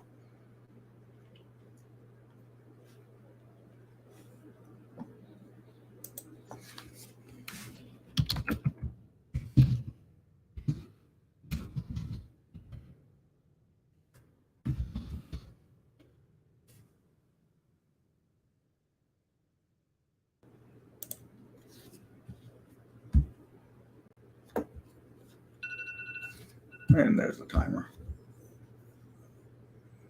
I feel like the market a little bit sleepy again right now. Bring over the SPY chart here. We had a lot of volume come into it to close yesterday. There was not much volume on the open today, actually.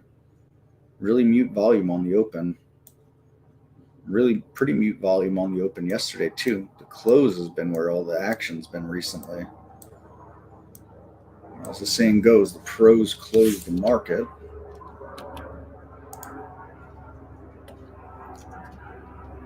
Look at that. What a range. Look how long we've been in this range for.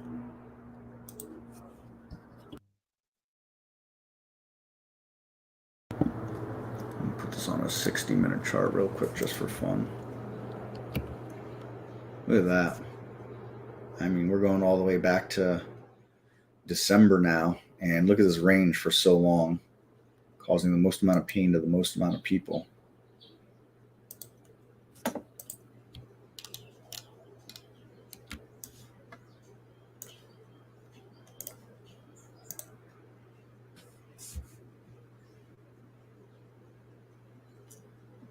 Interesting.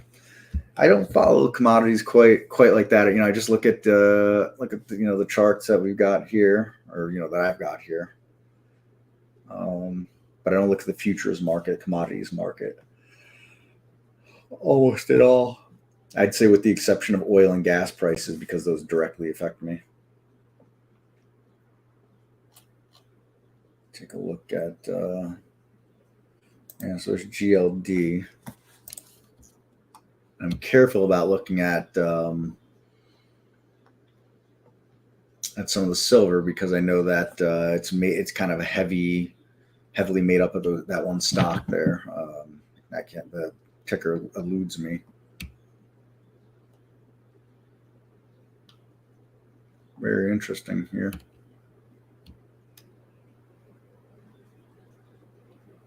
Really interesting.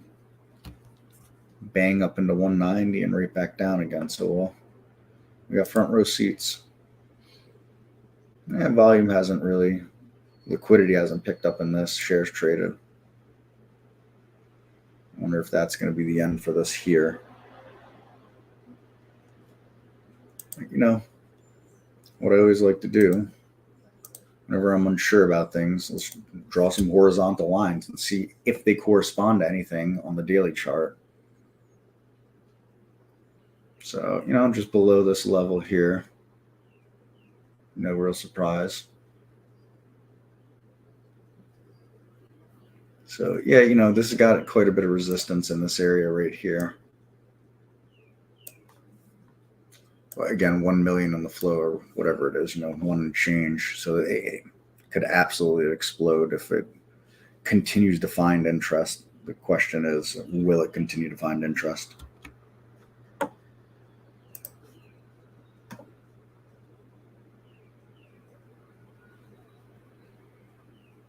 And yeah, everything that I had for price alerts is really dead at this point.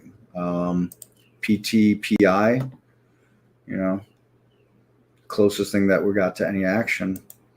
OCTO done. IDAI, for now it's done anyways. This thing is, that's a tough trader right there. This doesn't look very healthy. I'll tell you what I'm watching, Chris. What are you watching? It may not happen, of course, but I am watching the OBLG. Okay, now the reason it didn't show up on the 10-day daily breakout is because when it was breaking out, the relative volume was not at what was under 8. Now the relative volume is 15. So obviously, but it's going to have to take out the high of the day at 317. So you might say, well, that's crazy. It's 263 now. But if it does take out 317, then you start. That'll mean it's through the 200-day moving average. And then when you start looking left, you can see that it does have some room to keep moving. The only deal is it's not a bio. Not that they all have to be bios, but I guess we have to. It doesn't. They don't have to be bios. They just to be low float. I mean, that's Yeah. 1.4 million in the float. It's just that the other ones all were bios that went crazy. Yeah. What is their Other business support? What does that Well, even that's what mean? it says. I don't. Again, our sector selection sometimes is not the greatest, but let's see. Patented multi-stream collaboration Yeah. technologies, whatever. I don't know Tech. what it. Maybe they got it. Maybe they're doing it by AI also. Anyway, that's what I'm. So I have an alert set for 317 in case it takes out the high of the day later on in the day, and then could have that run. Yeah. I mean, it's the only thing that's had some big volume come into it in the last hour now, pretty Mm-hmm. much. Exactly. Everything else that was high flyers, MR AI, I'd say is dead. Yeah. CIFR dead. Right down the Yeah. line. Yeah, it's too bad that idea. I mean, I'm glad they did it before the market opened, at Yes, least the regular. But when they did that financing, that kind of put well, put the kibosh on most of them. I mean, some of them kept moving for a while, but I don't. I think if IDAI had not done a financing, I think we would have seen a lot more action, I agree. trending Because all of a action sudden on the those fear is altcoins. there for all of them to do it at this point. Hmm. Exactly. And them's the risks, as they say. Them's the risks, my friend. Yes. So you are relieved if you'd like to be relieved now. All right, off to Jira I go, and I see someone else put in asking why a scan didn't meet, a stock didn't meet a scan. So maybe I've got two of these at the same time. So I'm going to check that out, and then I get to work on the data end to hear what the heck happened. Okay. Okay. I just took over the scan, I think. No, not yet. Nope, almost though. It's just our icons. There you go. You're back in business, There I am. Okay. back in the Okay, saddle. Chris, thank you so much. Thank But did you I very hear little much. birds chirping in the background? You sure do. I've got the doors and windows open, screen door open and all that. And the birds and the butterflies are flying What around. a It great was sound, 90 isn't it? degrees yesterday, going to be 90 degrees again today. Well, we've had just horrible cold weather. I mean, it should be about, I'd say, okay, for us in the middle of April, we should be, yeah, 55 to 60. That's Okay. what we should And be right now, actually. This is quite an anomaly. yeah, well, we're sitting at around 40, Oof. 35 to 40. Nope. It's almost freezing at night. I mean, it's Nasty. just crazy. Anyway, No thanks. okay, Yes. Chris, have a great weekend. And You as well, Barry. And I okay, will talk to you on the other side. Take care, you everyone. bet. Thank you. Bye. Uh, Back in business in all the rooms. There we go.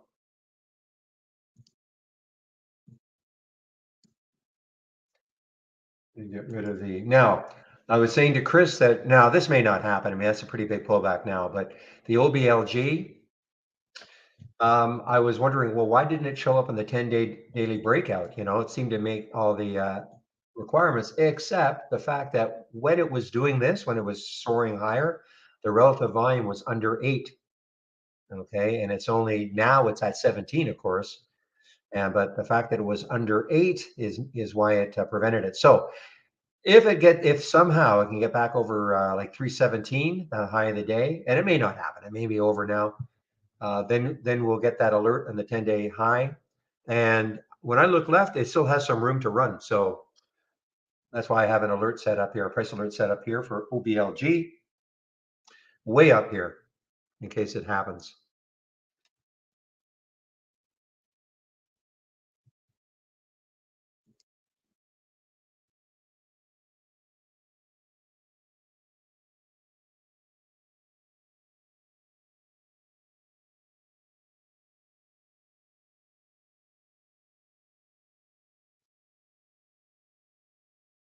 Okay. If anything else is happening, of course, as I was taking my break, that, again, short but sweet, the ALLR, hit the scanner at 242. and got up to 387. Now, I mean, like most of these, I mean, they have no business of doing this. There's no news. It's just momentary blips. But this one, this has a shot. I think it could have a shot here. It's holding the VWAP. This one meaning PTPI has a shot. It hasn't completely collapsed. How about the IZM 337? Yeah, I mean it. These are very quick. 337, and it got up to 392. I don't think this one really moved that much. CIFR 320. No. Well, the next candle got up to 332, but that's not, compared to all the other ones, that's nothing.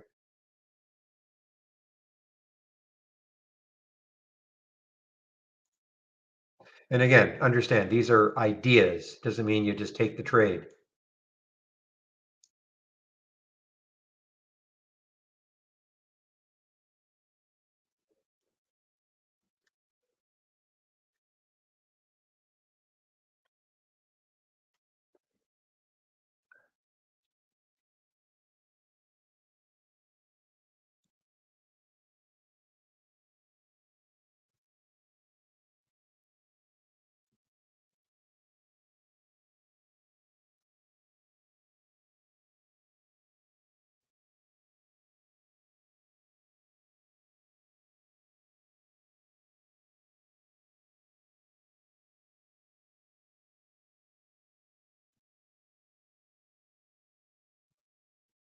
Okay, guys.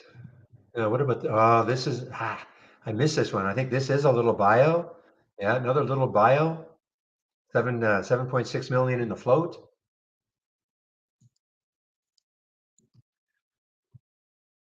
Oh,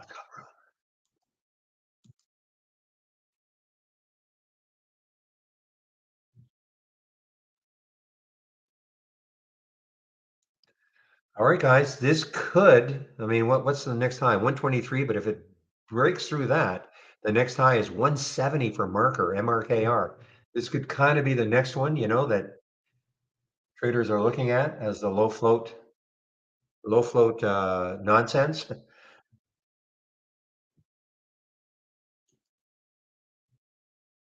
And where did it come from this morning? Yeah, just underneath a dollar.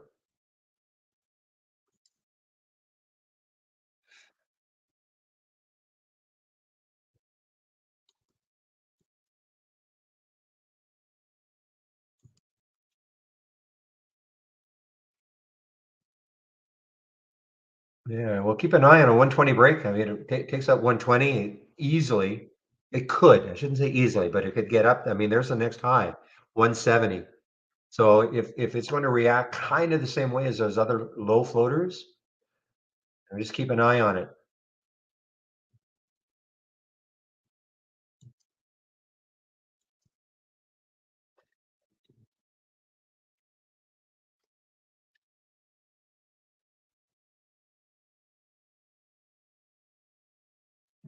Meanwhile, boy, one since what time?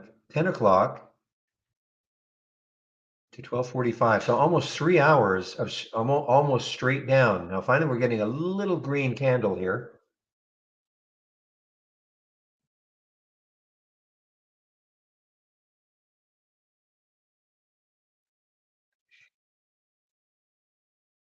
And just watching the marker, guys, MRKR, watching it. Want to see if it, I'll probably take this trade if it gets, the 118, 120 bid, something like that. It's close. It's really close to this level.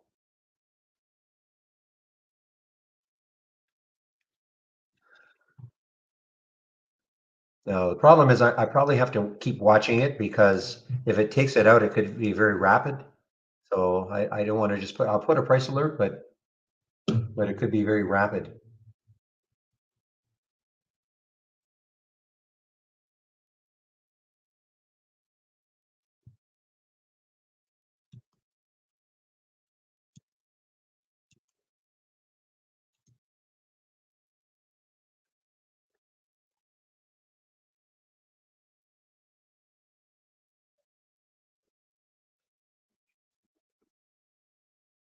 Doesn't seem to have the momentum right now.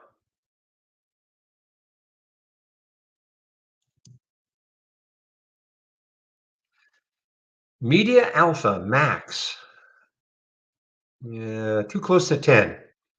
It's a bad day it's having. Max, MAX.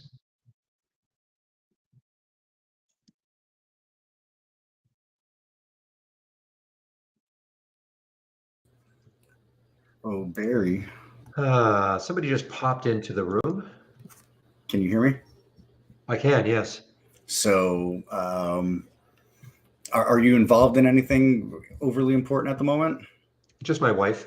Okay. Well, if I share a scan with you in Slack, I found what the real problem with Rakisha's scan was, and it was not our data. Oh, good. Yay. Okay.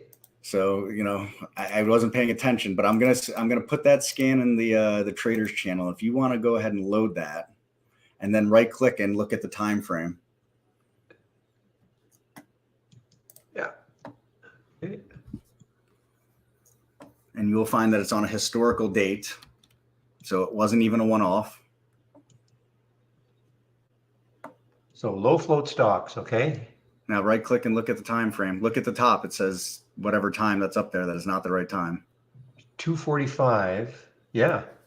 Now go to time frame and put on real time. Use historical date. So Rakesh, yeah, you had it on history, my friend. Our data was good. Our data is accurate. Because I looked and it was saying that the price was also 18 cents for the stock, which didn't make any sense. And as soon as I figured that out and I put it to real time in the middle of making my JIRA ticket, I was like, oh boy, they would have shot me if I put that in. And that is one problem that we have, folks, is when we have people coming to us and complaining about something and then it wasn't actually a legit complaint. Oh, so that was the original one. This was the original one, the one that we thought there was a problem? No. That one, there was still a problem, right, with the float? No. Oh. Go to time frame, go to live, go to live during market hours, and changed. Look at what it's going to do. And there you have it. Yes. Oh, I see. Right there at the top with the right float and the right price. Yeah. So that's exactly what it was, Chris. They did the 1 for 20 reverse split. Okay. And it's taken effect today, or at least, now it's correct. So maybe even yesterday it hadn't been changed. But today it was changed. On the big move today, it was changed. Thank goodness. Yeah. Well, I won't lie. I was a little upset because I mean, that's a big mover and that's something I don't feel like we should be missing. And so I was, a little bit annoyed for our users. I was getting ready to really go to bat for them. And anyways, I think, works out well for everybody. The data was there. That could happen to anybody. I've definitely done the same stuff where I've had it on history and like, why isn't this working? And I'm like, I'm on history, Chris, you got to pay attention. Right. So I just wanted to, I didn't want Rakesh. I saw you put, hope it's a one-off, and I don't want him to feel, or anybody else to feel like, oh, can I trust Trade Ideas data? Again, we're human, mistakes happen, but and this would have been, I felt like it would have kind of been a big one, but it wasn't, thank goodness. And here we are. Yeah. And I hopefully you don't think, you think that I'm trolling anybody here, because I see brilliant trolling as a comment. I wanted everybody to feel safe about the data is why I came back in to do that. So hopefully you're not. No, excellent. No, that's very cool. I wouldn't have looked at that either. Yeah. So anyways, sorry to interrupt, and that's okay. And all's well with the universe again. Happy Friday, everybody. Okay. I'm leaving again. Okay. Bye-bye. Bye.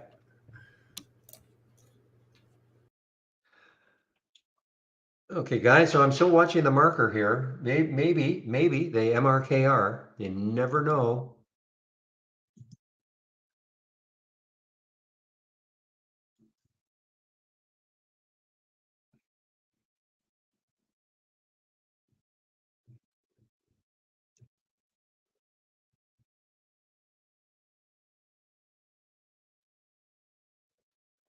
Oh, no, don't tell me I've missed this one. EYPT, relatively low float. 25 million. I mean, it's not like the crazy low ones, but it is a little bio. So we got the alert at 410, so it hasn't moved yet. Looking left. I'm going to have to stop looking at necessarily just the next high looking left and have to look maybe at these areas for these ones because they don't seem to be obeying, just that little next high looking left. Or look at the weekly chart. Now the weekly chart says 423, but up here 5. And again, no news, no news, no reason for this. That's only up 6% though. So I don't know. The volume isn't huge.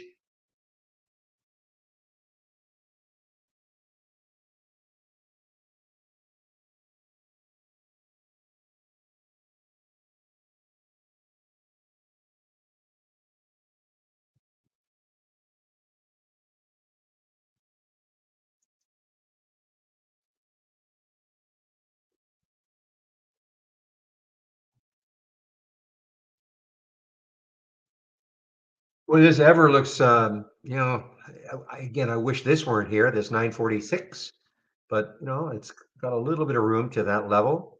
Talking about EVER as a potential short, breaking down now.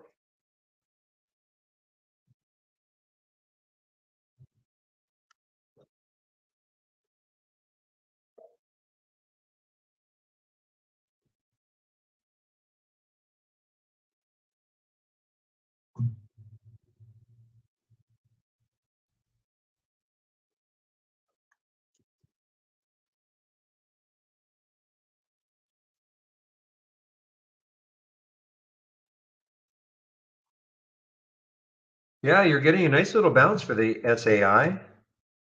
Yeah, you never know. It could be the one, but it's got to get through the VWAP. It's got to get the 522. It's got to get through all this, and you never know. It could be the one later on in the day that just absolutely rips. I mean, for you, Poe, I know you're more of a pullback player. If you took it down here, for you, that's a rip.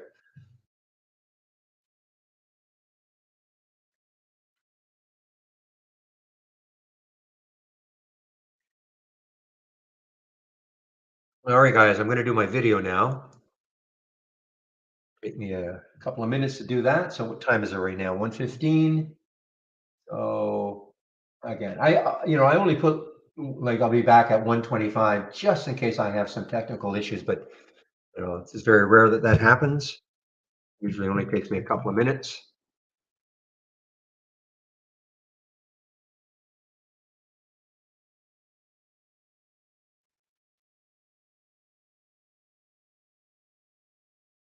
So just to be on the safe side, I'll put 126, but I should be back earlier than that. Hey guys, so I'll mute myself.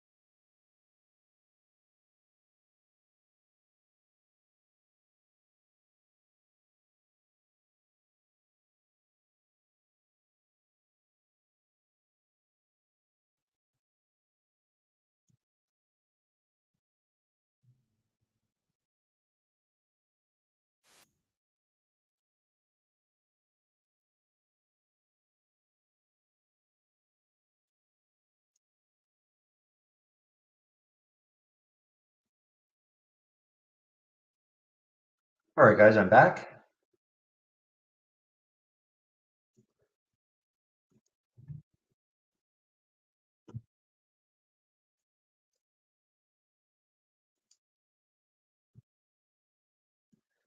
And let me just get the announcement out. Okay, so what's happening with the MRKR? Well, hanging tough, guys. It really is. This MRKR.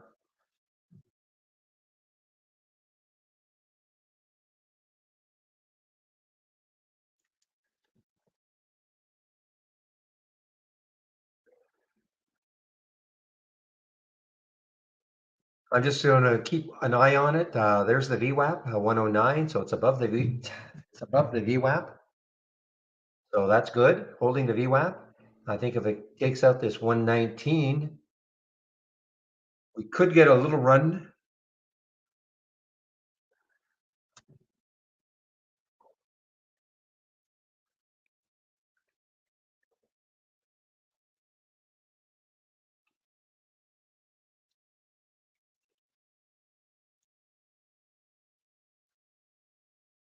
Boy, look at this ever. I did not take it. I got distracted. This ever EVER, getting closer to that 946. If it takes 946, I mean, the next low looking left is 769. That is for EVER. It's having a terrible day.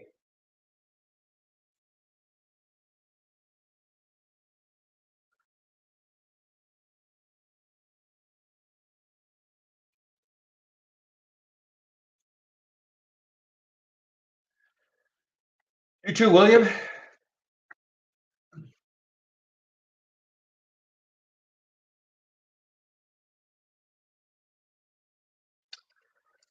Yeah, with the CXAI, I think it's just underneath the VWAP, isn't it? 1669. Yeah, so to me, it would have to take up the VWAP. I'll stick an alert around that area, 1683. See if it takes out the VWAP later. Traders would be looking at this craziness that happened in the pre-market up to $70, 69.90.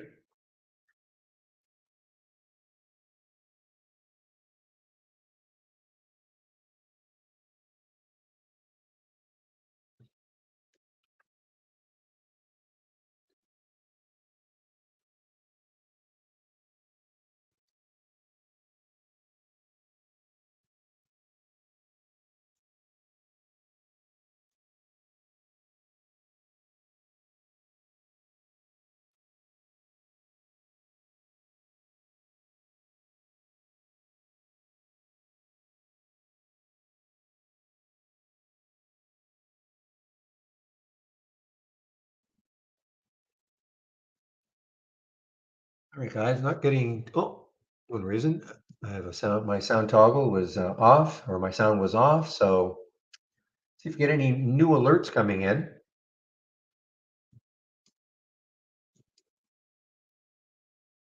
Yeah, I mean, these are just, you got to be so quick.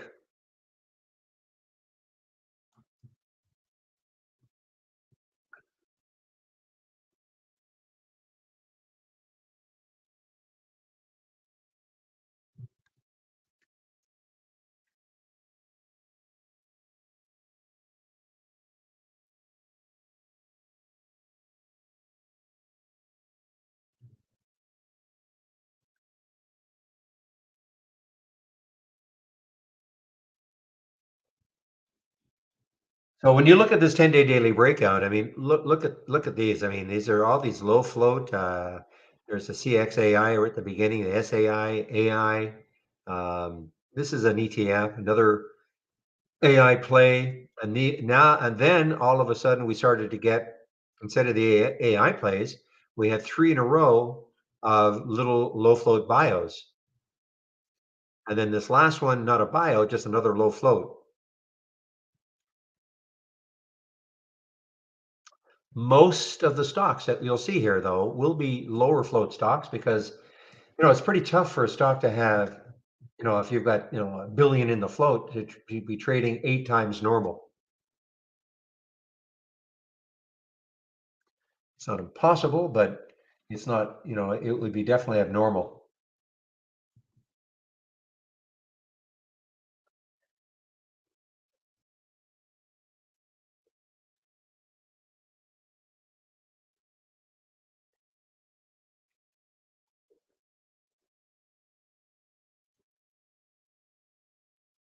Doesn't look like market's going to do it. MRKR doesn't look like it's going to do it. Spread's terrible. 106, 112, 113 sometimes. So that's terrible.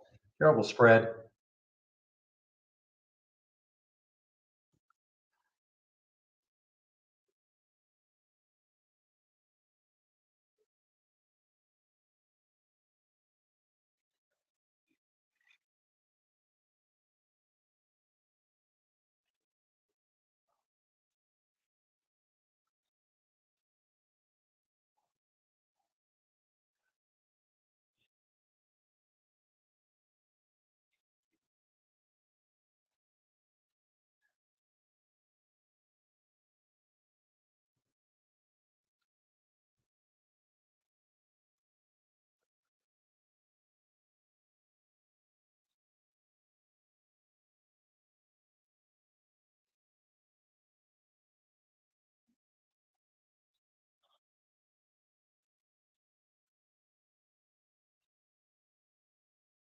All right, guys. Well, as this is, I say, all my alerts are drying up. Any questions? Anything you want to know about trading wise? This EYPT. I mean, it could. It's not the lowest float of all these crazy ones. 25 million. Not very much volume. 4 times normal, but not a lot of absolute volume.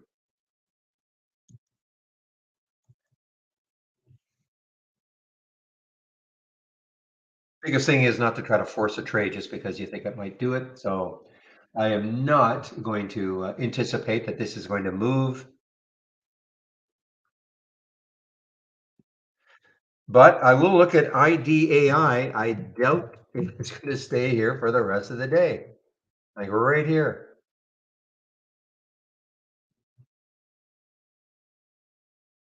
NIR is that you're right. That is an AI play, isn't it? It is an AI play, I think. NIR. Mm-hmm. I mean, it got up to what, 18 or so. I guess it was an IPO here or a SPAC that turned into this.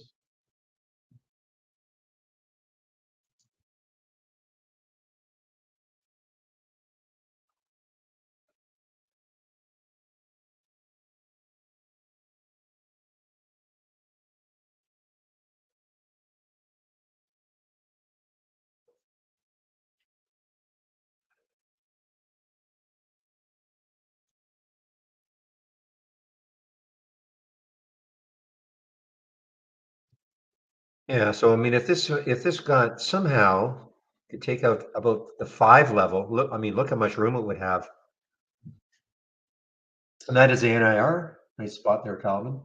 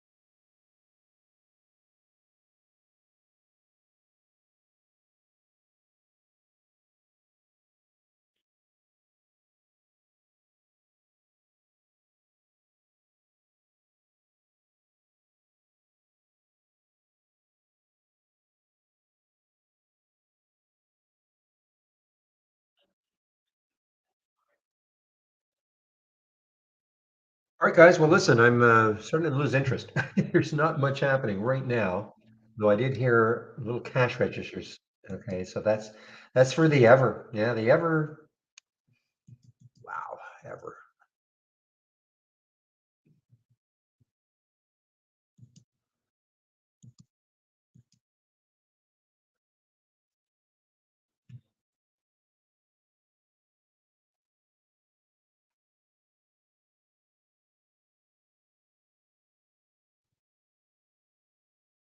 For Tio, okay, so Tio was a lot earlier. Was it done? So Tio, there's the alert at 150, and now we're at 158. Wow. The Tingo group, big float, 114 million in the float. What do they do? Miscellaneous financial investment activities. So this was, I don't know what the heck it was, guys. I really don't know. I mean, it started trading as Tio back here at around $1. So I don't know no idea what the story is here.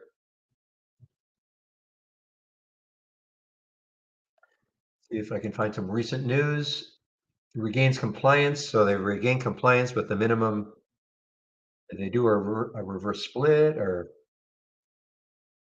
yeah, I don't know what the deal is here really.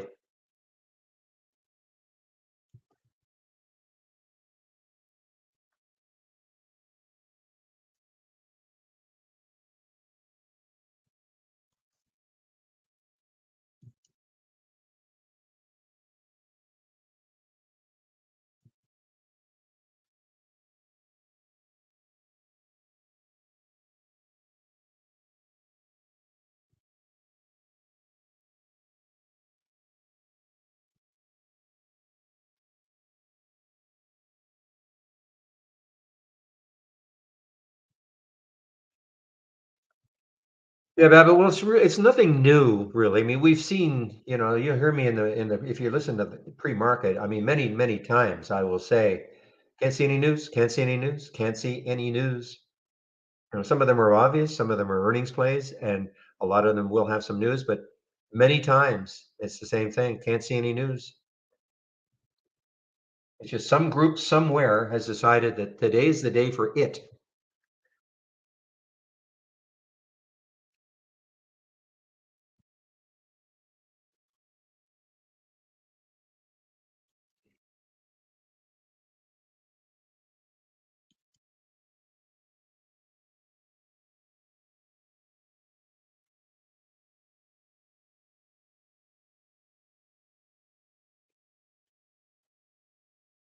And even these companies now, I mean, sometimes they get contacted. Is there any reason? And they'll say, we have no idea. I think,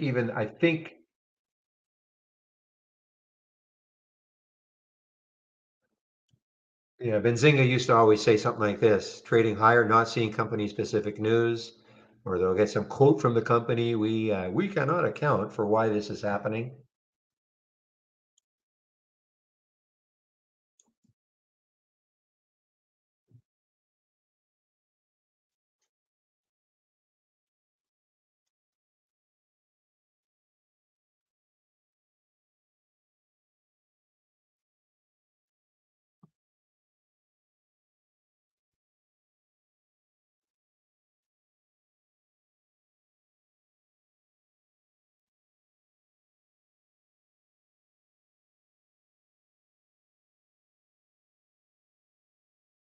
Well, certainly somebody's getting filthy rich. Anybody who held that CXAI overnight, sorry, Hill, that was incredible.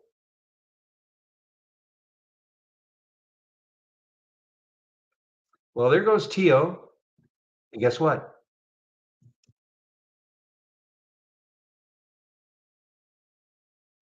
I mean, their news, I guess, is regaining compliance yesterday. I mean, I guess that's the news. Ooh, ever.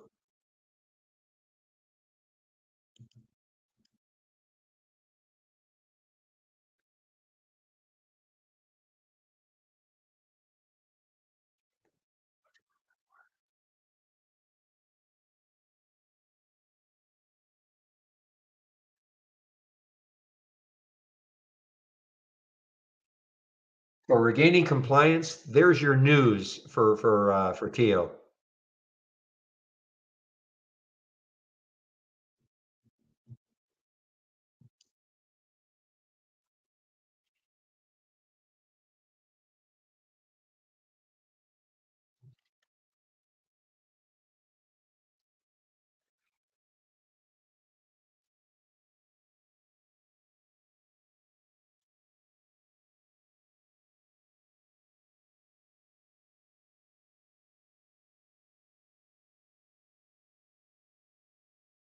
So this has not had a huge move though. I mean, 1029 was the original alert for Teo at $1.50. So it's not had a huge move since then, but where it goes from here, who knows? I mean, it's not. I mean, they're saying this is a lifetime high, but that's maybe as TO it is, but this has not been adjusted for whatever the heck it was before. So I don't think so.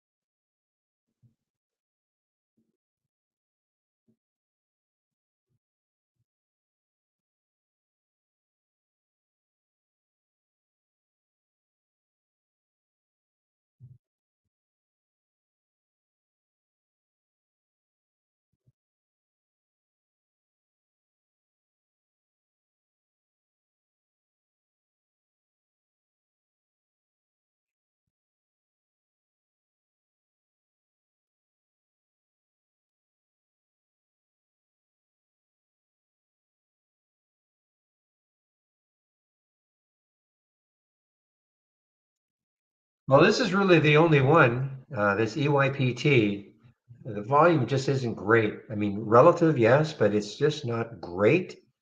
But again, and I say it all the time, you never know.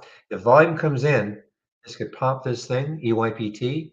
It's not the lowest of the floats that we've seen here, but still 25 million is still low.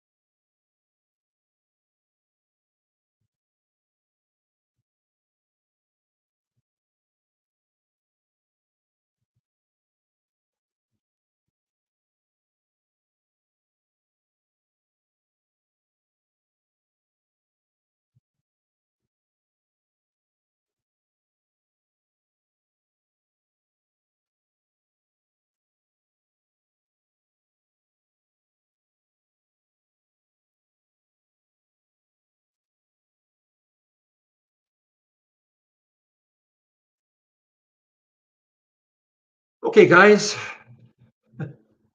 just doing some stuff on my own yet right now.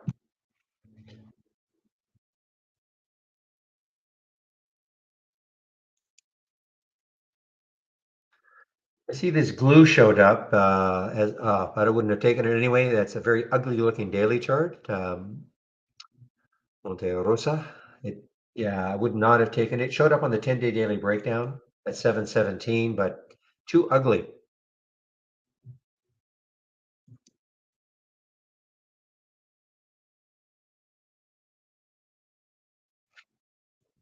Yeah, I'm trying to get a list together of all these AI stocks. They don't have to be making an AI, of course, but anything that says, "Hey, we're using AI." Is this the pharma that is?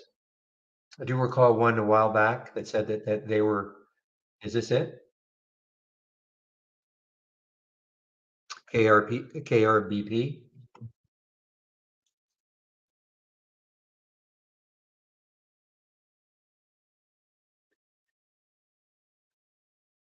Because we're going to create an AI channel, but I need a bunch of stocks to put in it, of course.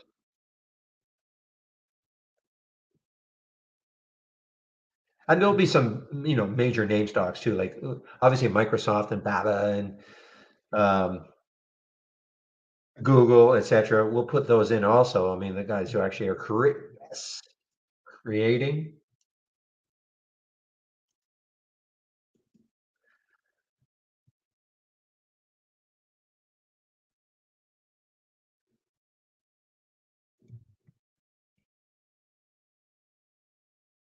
So guys, my option scanner, I mean, it's not too many alerts today. These are the total number of alerts, okay?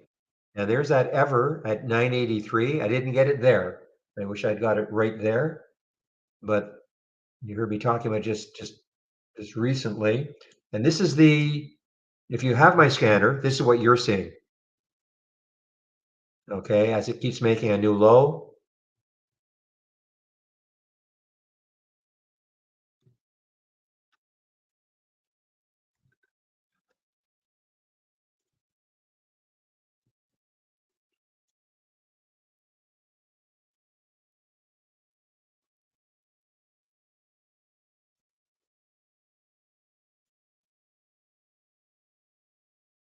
The bike path is, yeah, let me check that temperature. Yeah, I don't know. Maybe.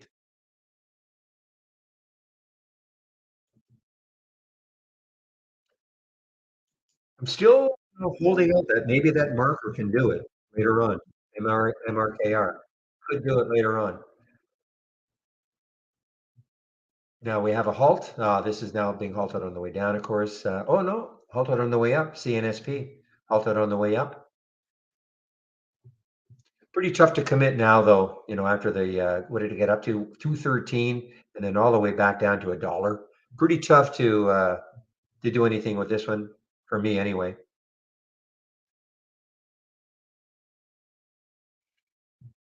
Look at the volume, 17 million with a 1 million float.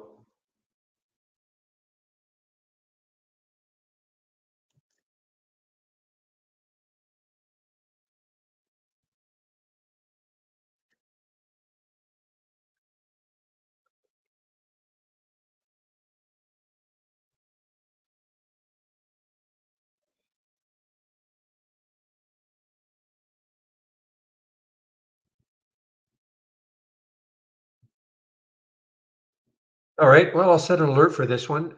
EYPT, I'll set an alert. And by the way, I know I said well, yes. Remember when I look left on the ever, the next low on that weekly is way down here around $8. So remember, if you're not using our price alerts, you're not using the program to its fullest, okay? And again, it's so simple to set a price alert. Let's do one for OBLG just to show you. So let's just say I wanted to see if OBLG takes out 250 again. So all you do, go to your chart and just whatever time frame you want, and the dotted line, try to get it to where that price is that you want. Right click, create price alert. Now, if it's not exactly the price, it says 255. If you wanted it to be 253 or 260, obviously you can change it. I don't typically put notes, and then I just save it, and then a blue line appears on my chart.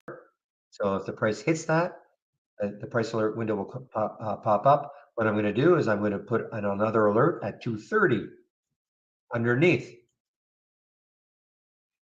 and show you, hopefully one of those two will trigger.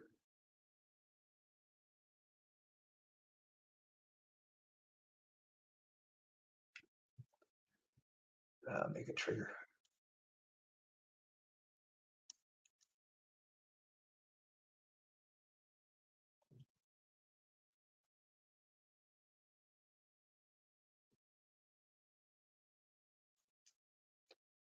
And there's the pop forever.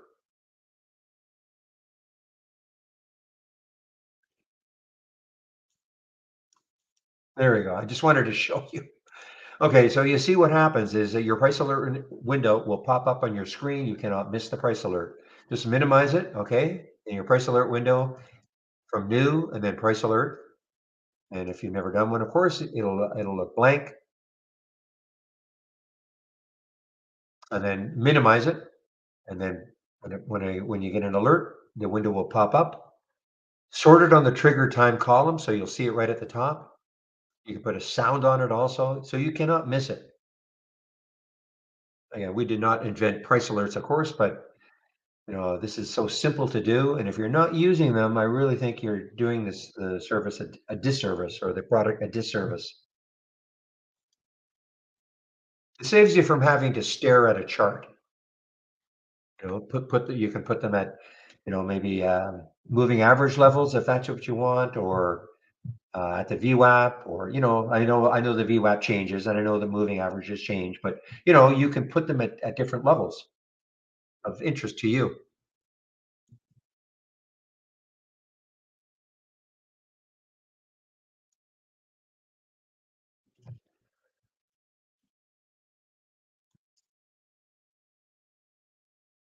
Yeah, I mean this is holding. You're right. Wow, because I mean this held. Look at the VWAP holding at 543.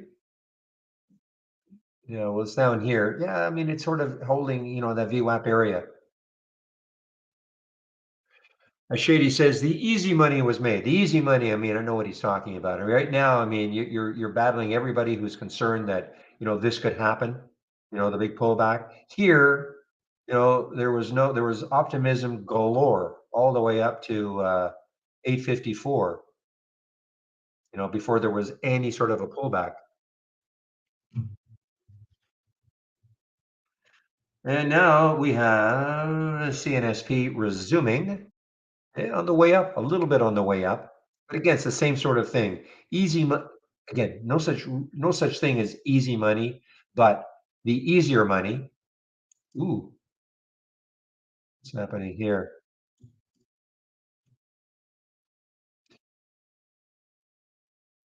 The easier money, of course, is on the initial move. And then when a stock has a big pullback and sort of chops around for a while, it's just tougher to get people interested with the same enthusiasm because they're just worried that, if they saw the pullback before, could it happen again to them?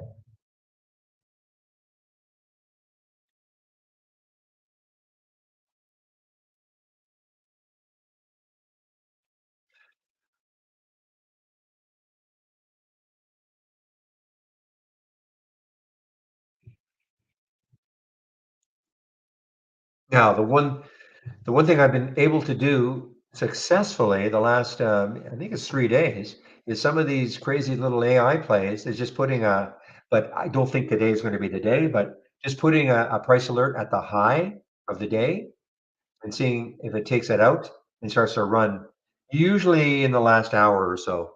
The problem with doing that today is that in the other days, the stocks have not pulled back so much.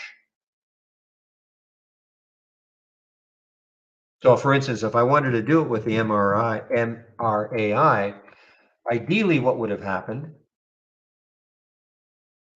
if it'll load? Come on.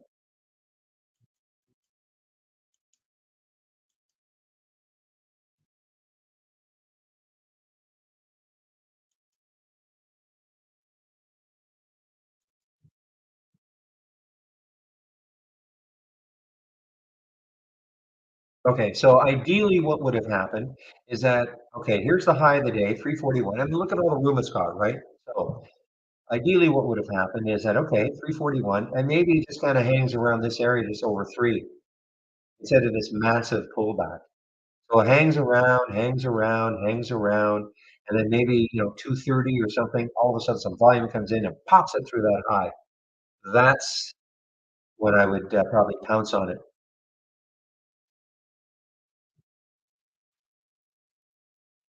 And that's what happened with about three of them in a row.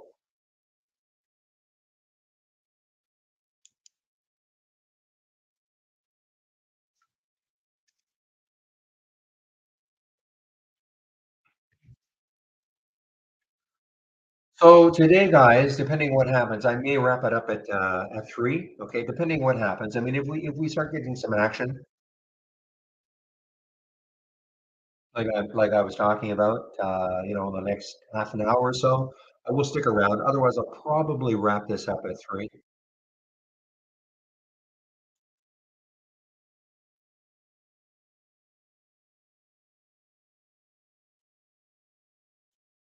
VA, this out of the price range I like, but let's take a look at VA from Shady. Well, yeah, through the VWAP 200. I know you don't care that much about the VWAP, Shady, but it is through the VWAP.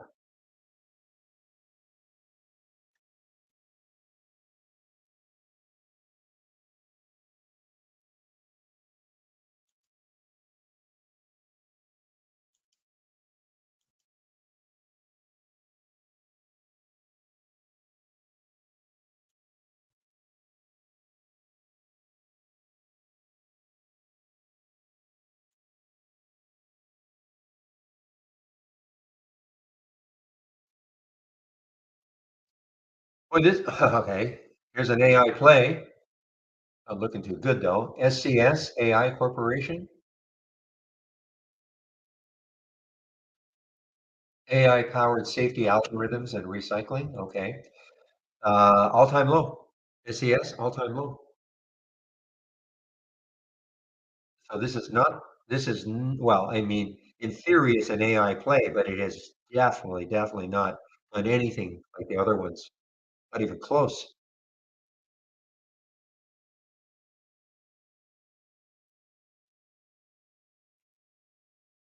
And why do I see that? It showed up on the option. Just showed up here. SES.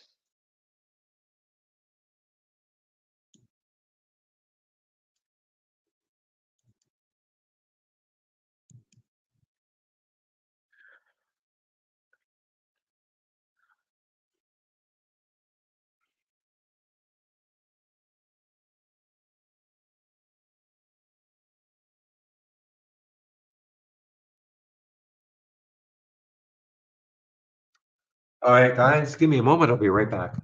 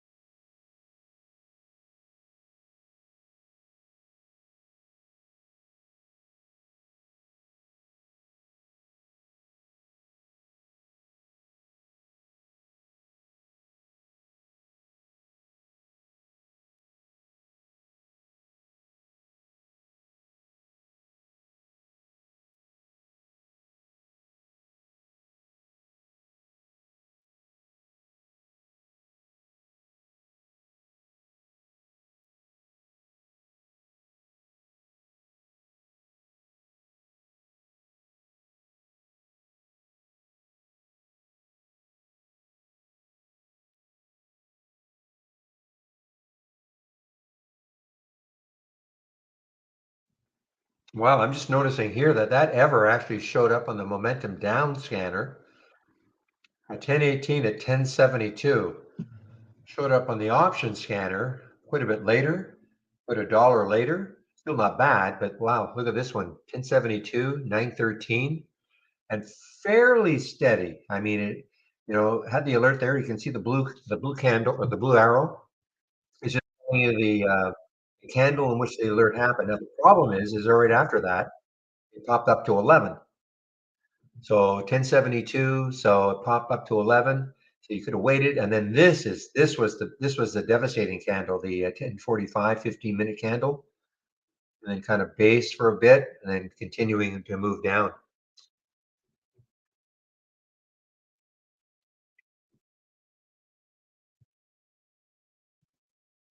Hmm. I guess there's munching on something here, but you're right.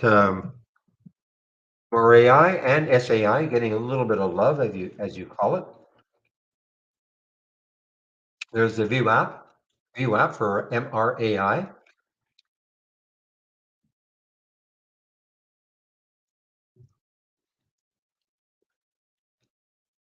Why is PTPI not triggering? Triggering where? Are you talking about on my scans that you see?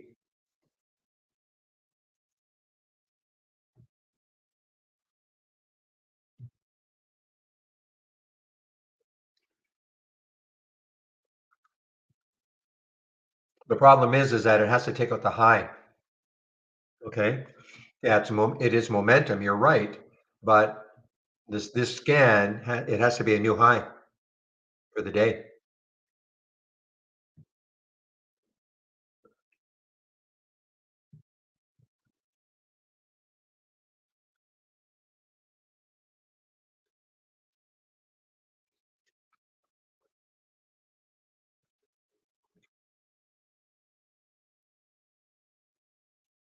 Now, excuse me.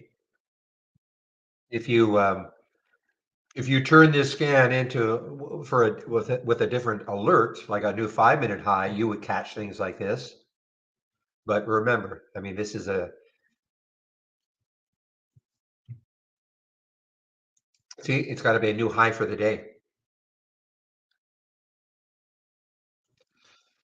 And that's where the races can come in handy. I mean, I'm not running the race that you can see, but this is where the race can come in handy. That all of a sudden the stock it is, pulled back and starting to move.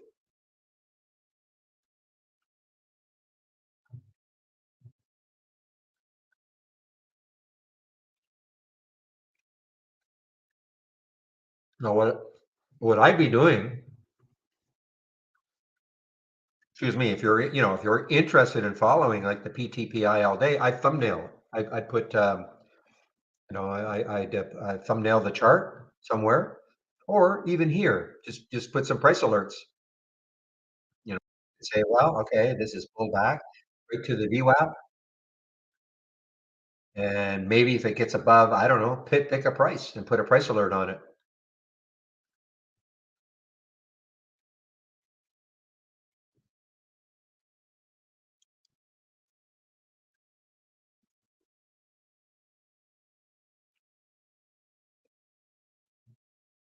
Like the MRAI. I'm not saying I would take it at the price alert, but I mean, right there is 253. So, I just put a price alert, see if it takes out the VWAP with any authority. Say, so put a price alert at 259 and then see what happens.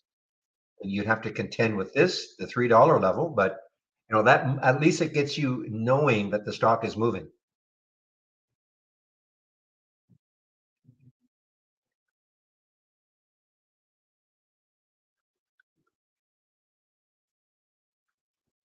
And that's why I'm saying use the price alerts. I'm not just talking to you, newbie, but I mean anybody. Use the price alerts.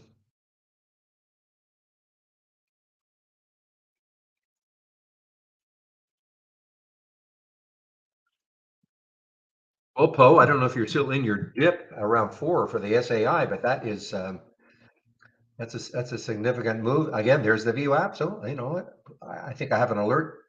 Put an alert around 522, just over the VWAP, and see if it takes it out. Like I may be wrong. I mean, these are pullbacks, but hey, you might get going again. I mean, this one has already gone from 390 to 5. So I mean, that's a significant move if you could have timed it right. That's a big if, though. And that is not my style. That is not my forte, if you will, to be able to pluck these things from down here, figure out if it's going to bounce. It's just not my style. I'm not good at it. I shouldn't say that. It's not nothing to do with style. I just don't have the feel.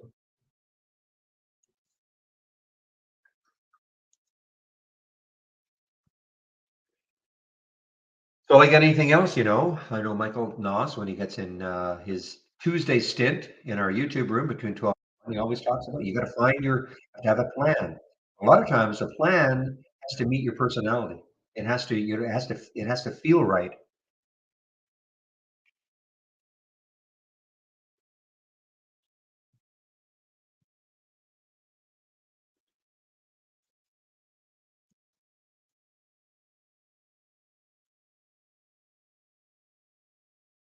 And Calvin's got, I mean, that's the greatest plan in the world. Buy low, sell high. I mean, that's it. All you have to do.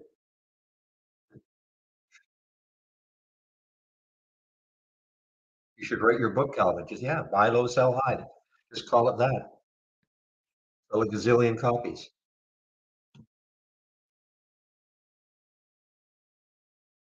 We're kidding here, guys.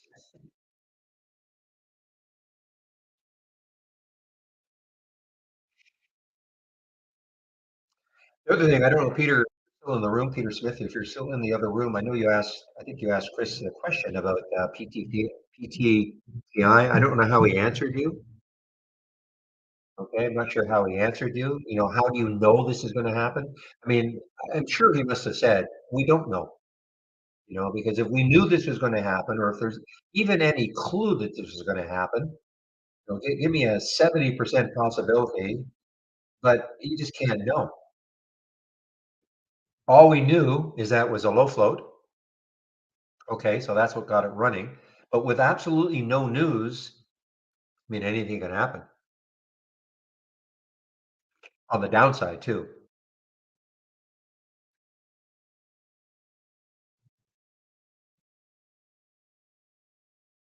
Look at IDAI though. Boy, this is really flatlining here.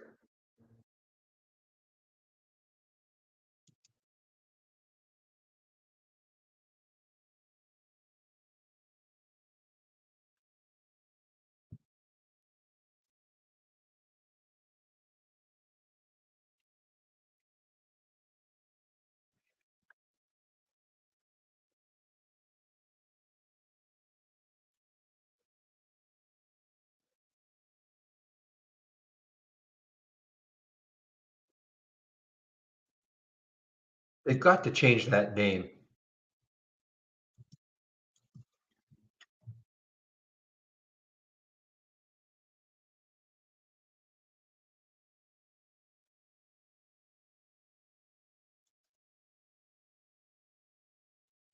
You know, I had to look that up again.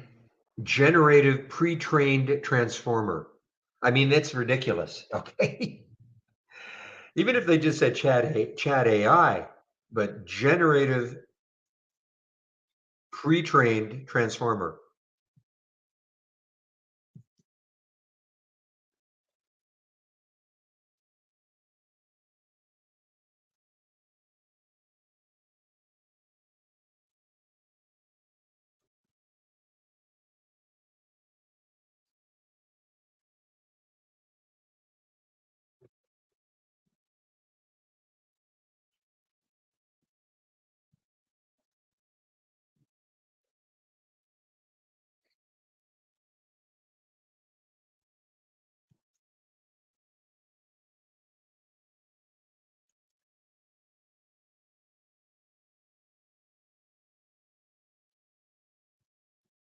Okay, guys. Well, questions? Something? Look at these EV plays. I mean, I haven't looked at them. I mean, I know Lucid had some bad news, but look at this Fisker FSR. This is now an all-time low, FSR. All these EV plays that were going to challenge Tesla. Riven, you know, almost a lifetime low, RIVN. Lucid, LCID, didn't have good numbers, almost a lifetime low. If you're talking to me, Lambo, Larry, am I long the market in this pullback? I don't get long the market. Okay, I only trade individual stocks. So I don't trade the market as such.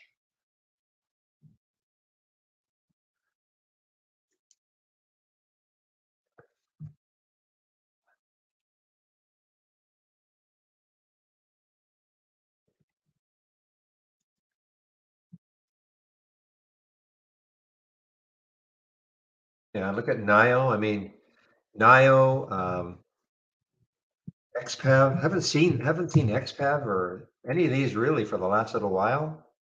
You know, they're all. I mean, look where they are in their lifetime range. You know, 5.5%. The NIO LI sort of Yeah, I was going to say that's sort of the leader of the three China EV plays, but it's still in the bottom third of its lifetime range.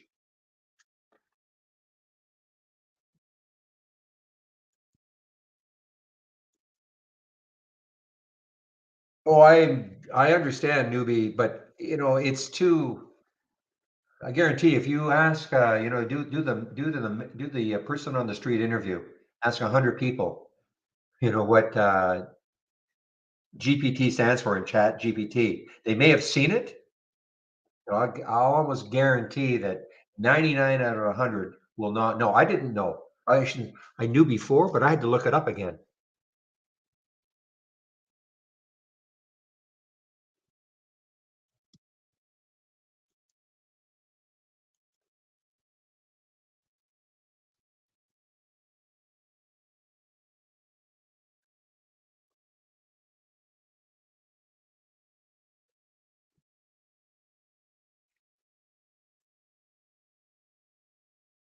Okay, this one just got halted because of volatility. IONM, another one.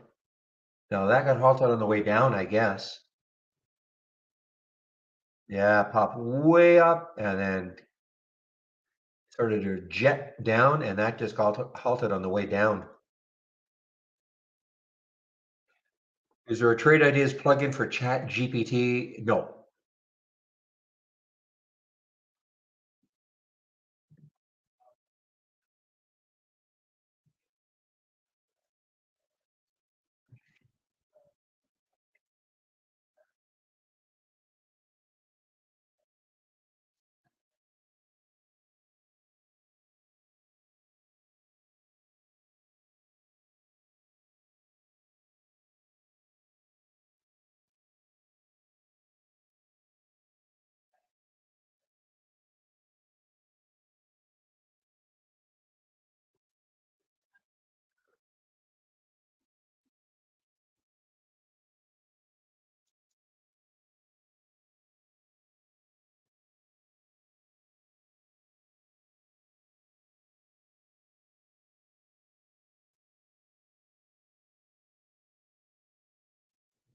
All right, guys. Well, again, not much happening. This OBLG, I mean, look, it's got a shot, I guess, if it gets through 254 with some volume.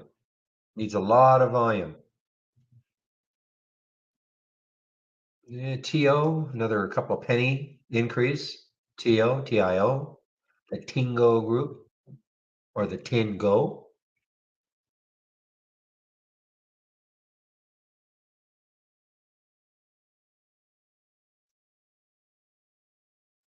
Look how that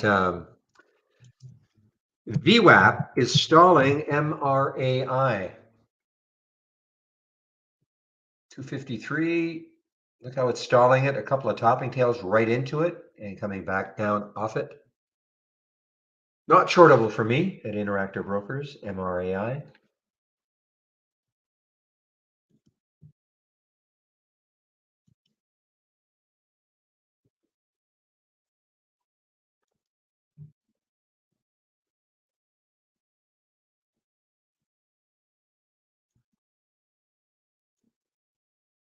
I'm not in this anymore, but ever takes out 9.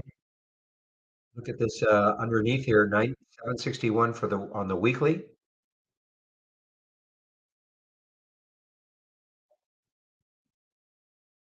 I mean, here's another one moving down, and I cannot see any news on it. No, I cannot see any news. But this is a big, big drop, 26%. It's not an earnings play, May 1st, so it's not an earnings play. Unless somewhere they came out and guided, they put the numbers out there and said, you know what, our May 1st earnings release is not going to be so good, but I cannot see any news on ever. Check our news.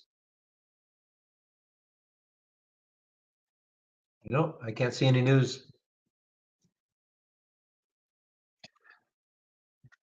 Which is a little unusual. These ones that move higher, okay. I mean, we've grown accustomed to those ones that, move higher, the low floats that just move higher and no news at all. Okay.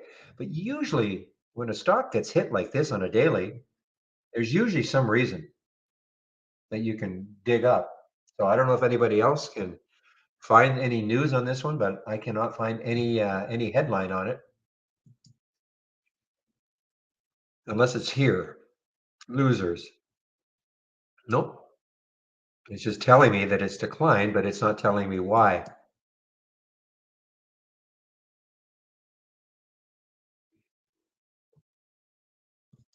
As opposed to something like the SPR, which had news. I mean, not good news. I mean, we know why SPR is moving down.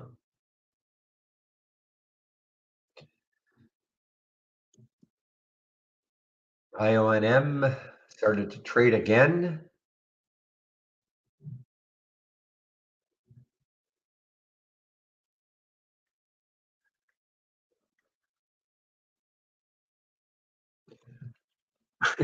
What strategies are interesting to you, but you don't personally trade? Not sure I know how to answer that. I mean, I have to say that I guess if I thought a strategy was interesting, why wouldn't I trade it?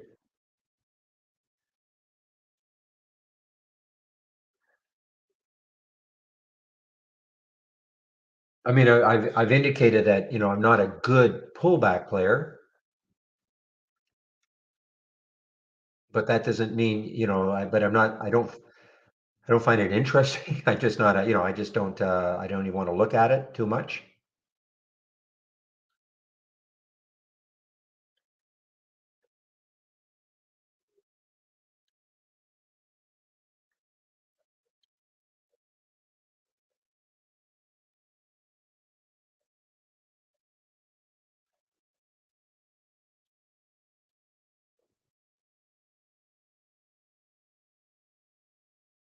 Yeah, I like what I'm comfortable with. Exactly. So, I mean, if I found a strategy interesting, I'd probably try to figure out a way to trade it. But if I don't, if I'm not comfortable with it, then I don't find it interesting, I suppose. I guess that's how I could answer that question. Okay, guys, the MRAI, it's attempting. In fact, look what it did. It's attempting to get through the VWAP.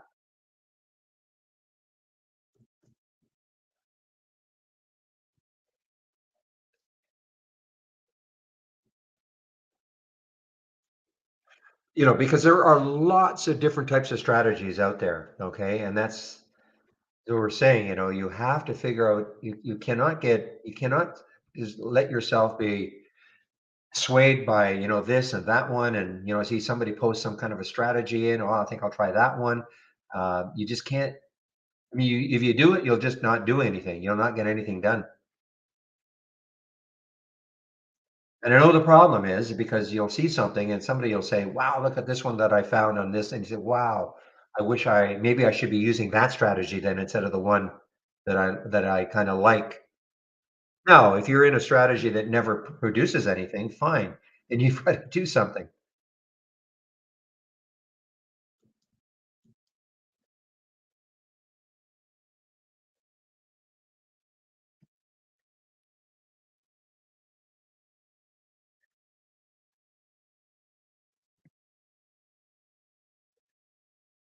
Well, it's not easy, Lambo. Yeah, it's not easy. I mean, you've got to practice. You've got to somehow get comfortable with something. I mean, I am so comfortable with my 10-day daily breakout and down. Doesn't mean I take every trade, but I can't wait. Monday, I can't wait for Monday. What ones am I going to see in these two? Okay. Don't get too many alerts, so it makes it easy to concentrate on just a few symbols.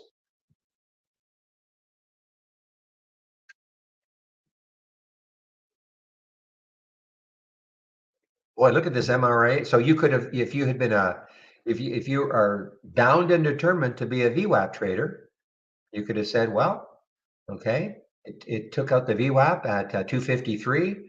It got up to close at 267. Maybe you take that trade and put your stop just at the VWAP. I mean, that's something that you might look at.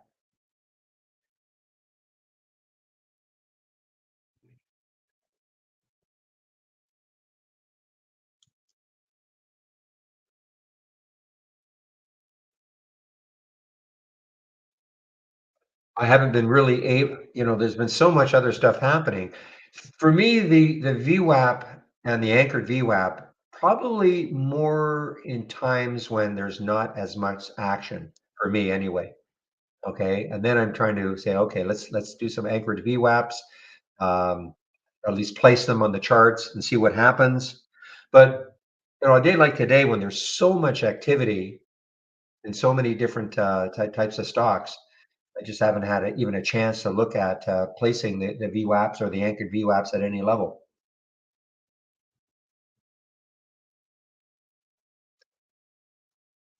So my source for news is, I mean, I'll use Trade Ideas News for news in the past because it'll show me stuff in the past.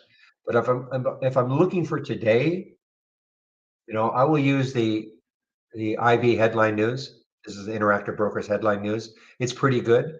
Now, even though you hear me keep saying I can't find any news, well, on some of these stocks, there really isn't any news. Okay, but most of the time, if there is some news, I'll see it in this headline news from IB Interactive Brokers. So that's basically what I use.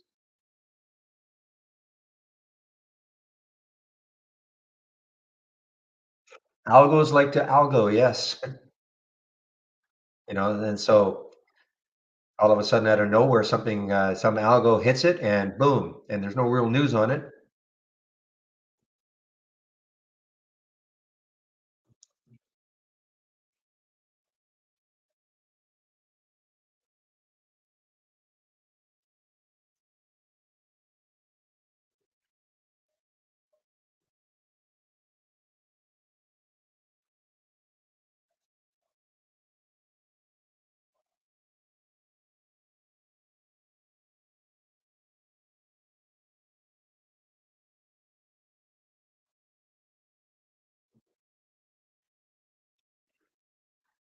But I think most brokers have some kind of headline news, don't they?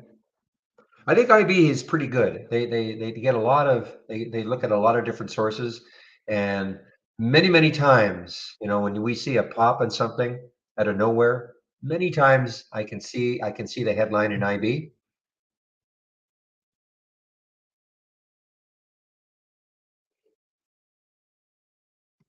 And we're not talking about these little companies that are just running on no news.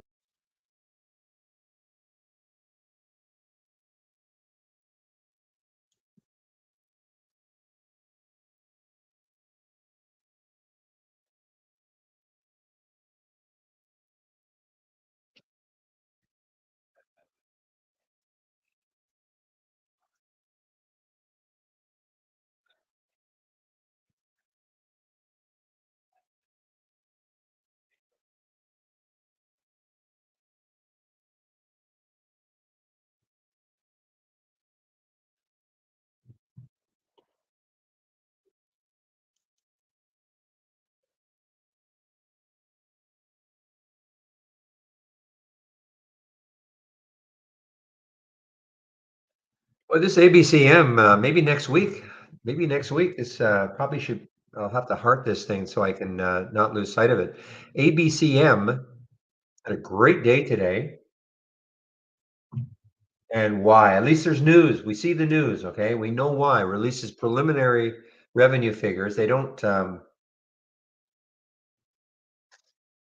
Now we have that they released on March the 20th. That was their last earnings release. But I guess what they're doing is I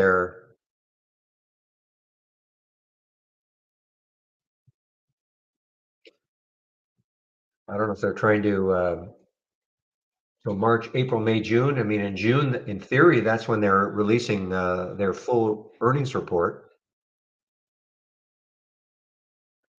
Anyway, at least there's some news. There's a reason why ABCM is moving higher. And so when you start looking left on ABCM, I mean, the next high, you got like 16 and then 16, 14. And then after that, you've got up into the 17 to 18 level. So that's a great daily move out of the UK.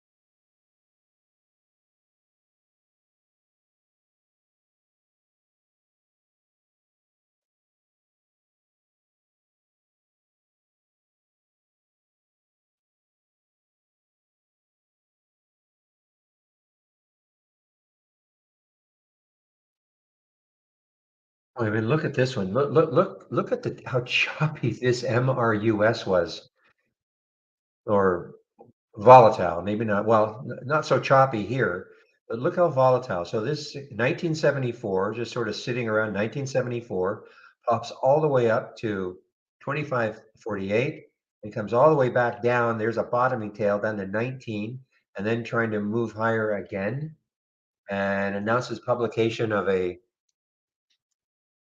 Oh, this is a. Did they do this yesterday? There's another company that did this. Basically, it's a covering all their bases, almost saying, a lot of things can go wrong. I think this is the same company, and then they published this abstract. Yeah, I sort of, I think I recognize that name.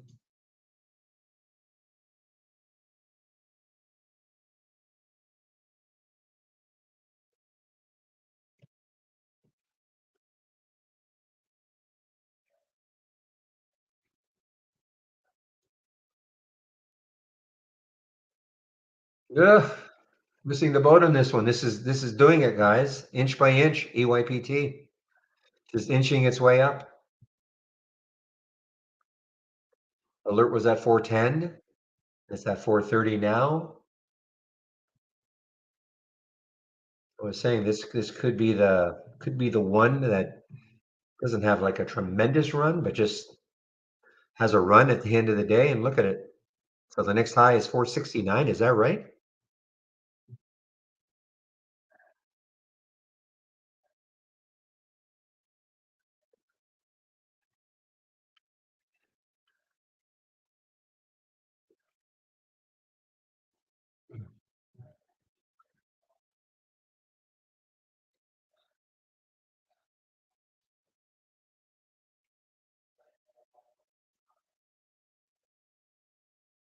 Maybe I'm going to reshort this ever if it takes out 9. I didn't think I was going to be able to get the short set easily because it's down 27%. And so the uptick rule definitely in effect, but I didn't have really an issue. And if it takes out 9, again, the next low looking left on the weekly chart is 765.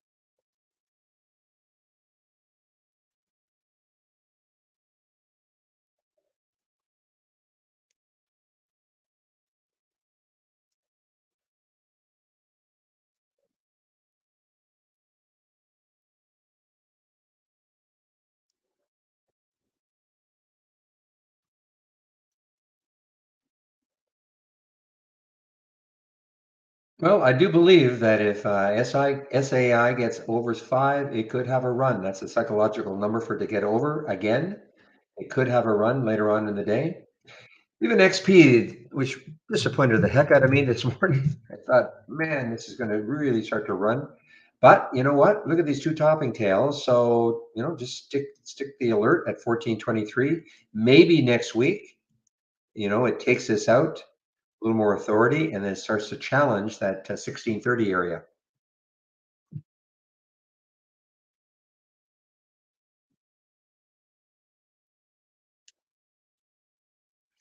And is another one, 1391 is the VWAP. So it's just a little bit above the VWAP now.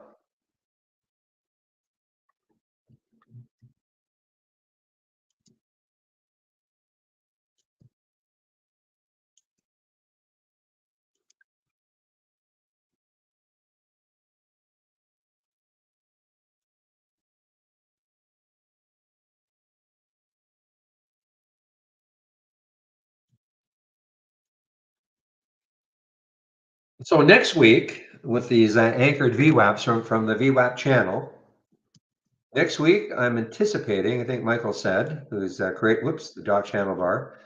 So what Michael said is that we should have our first intraday VWAP. Now, again, if you want to take a look at this, this is an add-on, $49 a month add-on, but you can obviously you can take a look at what it's all about before you make a decision if you want to try it out. And let me just give you that link.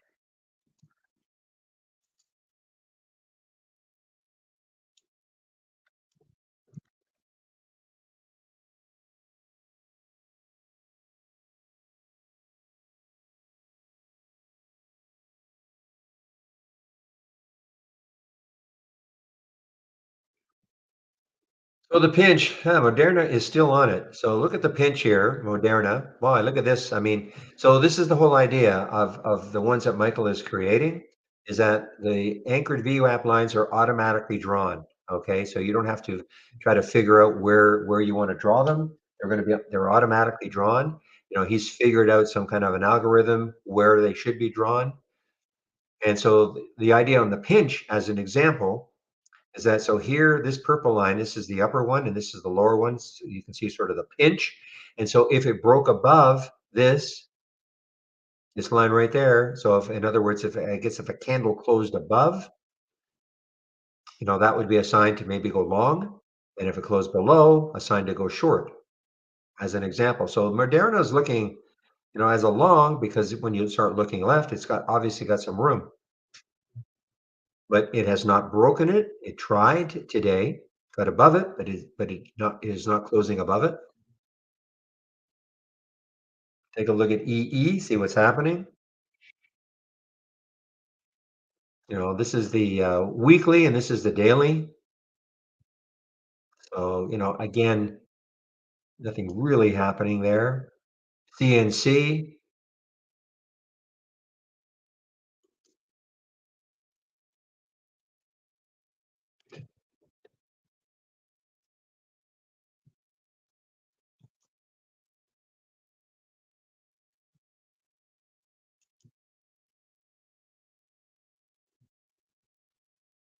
and then there's the pullback to the IPO.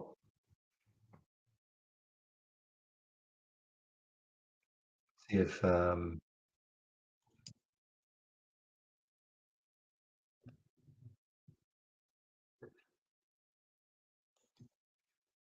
that's an expensive one. A BLCO.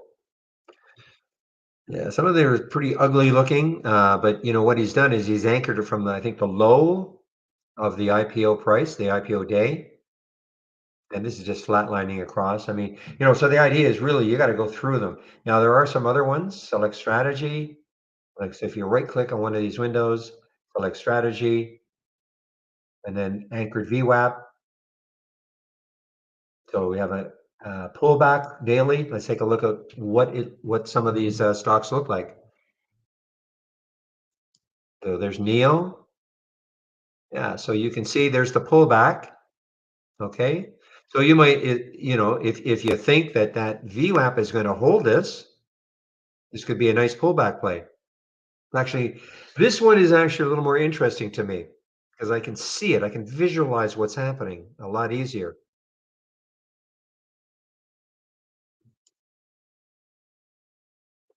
You can just sort of see. I mean, this is an ugly looking chart with all these topping tails and bottoming tails, but you can see what the algo found, pulled back to that anchored VWAP right there. Oh, ugly, ugly again. Some of these charts are very ugly.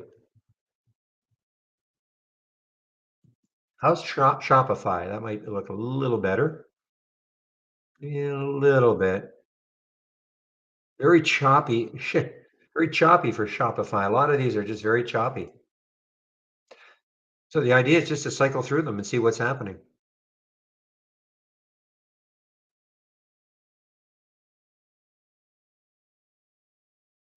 So again, he's going to be creating an intraday one. He will have, I don't know if we'll have them all at the same time, but we'll have a 5:30 5, 15, and 30.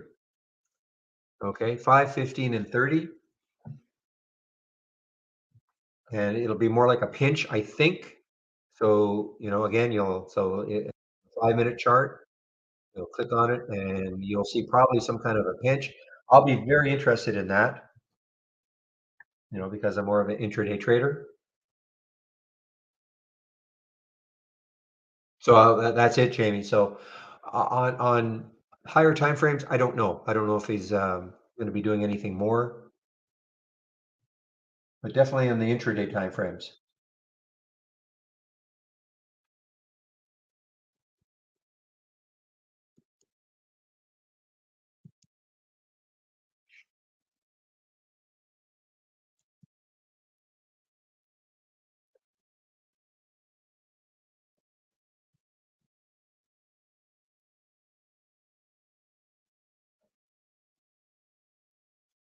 Yeah, look how close, very close. XP trading with the SPY.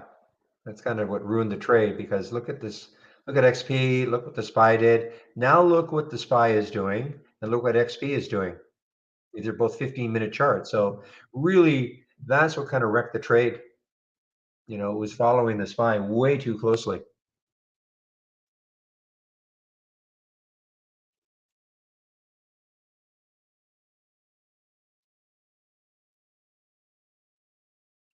I agree, Jamie. That is probably the only one that I would really pay that much attention to, even as a intraday trader, pulling back and seeing what's happening.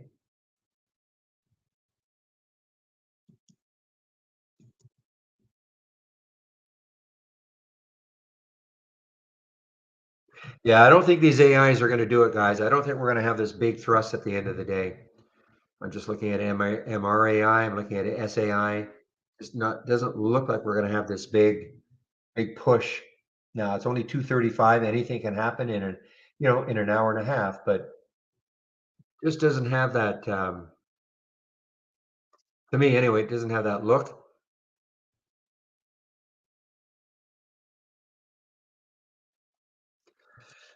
But let's take a look at Shady's BBAI. See if that is.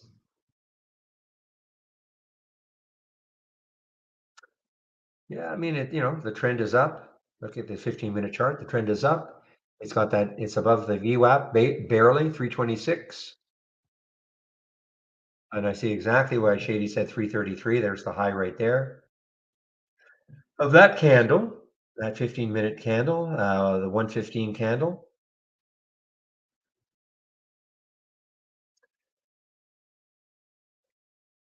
What was that stock that pulled back? Ooh, well, you're making me loaded again. That's okay though. Gives me something to do.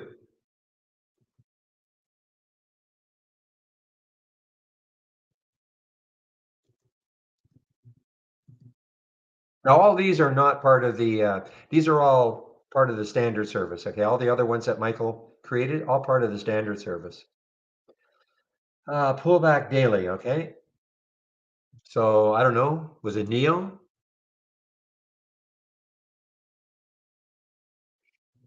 Here's one. It pulled back. I think that's to me that's pretty interesting. Look at the weekly and look at the daily.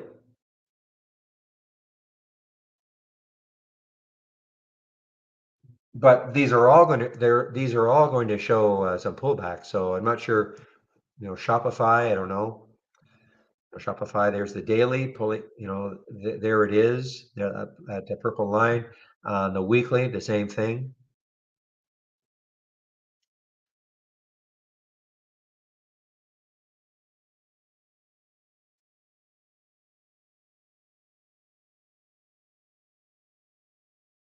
Okay, so I did not get into PI actually. I missed it. I don't know what the heck I was doing, but I had the alert here at 2:22 and I missed it completely. And when I swing it, yeah, it's a bio, okay? It's not the same as those AIs. Swinging bios, yeah, you know what I mean. If you've made money, but I doubt very much it's going to do anything like a CXI AI.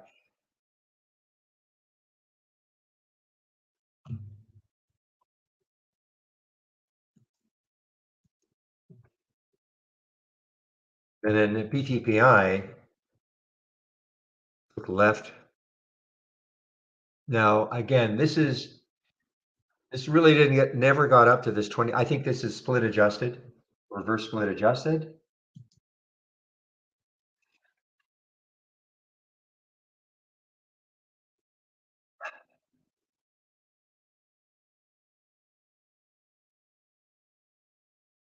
Yeah, so they did a reverse split. So that is, so this stock never really got up to $28, okay? But split adjusted.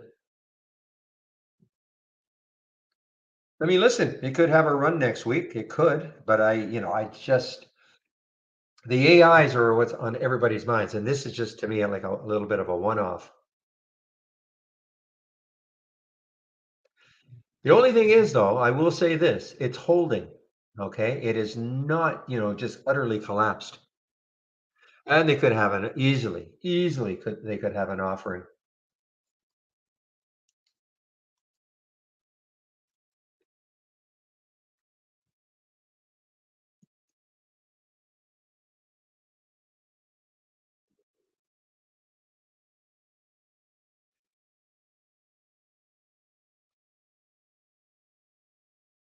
Well, and so has IDAI has done their financing. Be interesting to see what it does next week.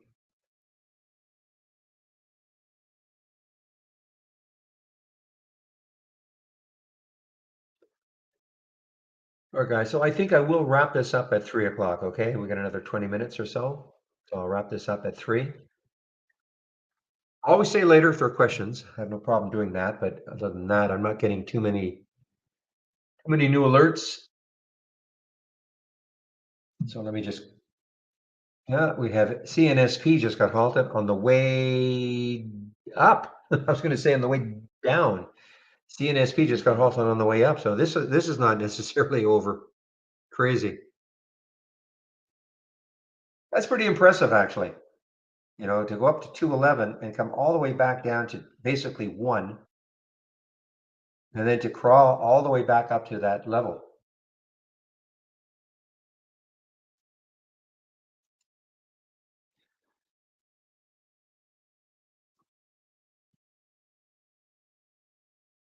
Okay, let's look at my home page for the week.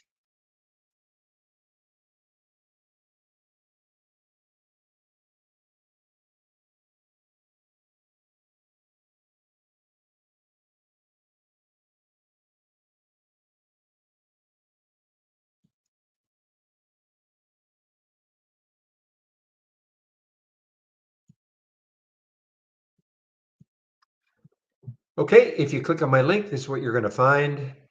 Obviously, here's a way in which you can take out a subscription. You can use this promo code Barry15 for 15% off the first month only, or a year.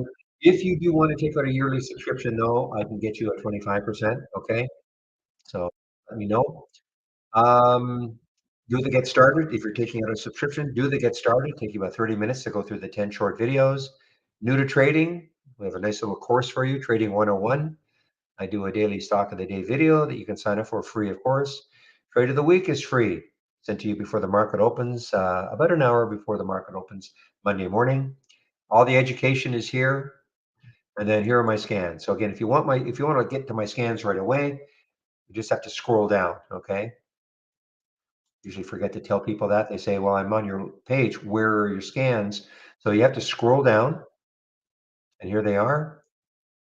And by far, my favorite scans are this the 10-day daily breakouts and downs. Okay, by far. But that's me. That's me. It doesn't have to be your favorites. This is what I use in the pre-market. Pre-market actives up and down. The momentum scan is basically this one here. And I added the option plays. This option play scan will get quite active as we get more and more into earnings season. Okay. Because that's when companies, when they have sort of abnormal trading days, usually if they trade options at all, they'll usually have abnormal option activity that day too.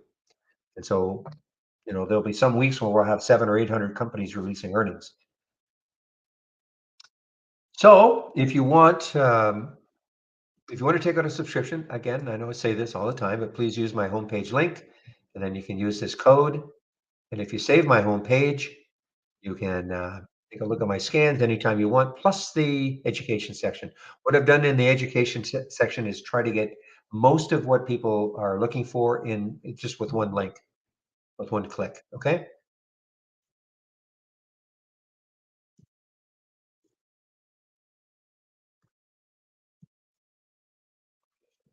Yeah, you too, Jamie.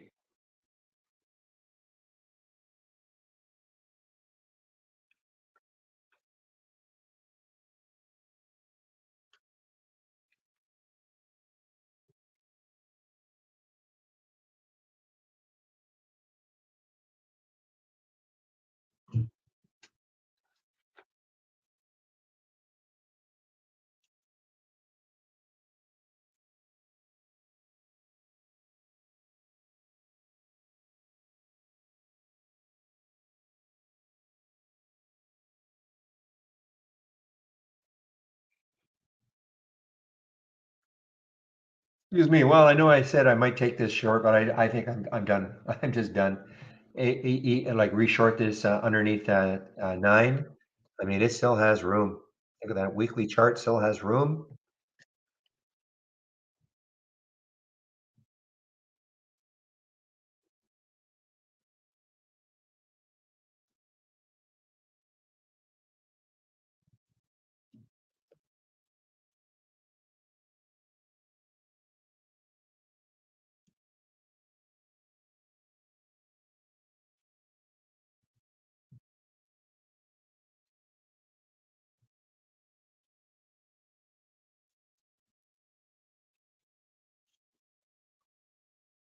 Okay, let's see. CNSP is resumed. Wow, it's taking out the high. Took out the high, right? 211 took out the high. Well, I got to admit, I would not have seen this coming. Not even remotely. Not after it basically got cut in half from the highs.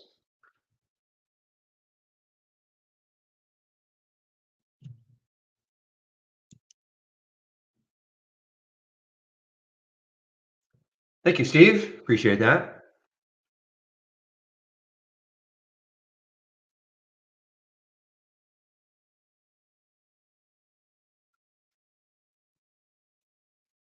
And halted again. Boy, this is gonna move higher. Looks like this is uncommon, in my opinion. This is very rare to see something like this happen. Where you had the big rip, halted a few times. People made some money, on the way up, and then some people lost on the way down. That's usually it, especially with that sort of a drop from 2 down to 1. I mean, that's a major, major drop. But for it to come all the way back and unknown news, unknown news. This is a this is Benzinga, yeah, not seeing any company specific news to justify the price action.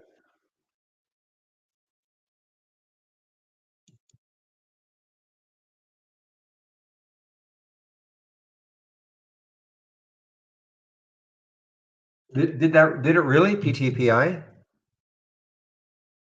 Have to check that.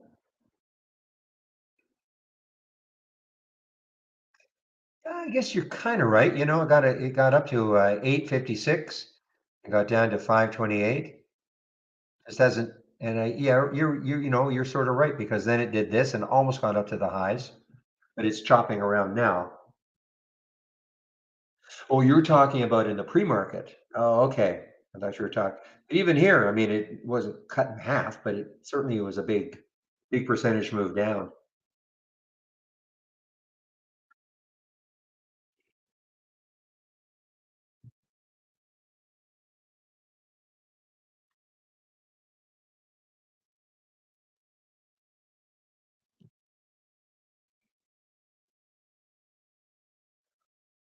And my guess is that there are not a lot of brokerages that have shorts for this one, which helps. If there are not a lot of like interactive brokers don't have any shorts for a PTPI.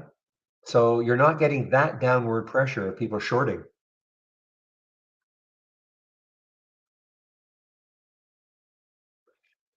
Yeah, Alex in our YouTube room. Well, we saw that several months ago. He's saying there are many tickers that have done reverse splits in the past that are running hard, like CNSP today. Most definitely a current theme. So we saw that, I don't know, was it 2 months ago, 3 months ago? And we had a week, at least a good solid week of these reverse splitters, as we called them. We literally, I think we named it the reverse split sector, of which, yeah, these reverse splits just started to run.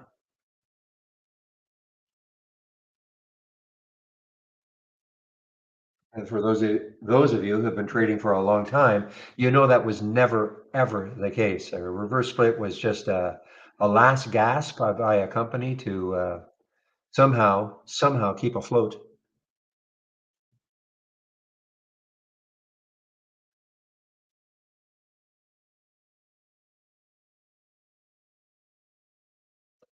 So that BFRG is approaching the VWAP again. BFRG.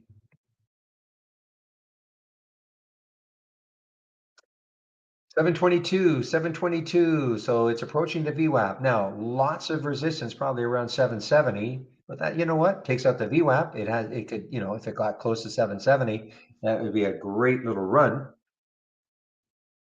And of course, I'm not saying it's going to do that, but look, I mean, look right now, look at the power right now, look at the power of the VWAP. I mean, it's getting into it. And at one point it pulled right back, even on that candle, this 15-minute candle, it pulled back. Now it's right back up into it again.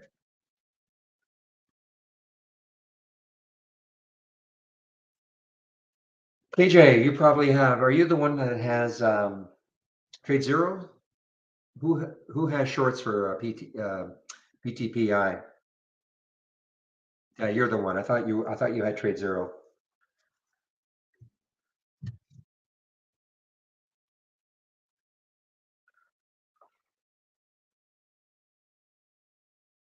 How many shorts available for that one at Trade Zero? Just out of curiosity.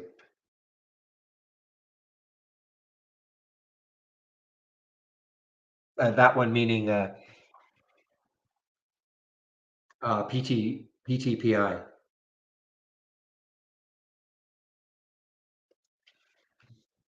Oh man, look at this! Look at this CNSP, just severe rippage. I mean, look at this topping tail right there. It looks all alone now as the high of the day. And halted again. Well, hey, maybe one of these AI plays.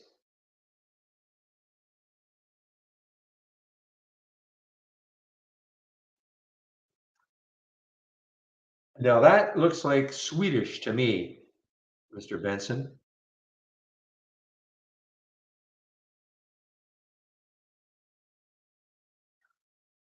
100 shares for $4. Okay.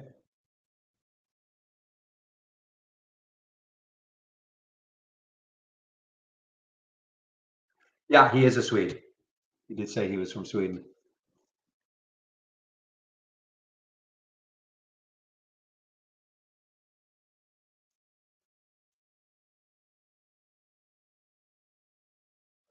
He has been a trooper. He's stuck the whole day. I know what time it is over there. Sometime in the Friday evening for you, right, Alex?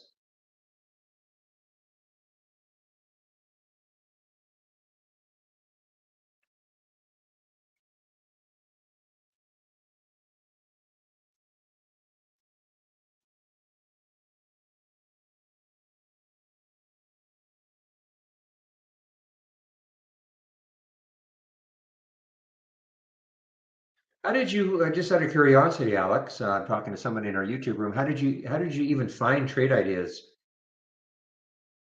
I mean, I know I mean, it doesn't matter where you live in the world, you can use trade ideas, but just wondering out of curiosity, how did you even find it?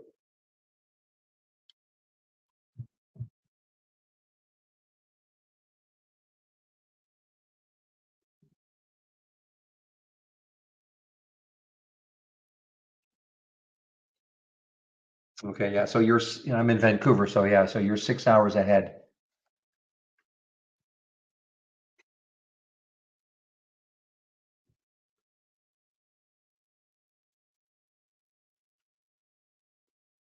I'm sorry, you are not 6 hours ahead. You are 9 hours ahead in Vancouver. I'm looking at my Eastern time zone clock.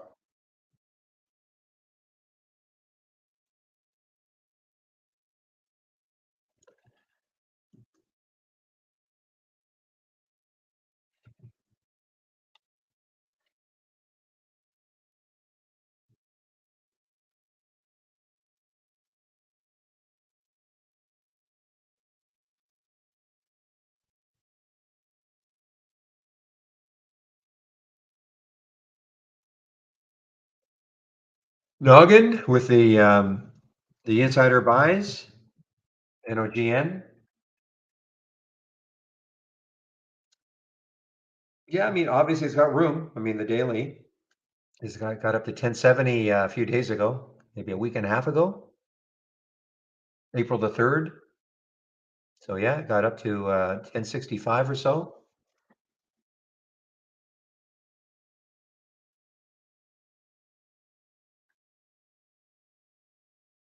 Oh,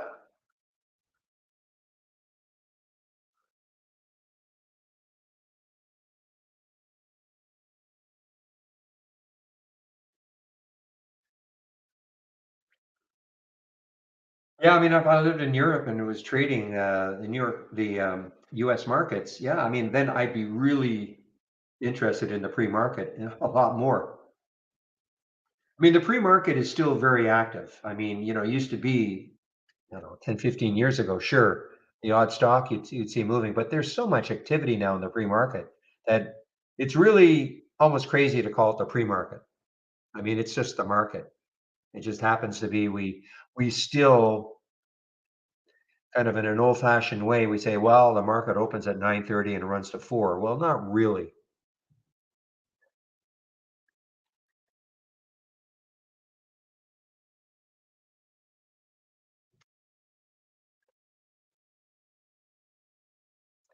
NIR, let's take a look at NIR. You guys are talking about it earlier, I know. Yeah, the 4 pop. Wow, look at Ever.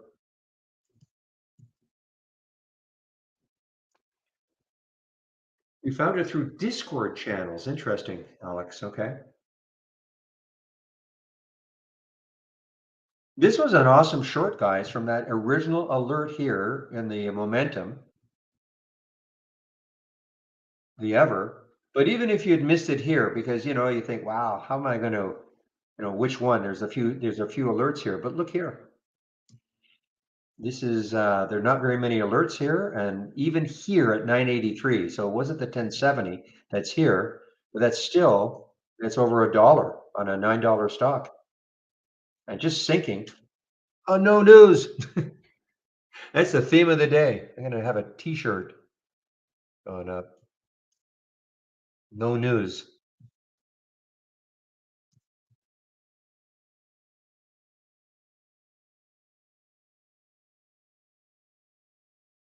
So again, I'm really concentrating on these two scans, the options play and the daily breakout and down. And I use this, when this gets, I'm not getting, I don't get too many alerts here, obviously. So this is when I start looking at the momentum. A lot of time, the momentum will be in here too.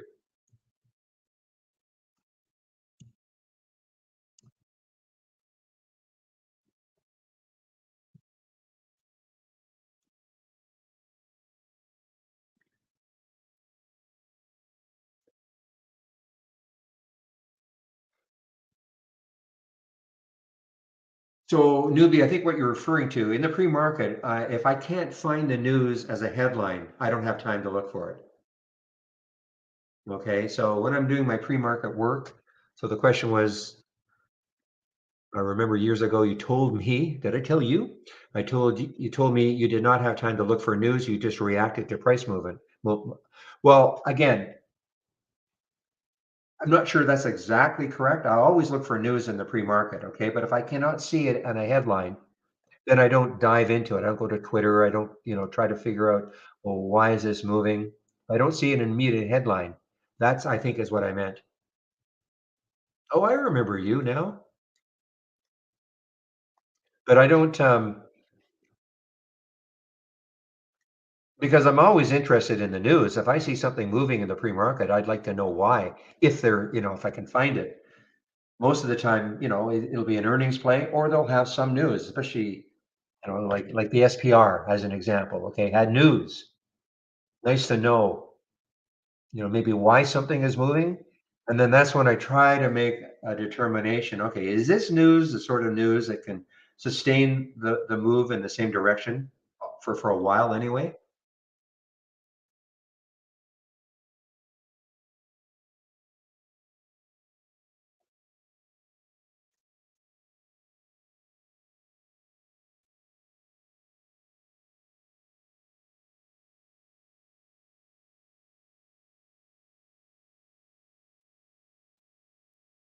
I think it was more that when you see a pop in something, a lot of times, yeah, I won't know why. They're like, we don't have. I mean, the IB headline news is pretty good, but I wouldn't have to see it intraday if something is popping. Don't necessarily have to see the news on it. Look at this ever, guys. Okay, guys, somebody find the news on it. I mean, this is devastating. 30% down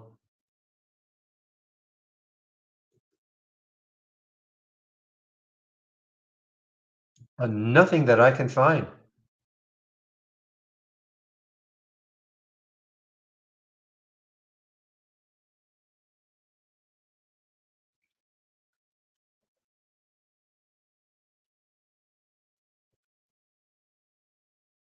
I mean, this has a chance to keep moving down next week because I mean, if it takes that 769, then the low down here is 570. Heart it. Make sure I don't miss it.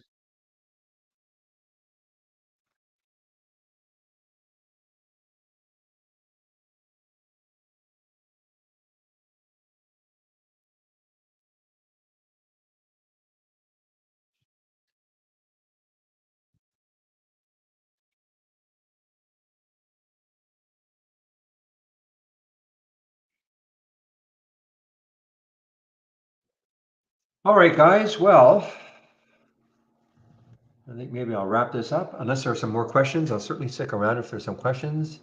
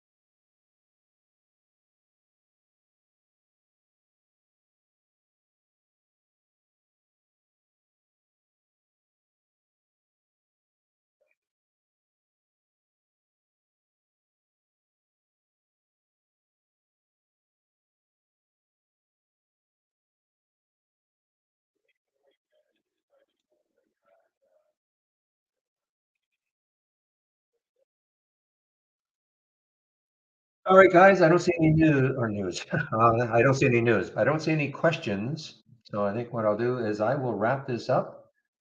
What a week. Every week I can say that though, really, but what a week.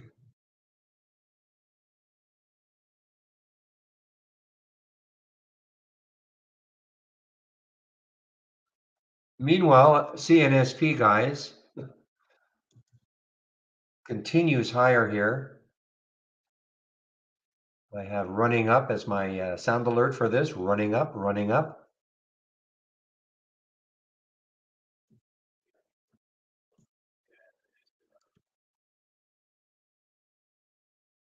Okay, well, I'm bushed. So I think that's it for me. So thanks for all the help all week long.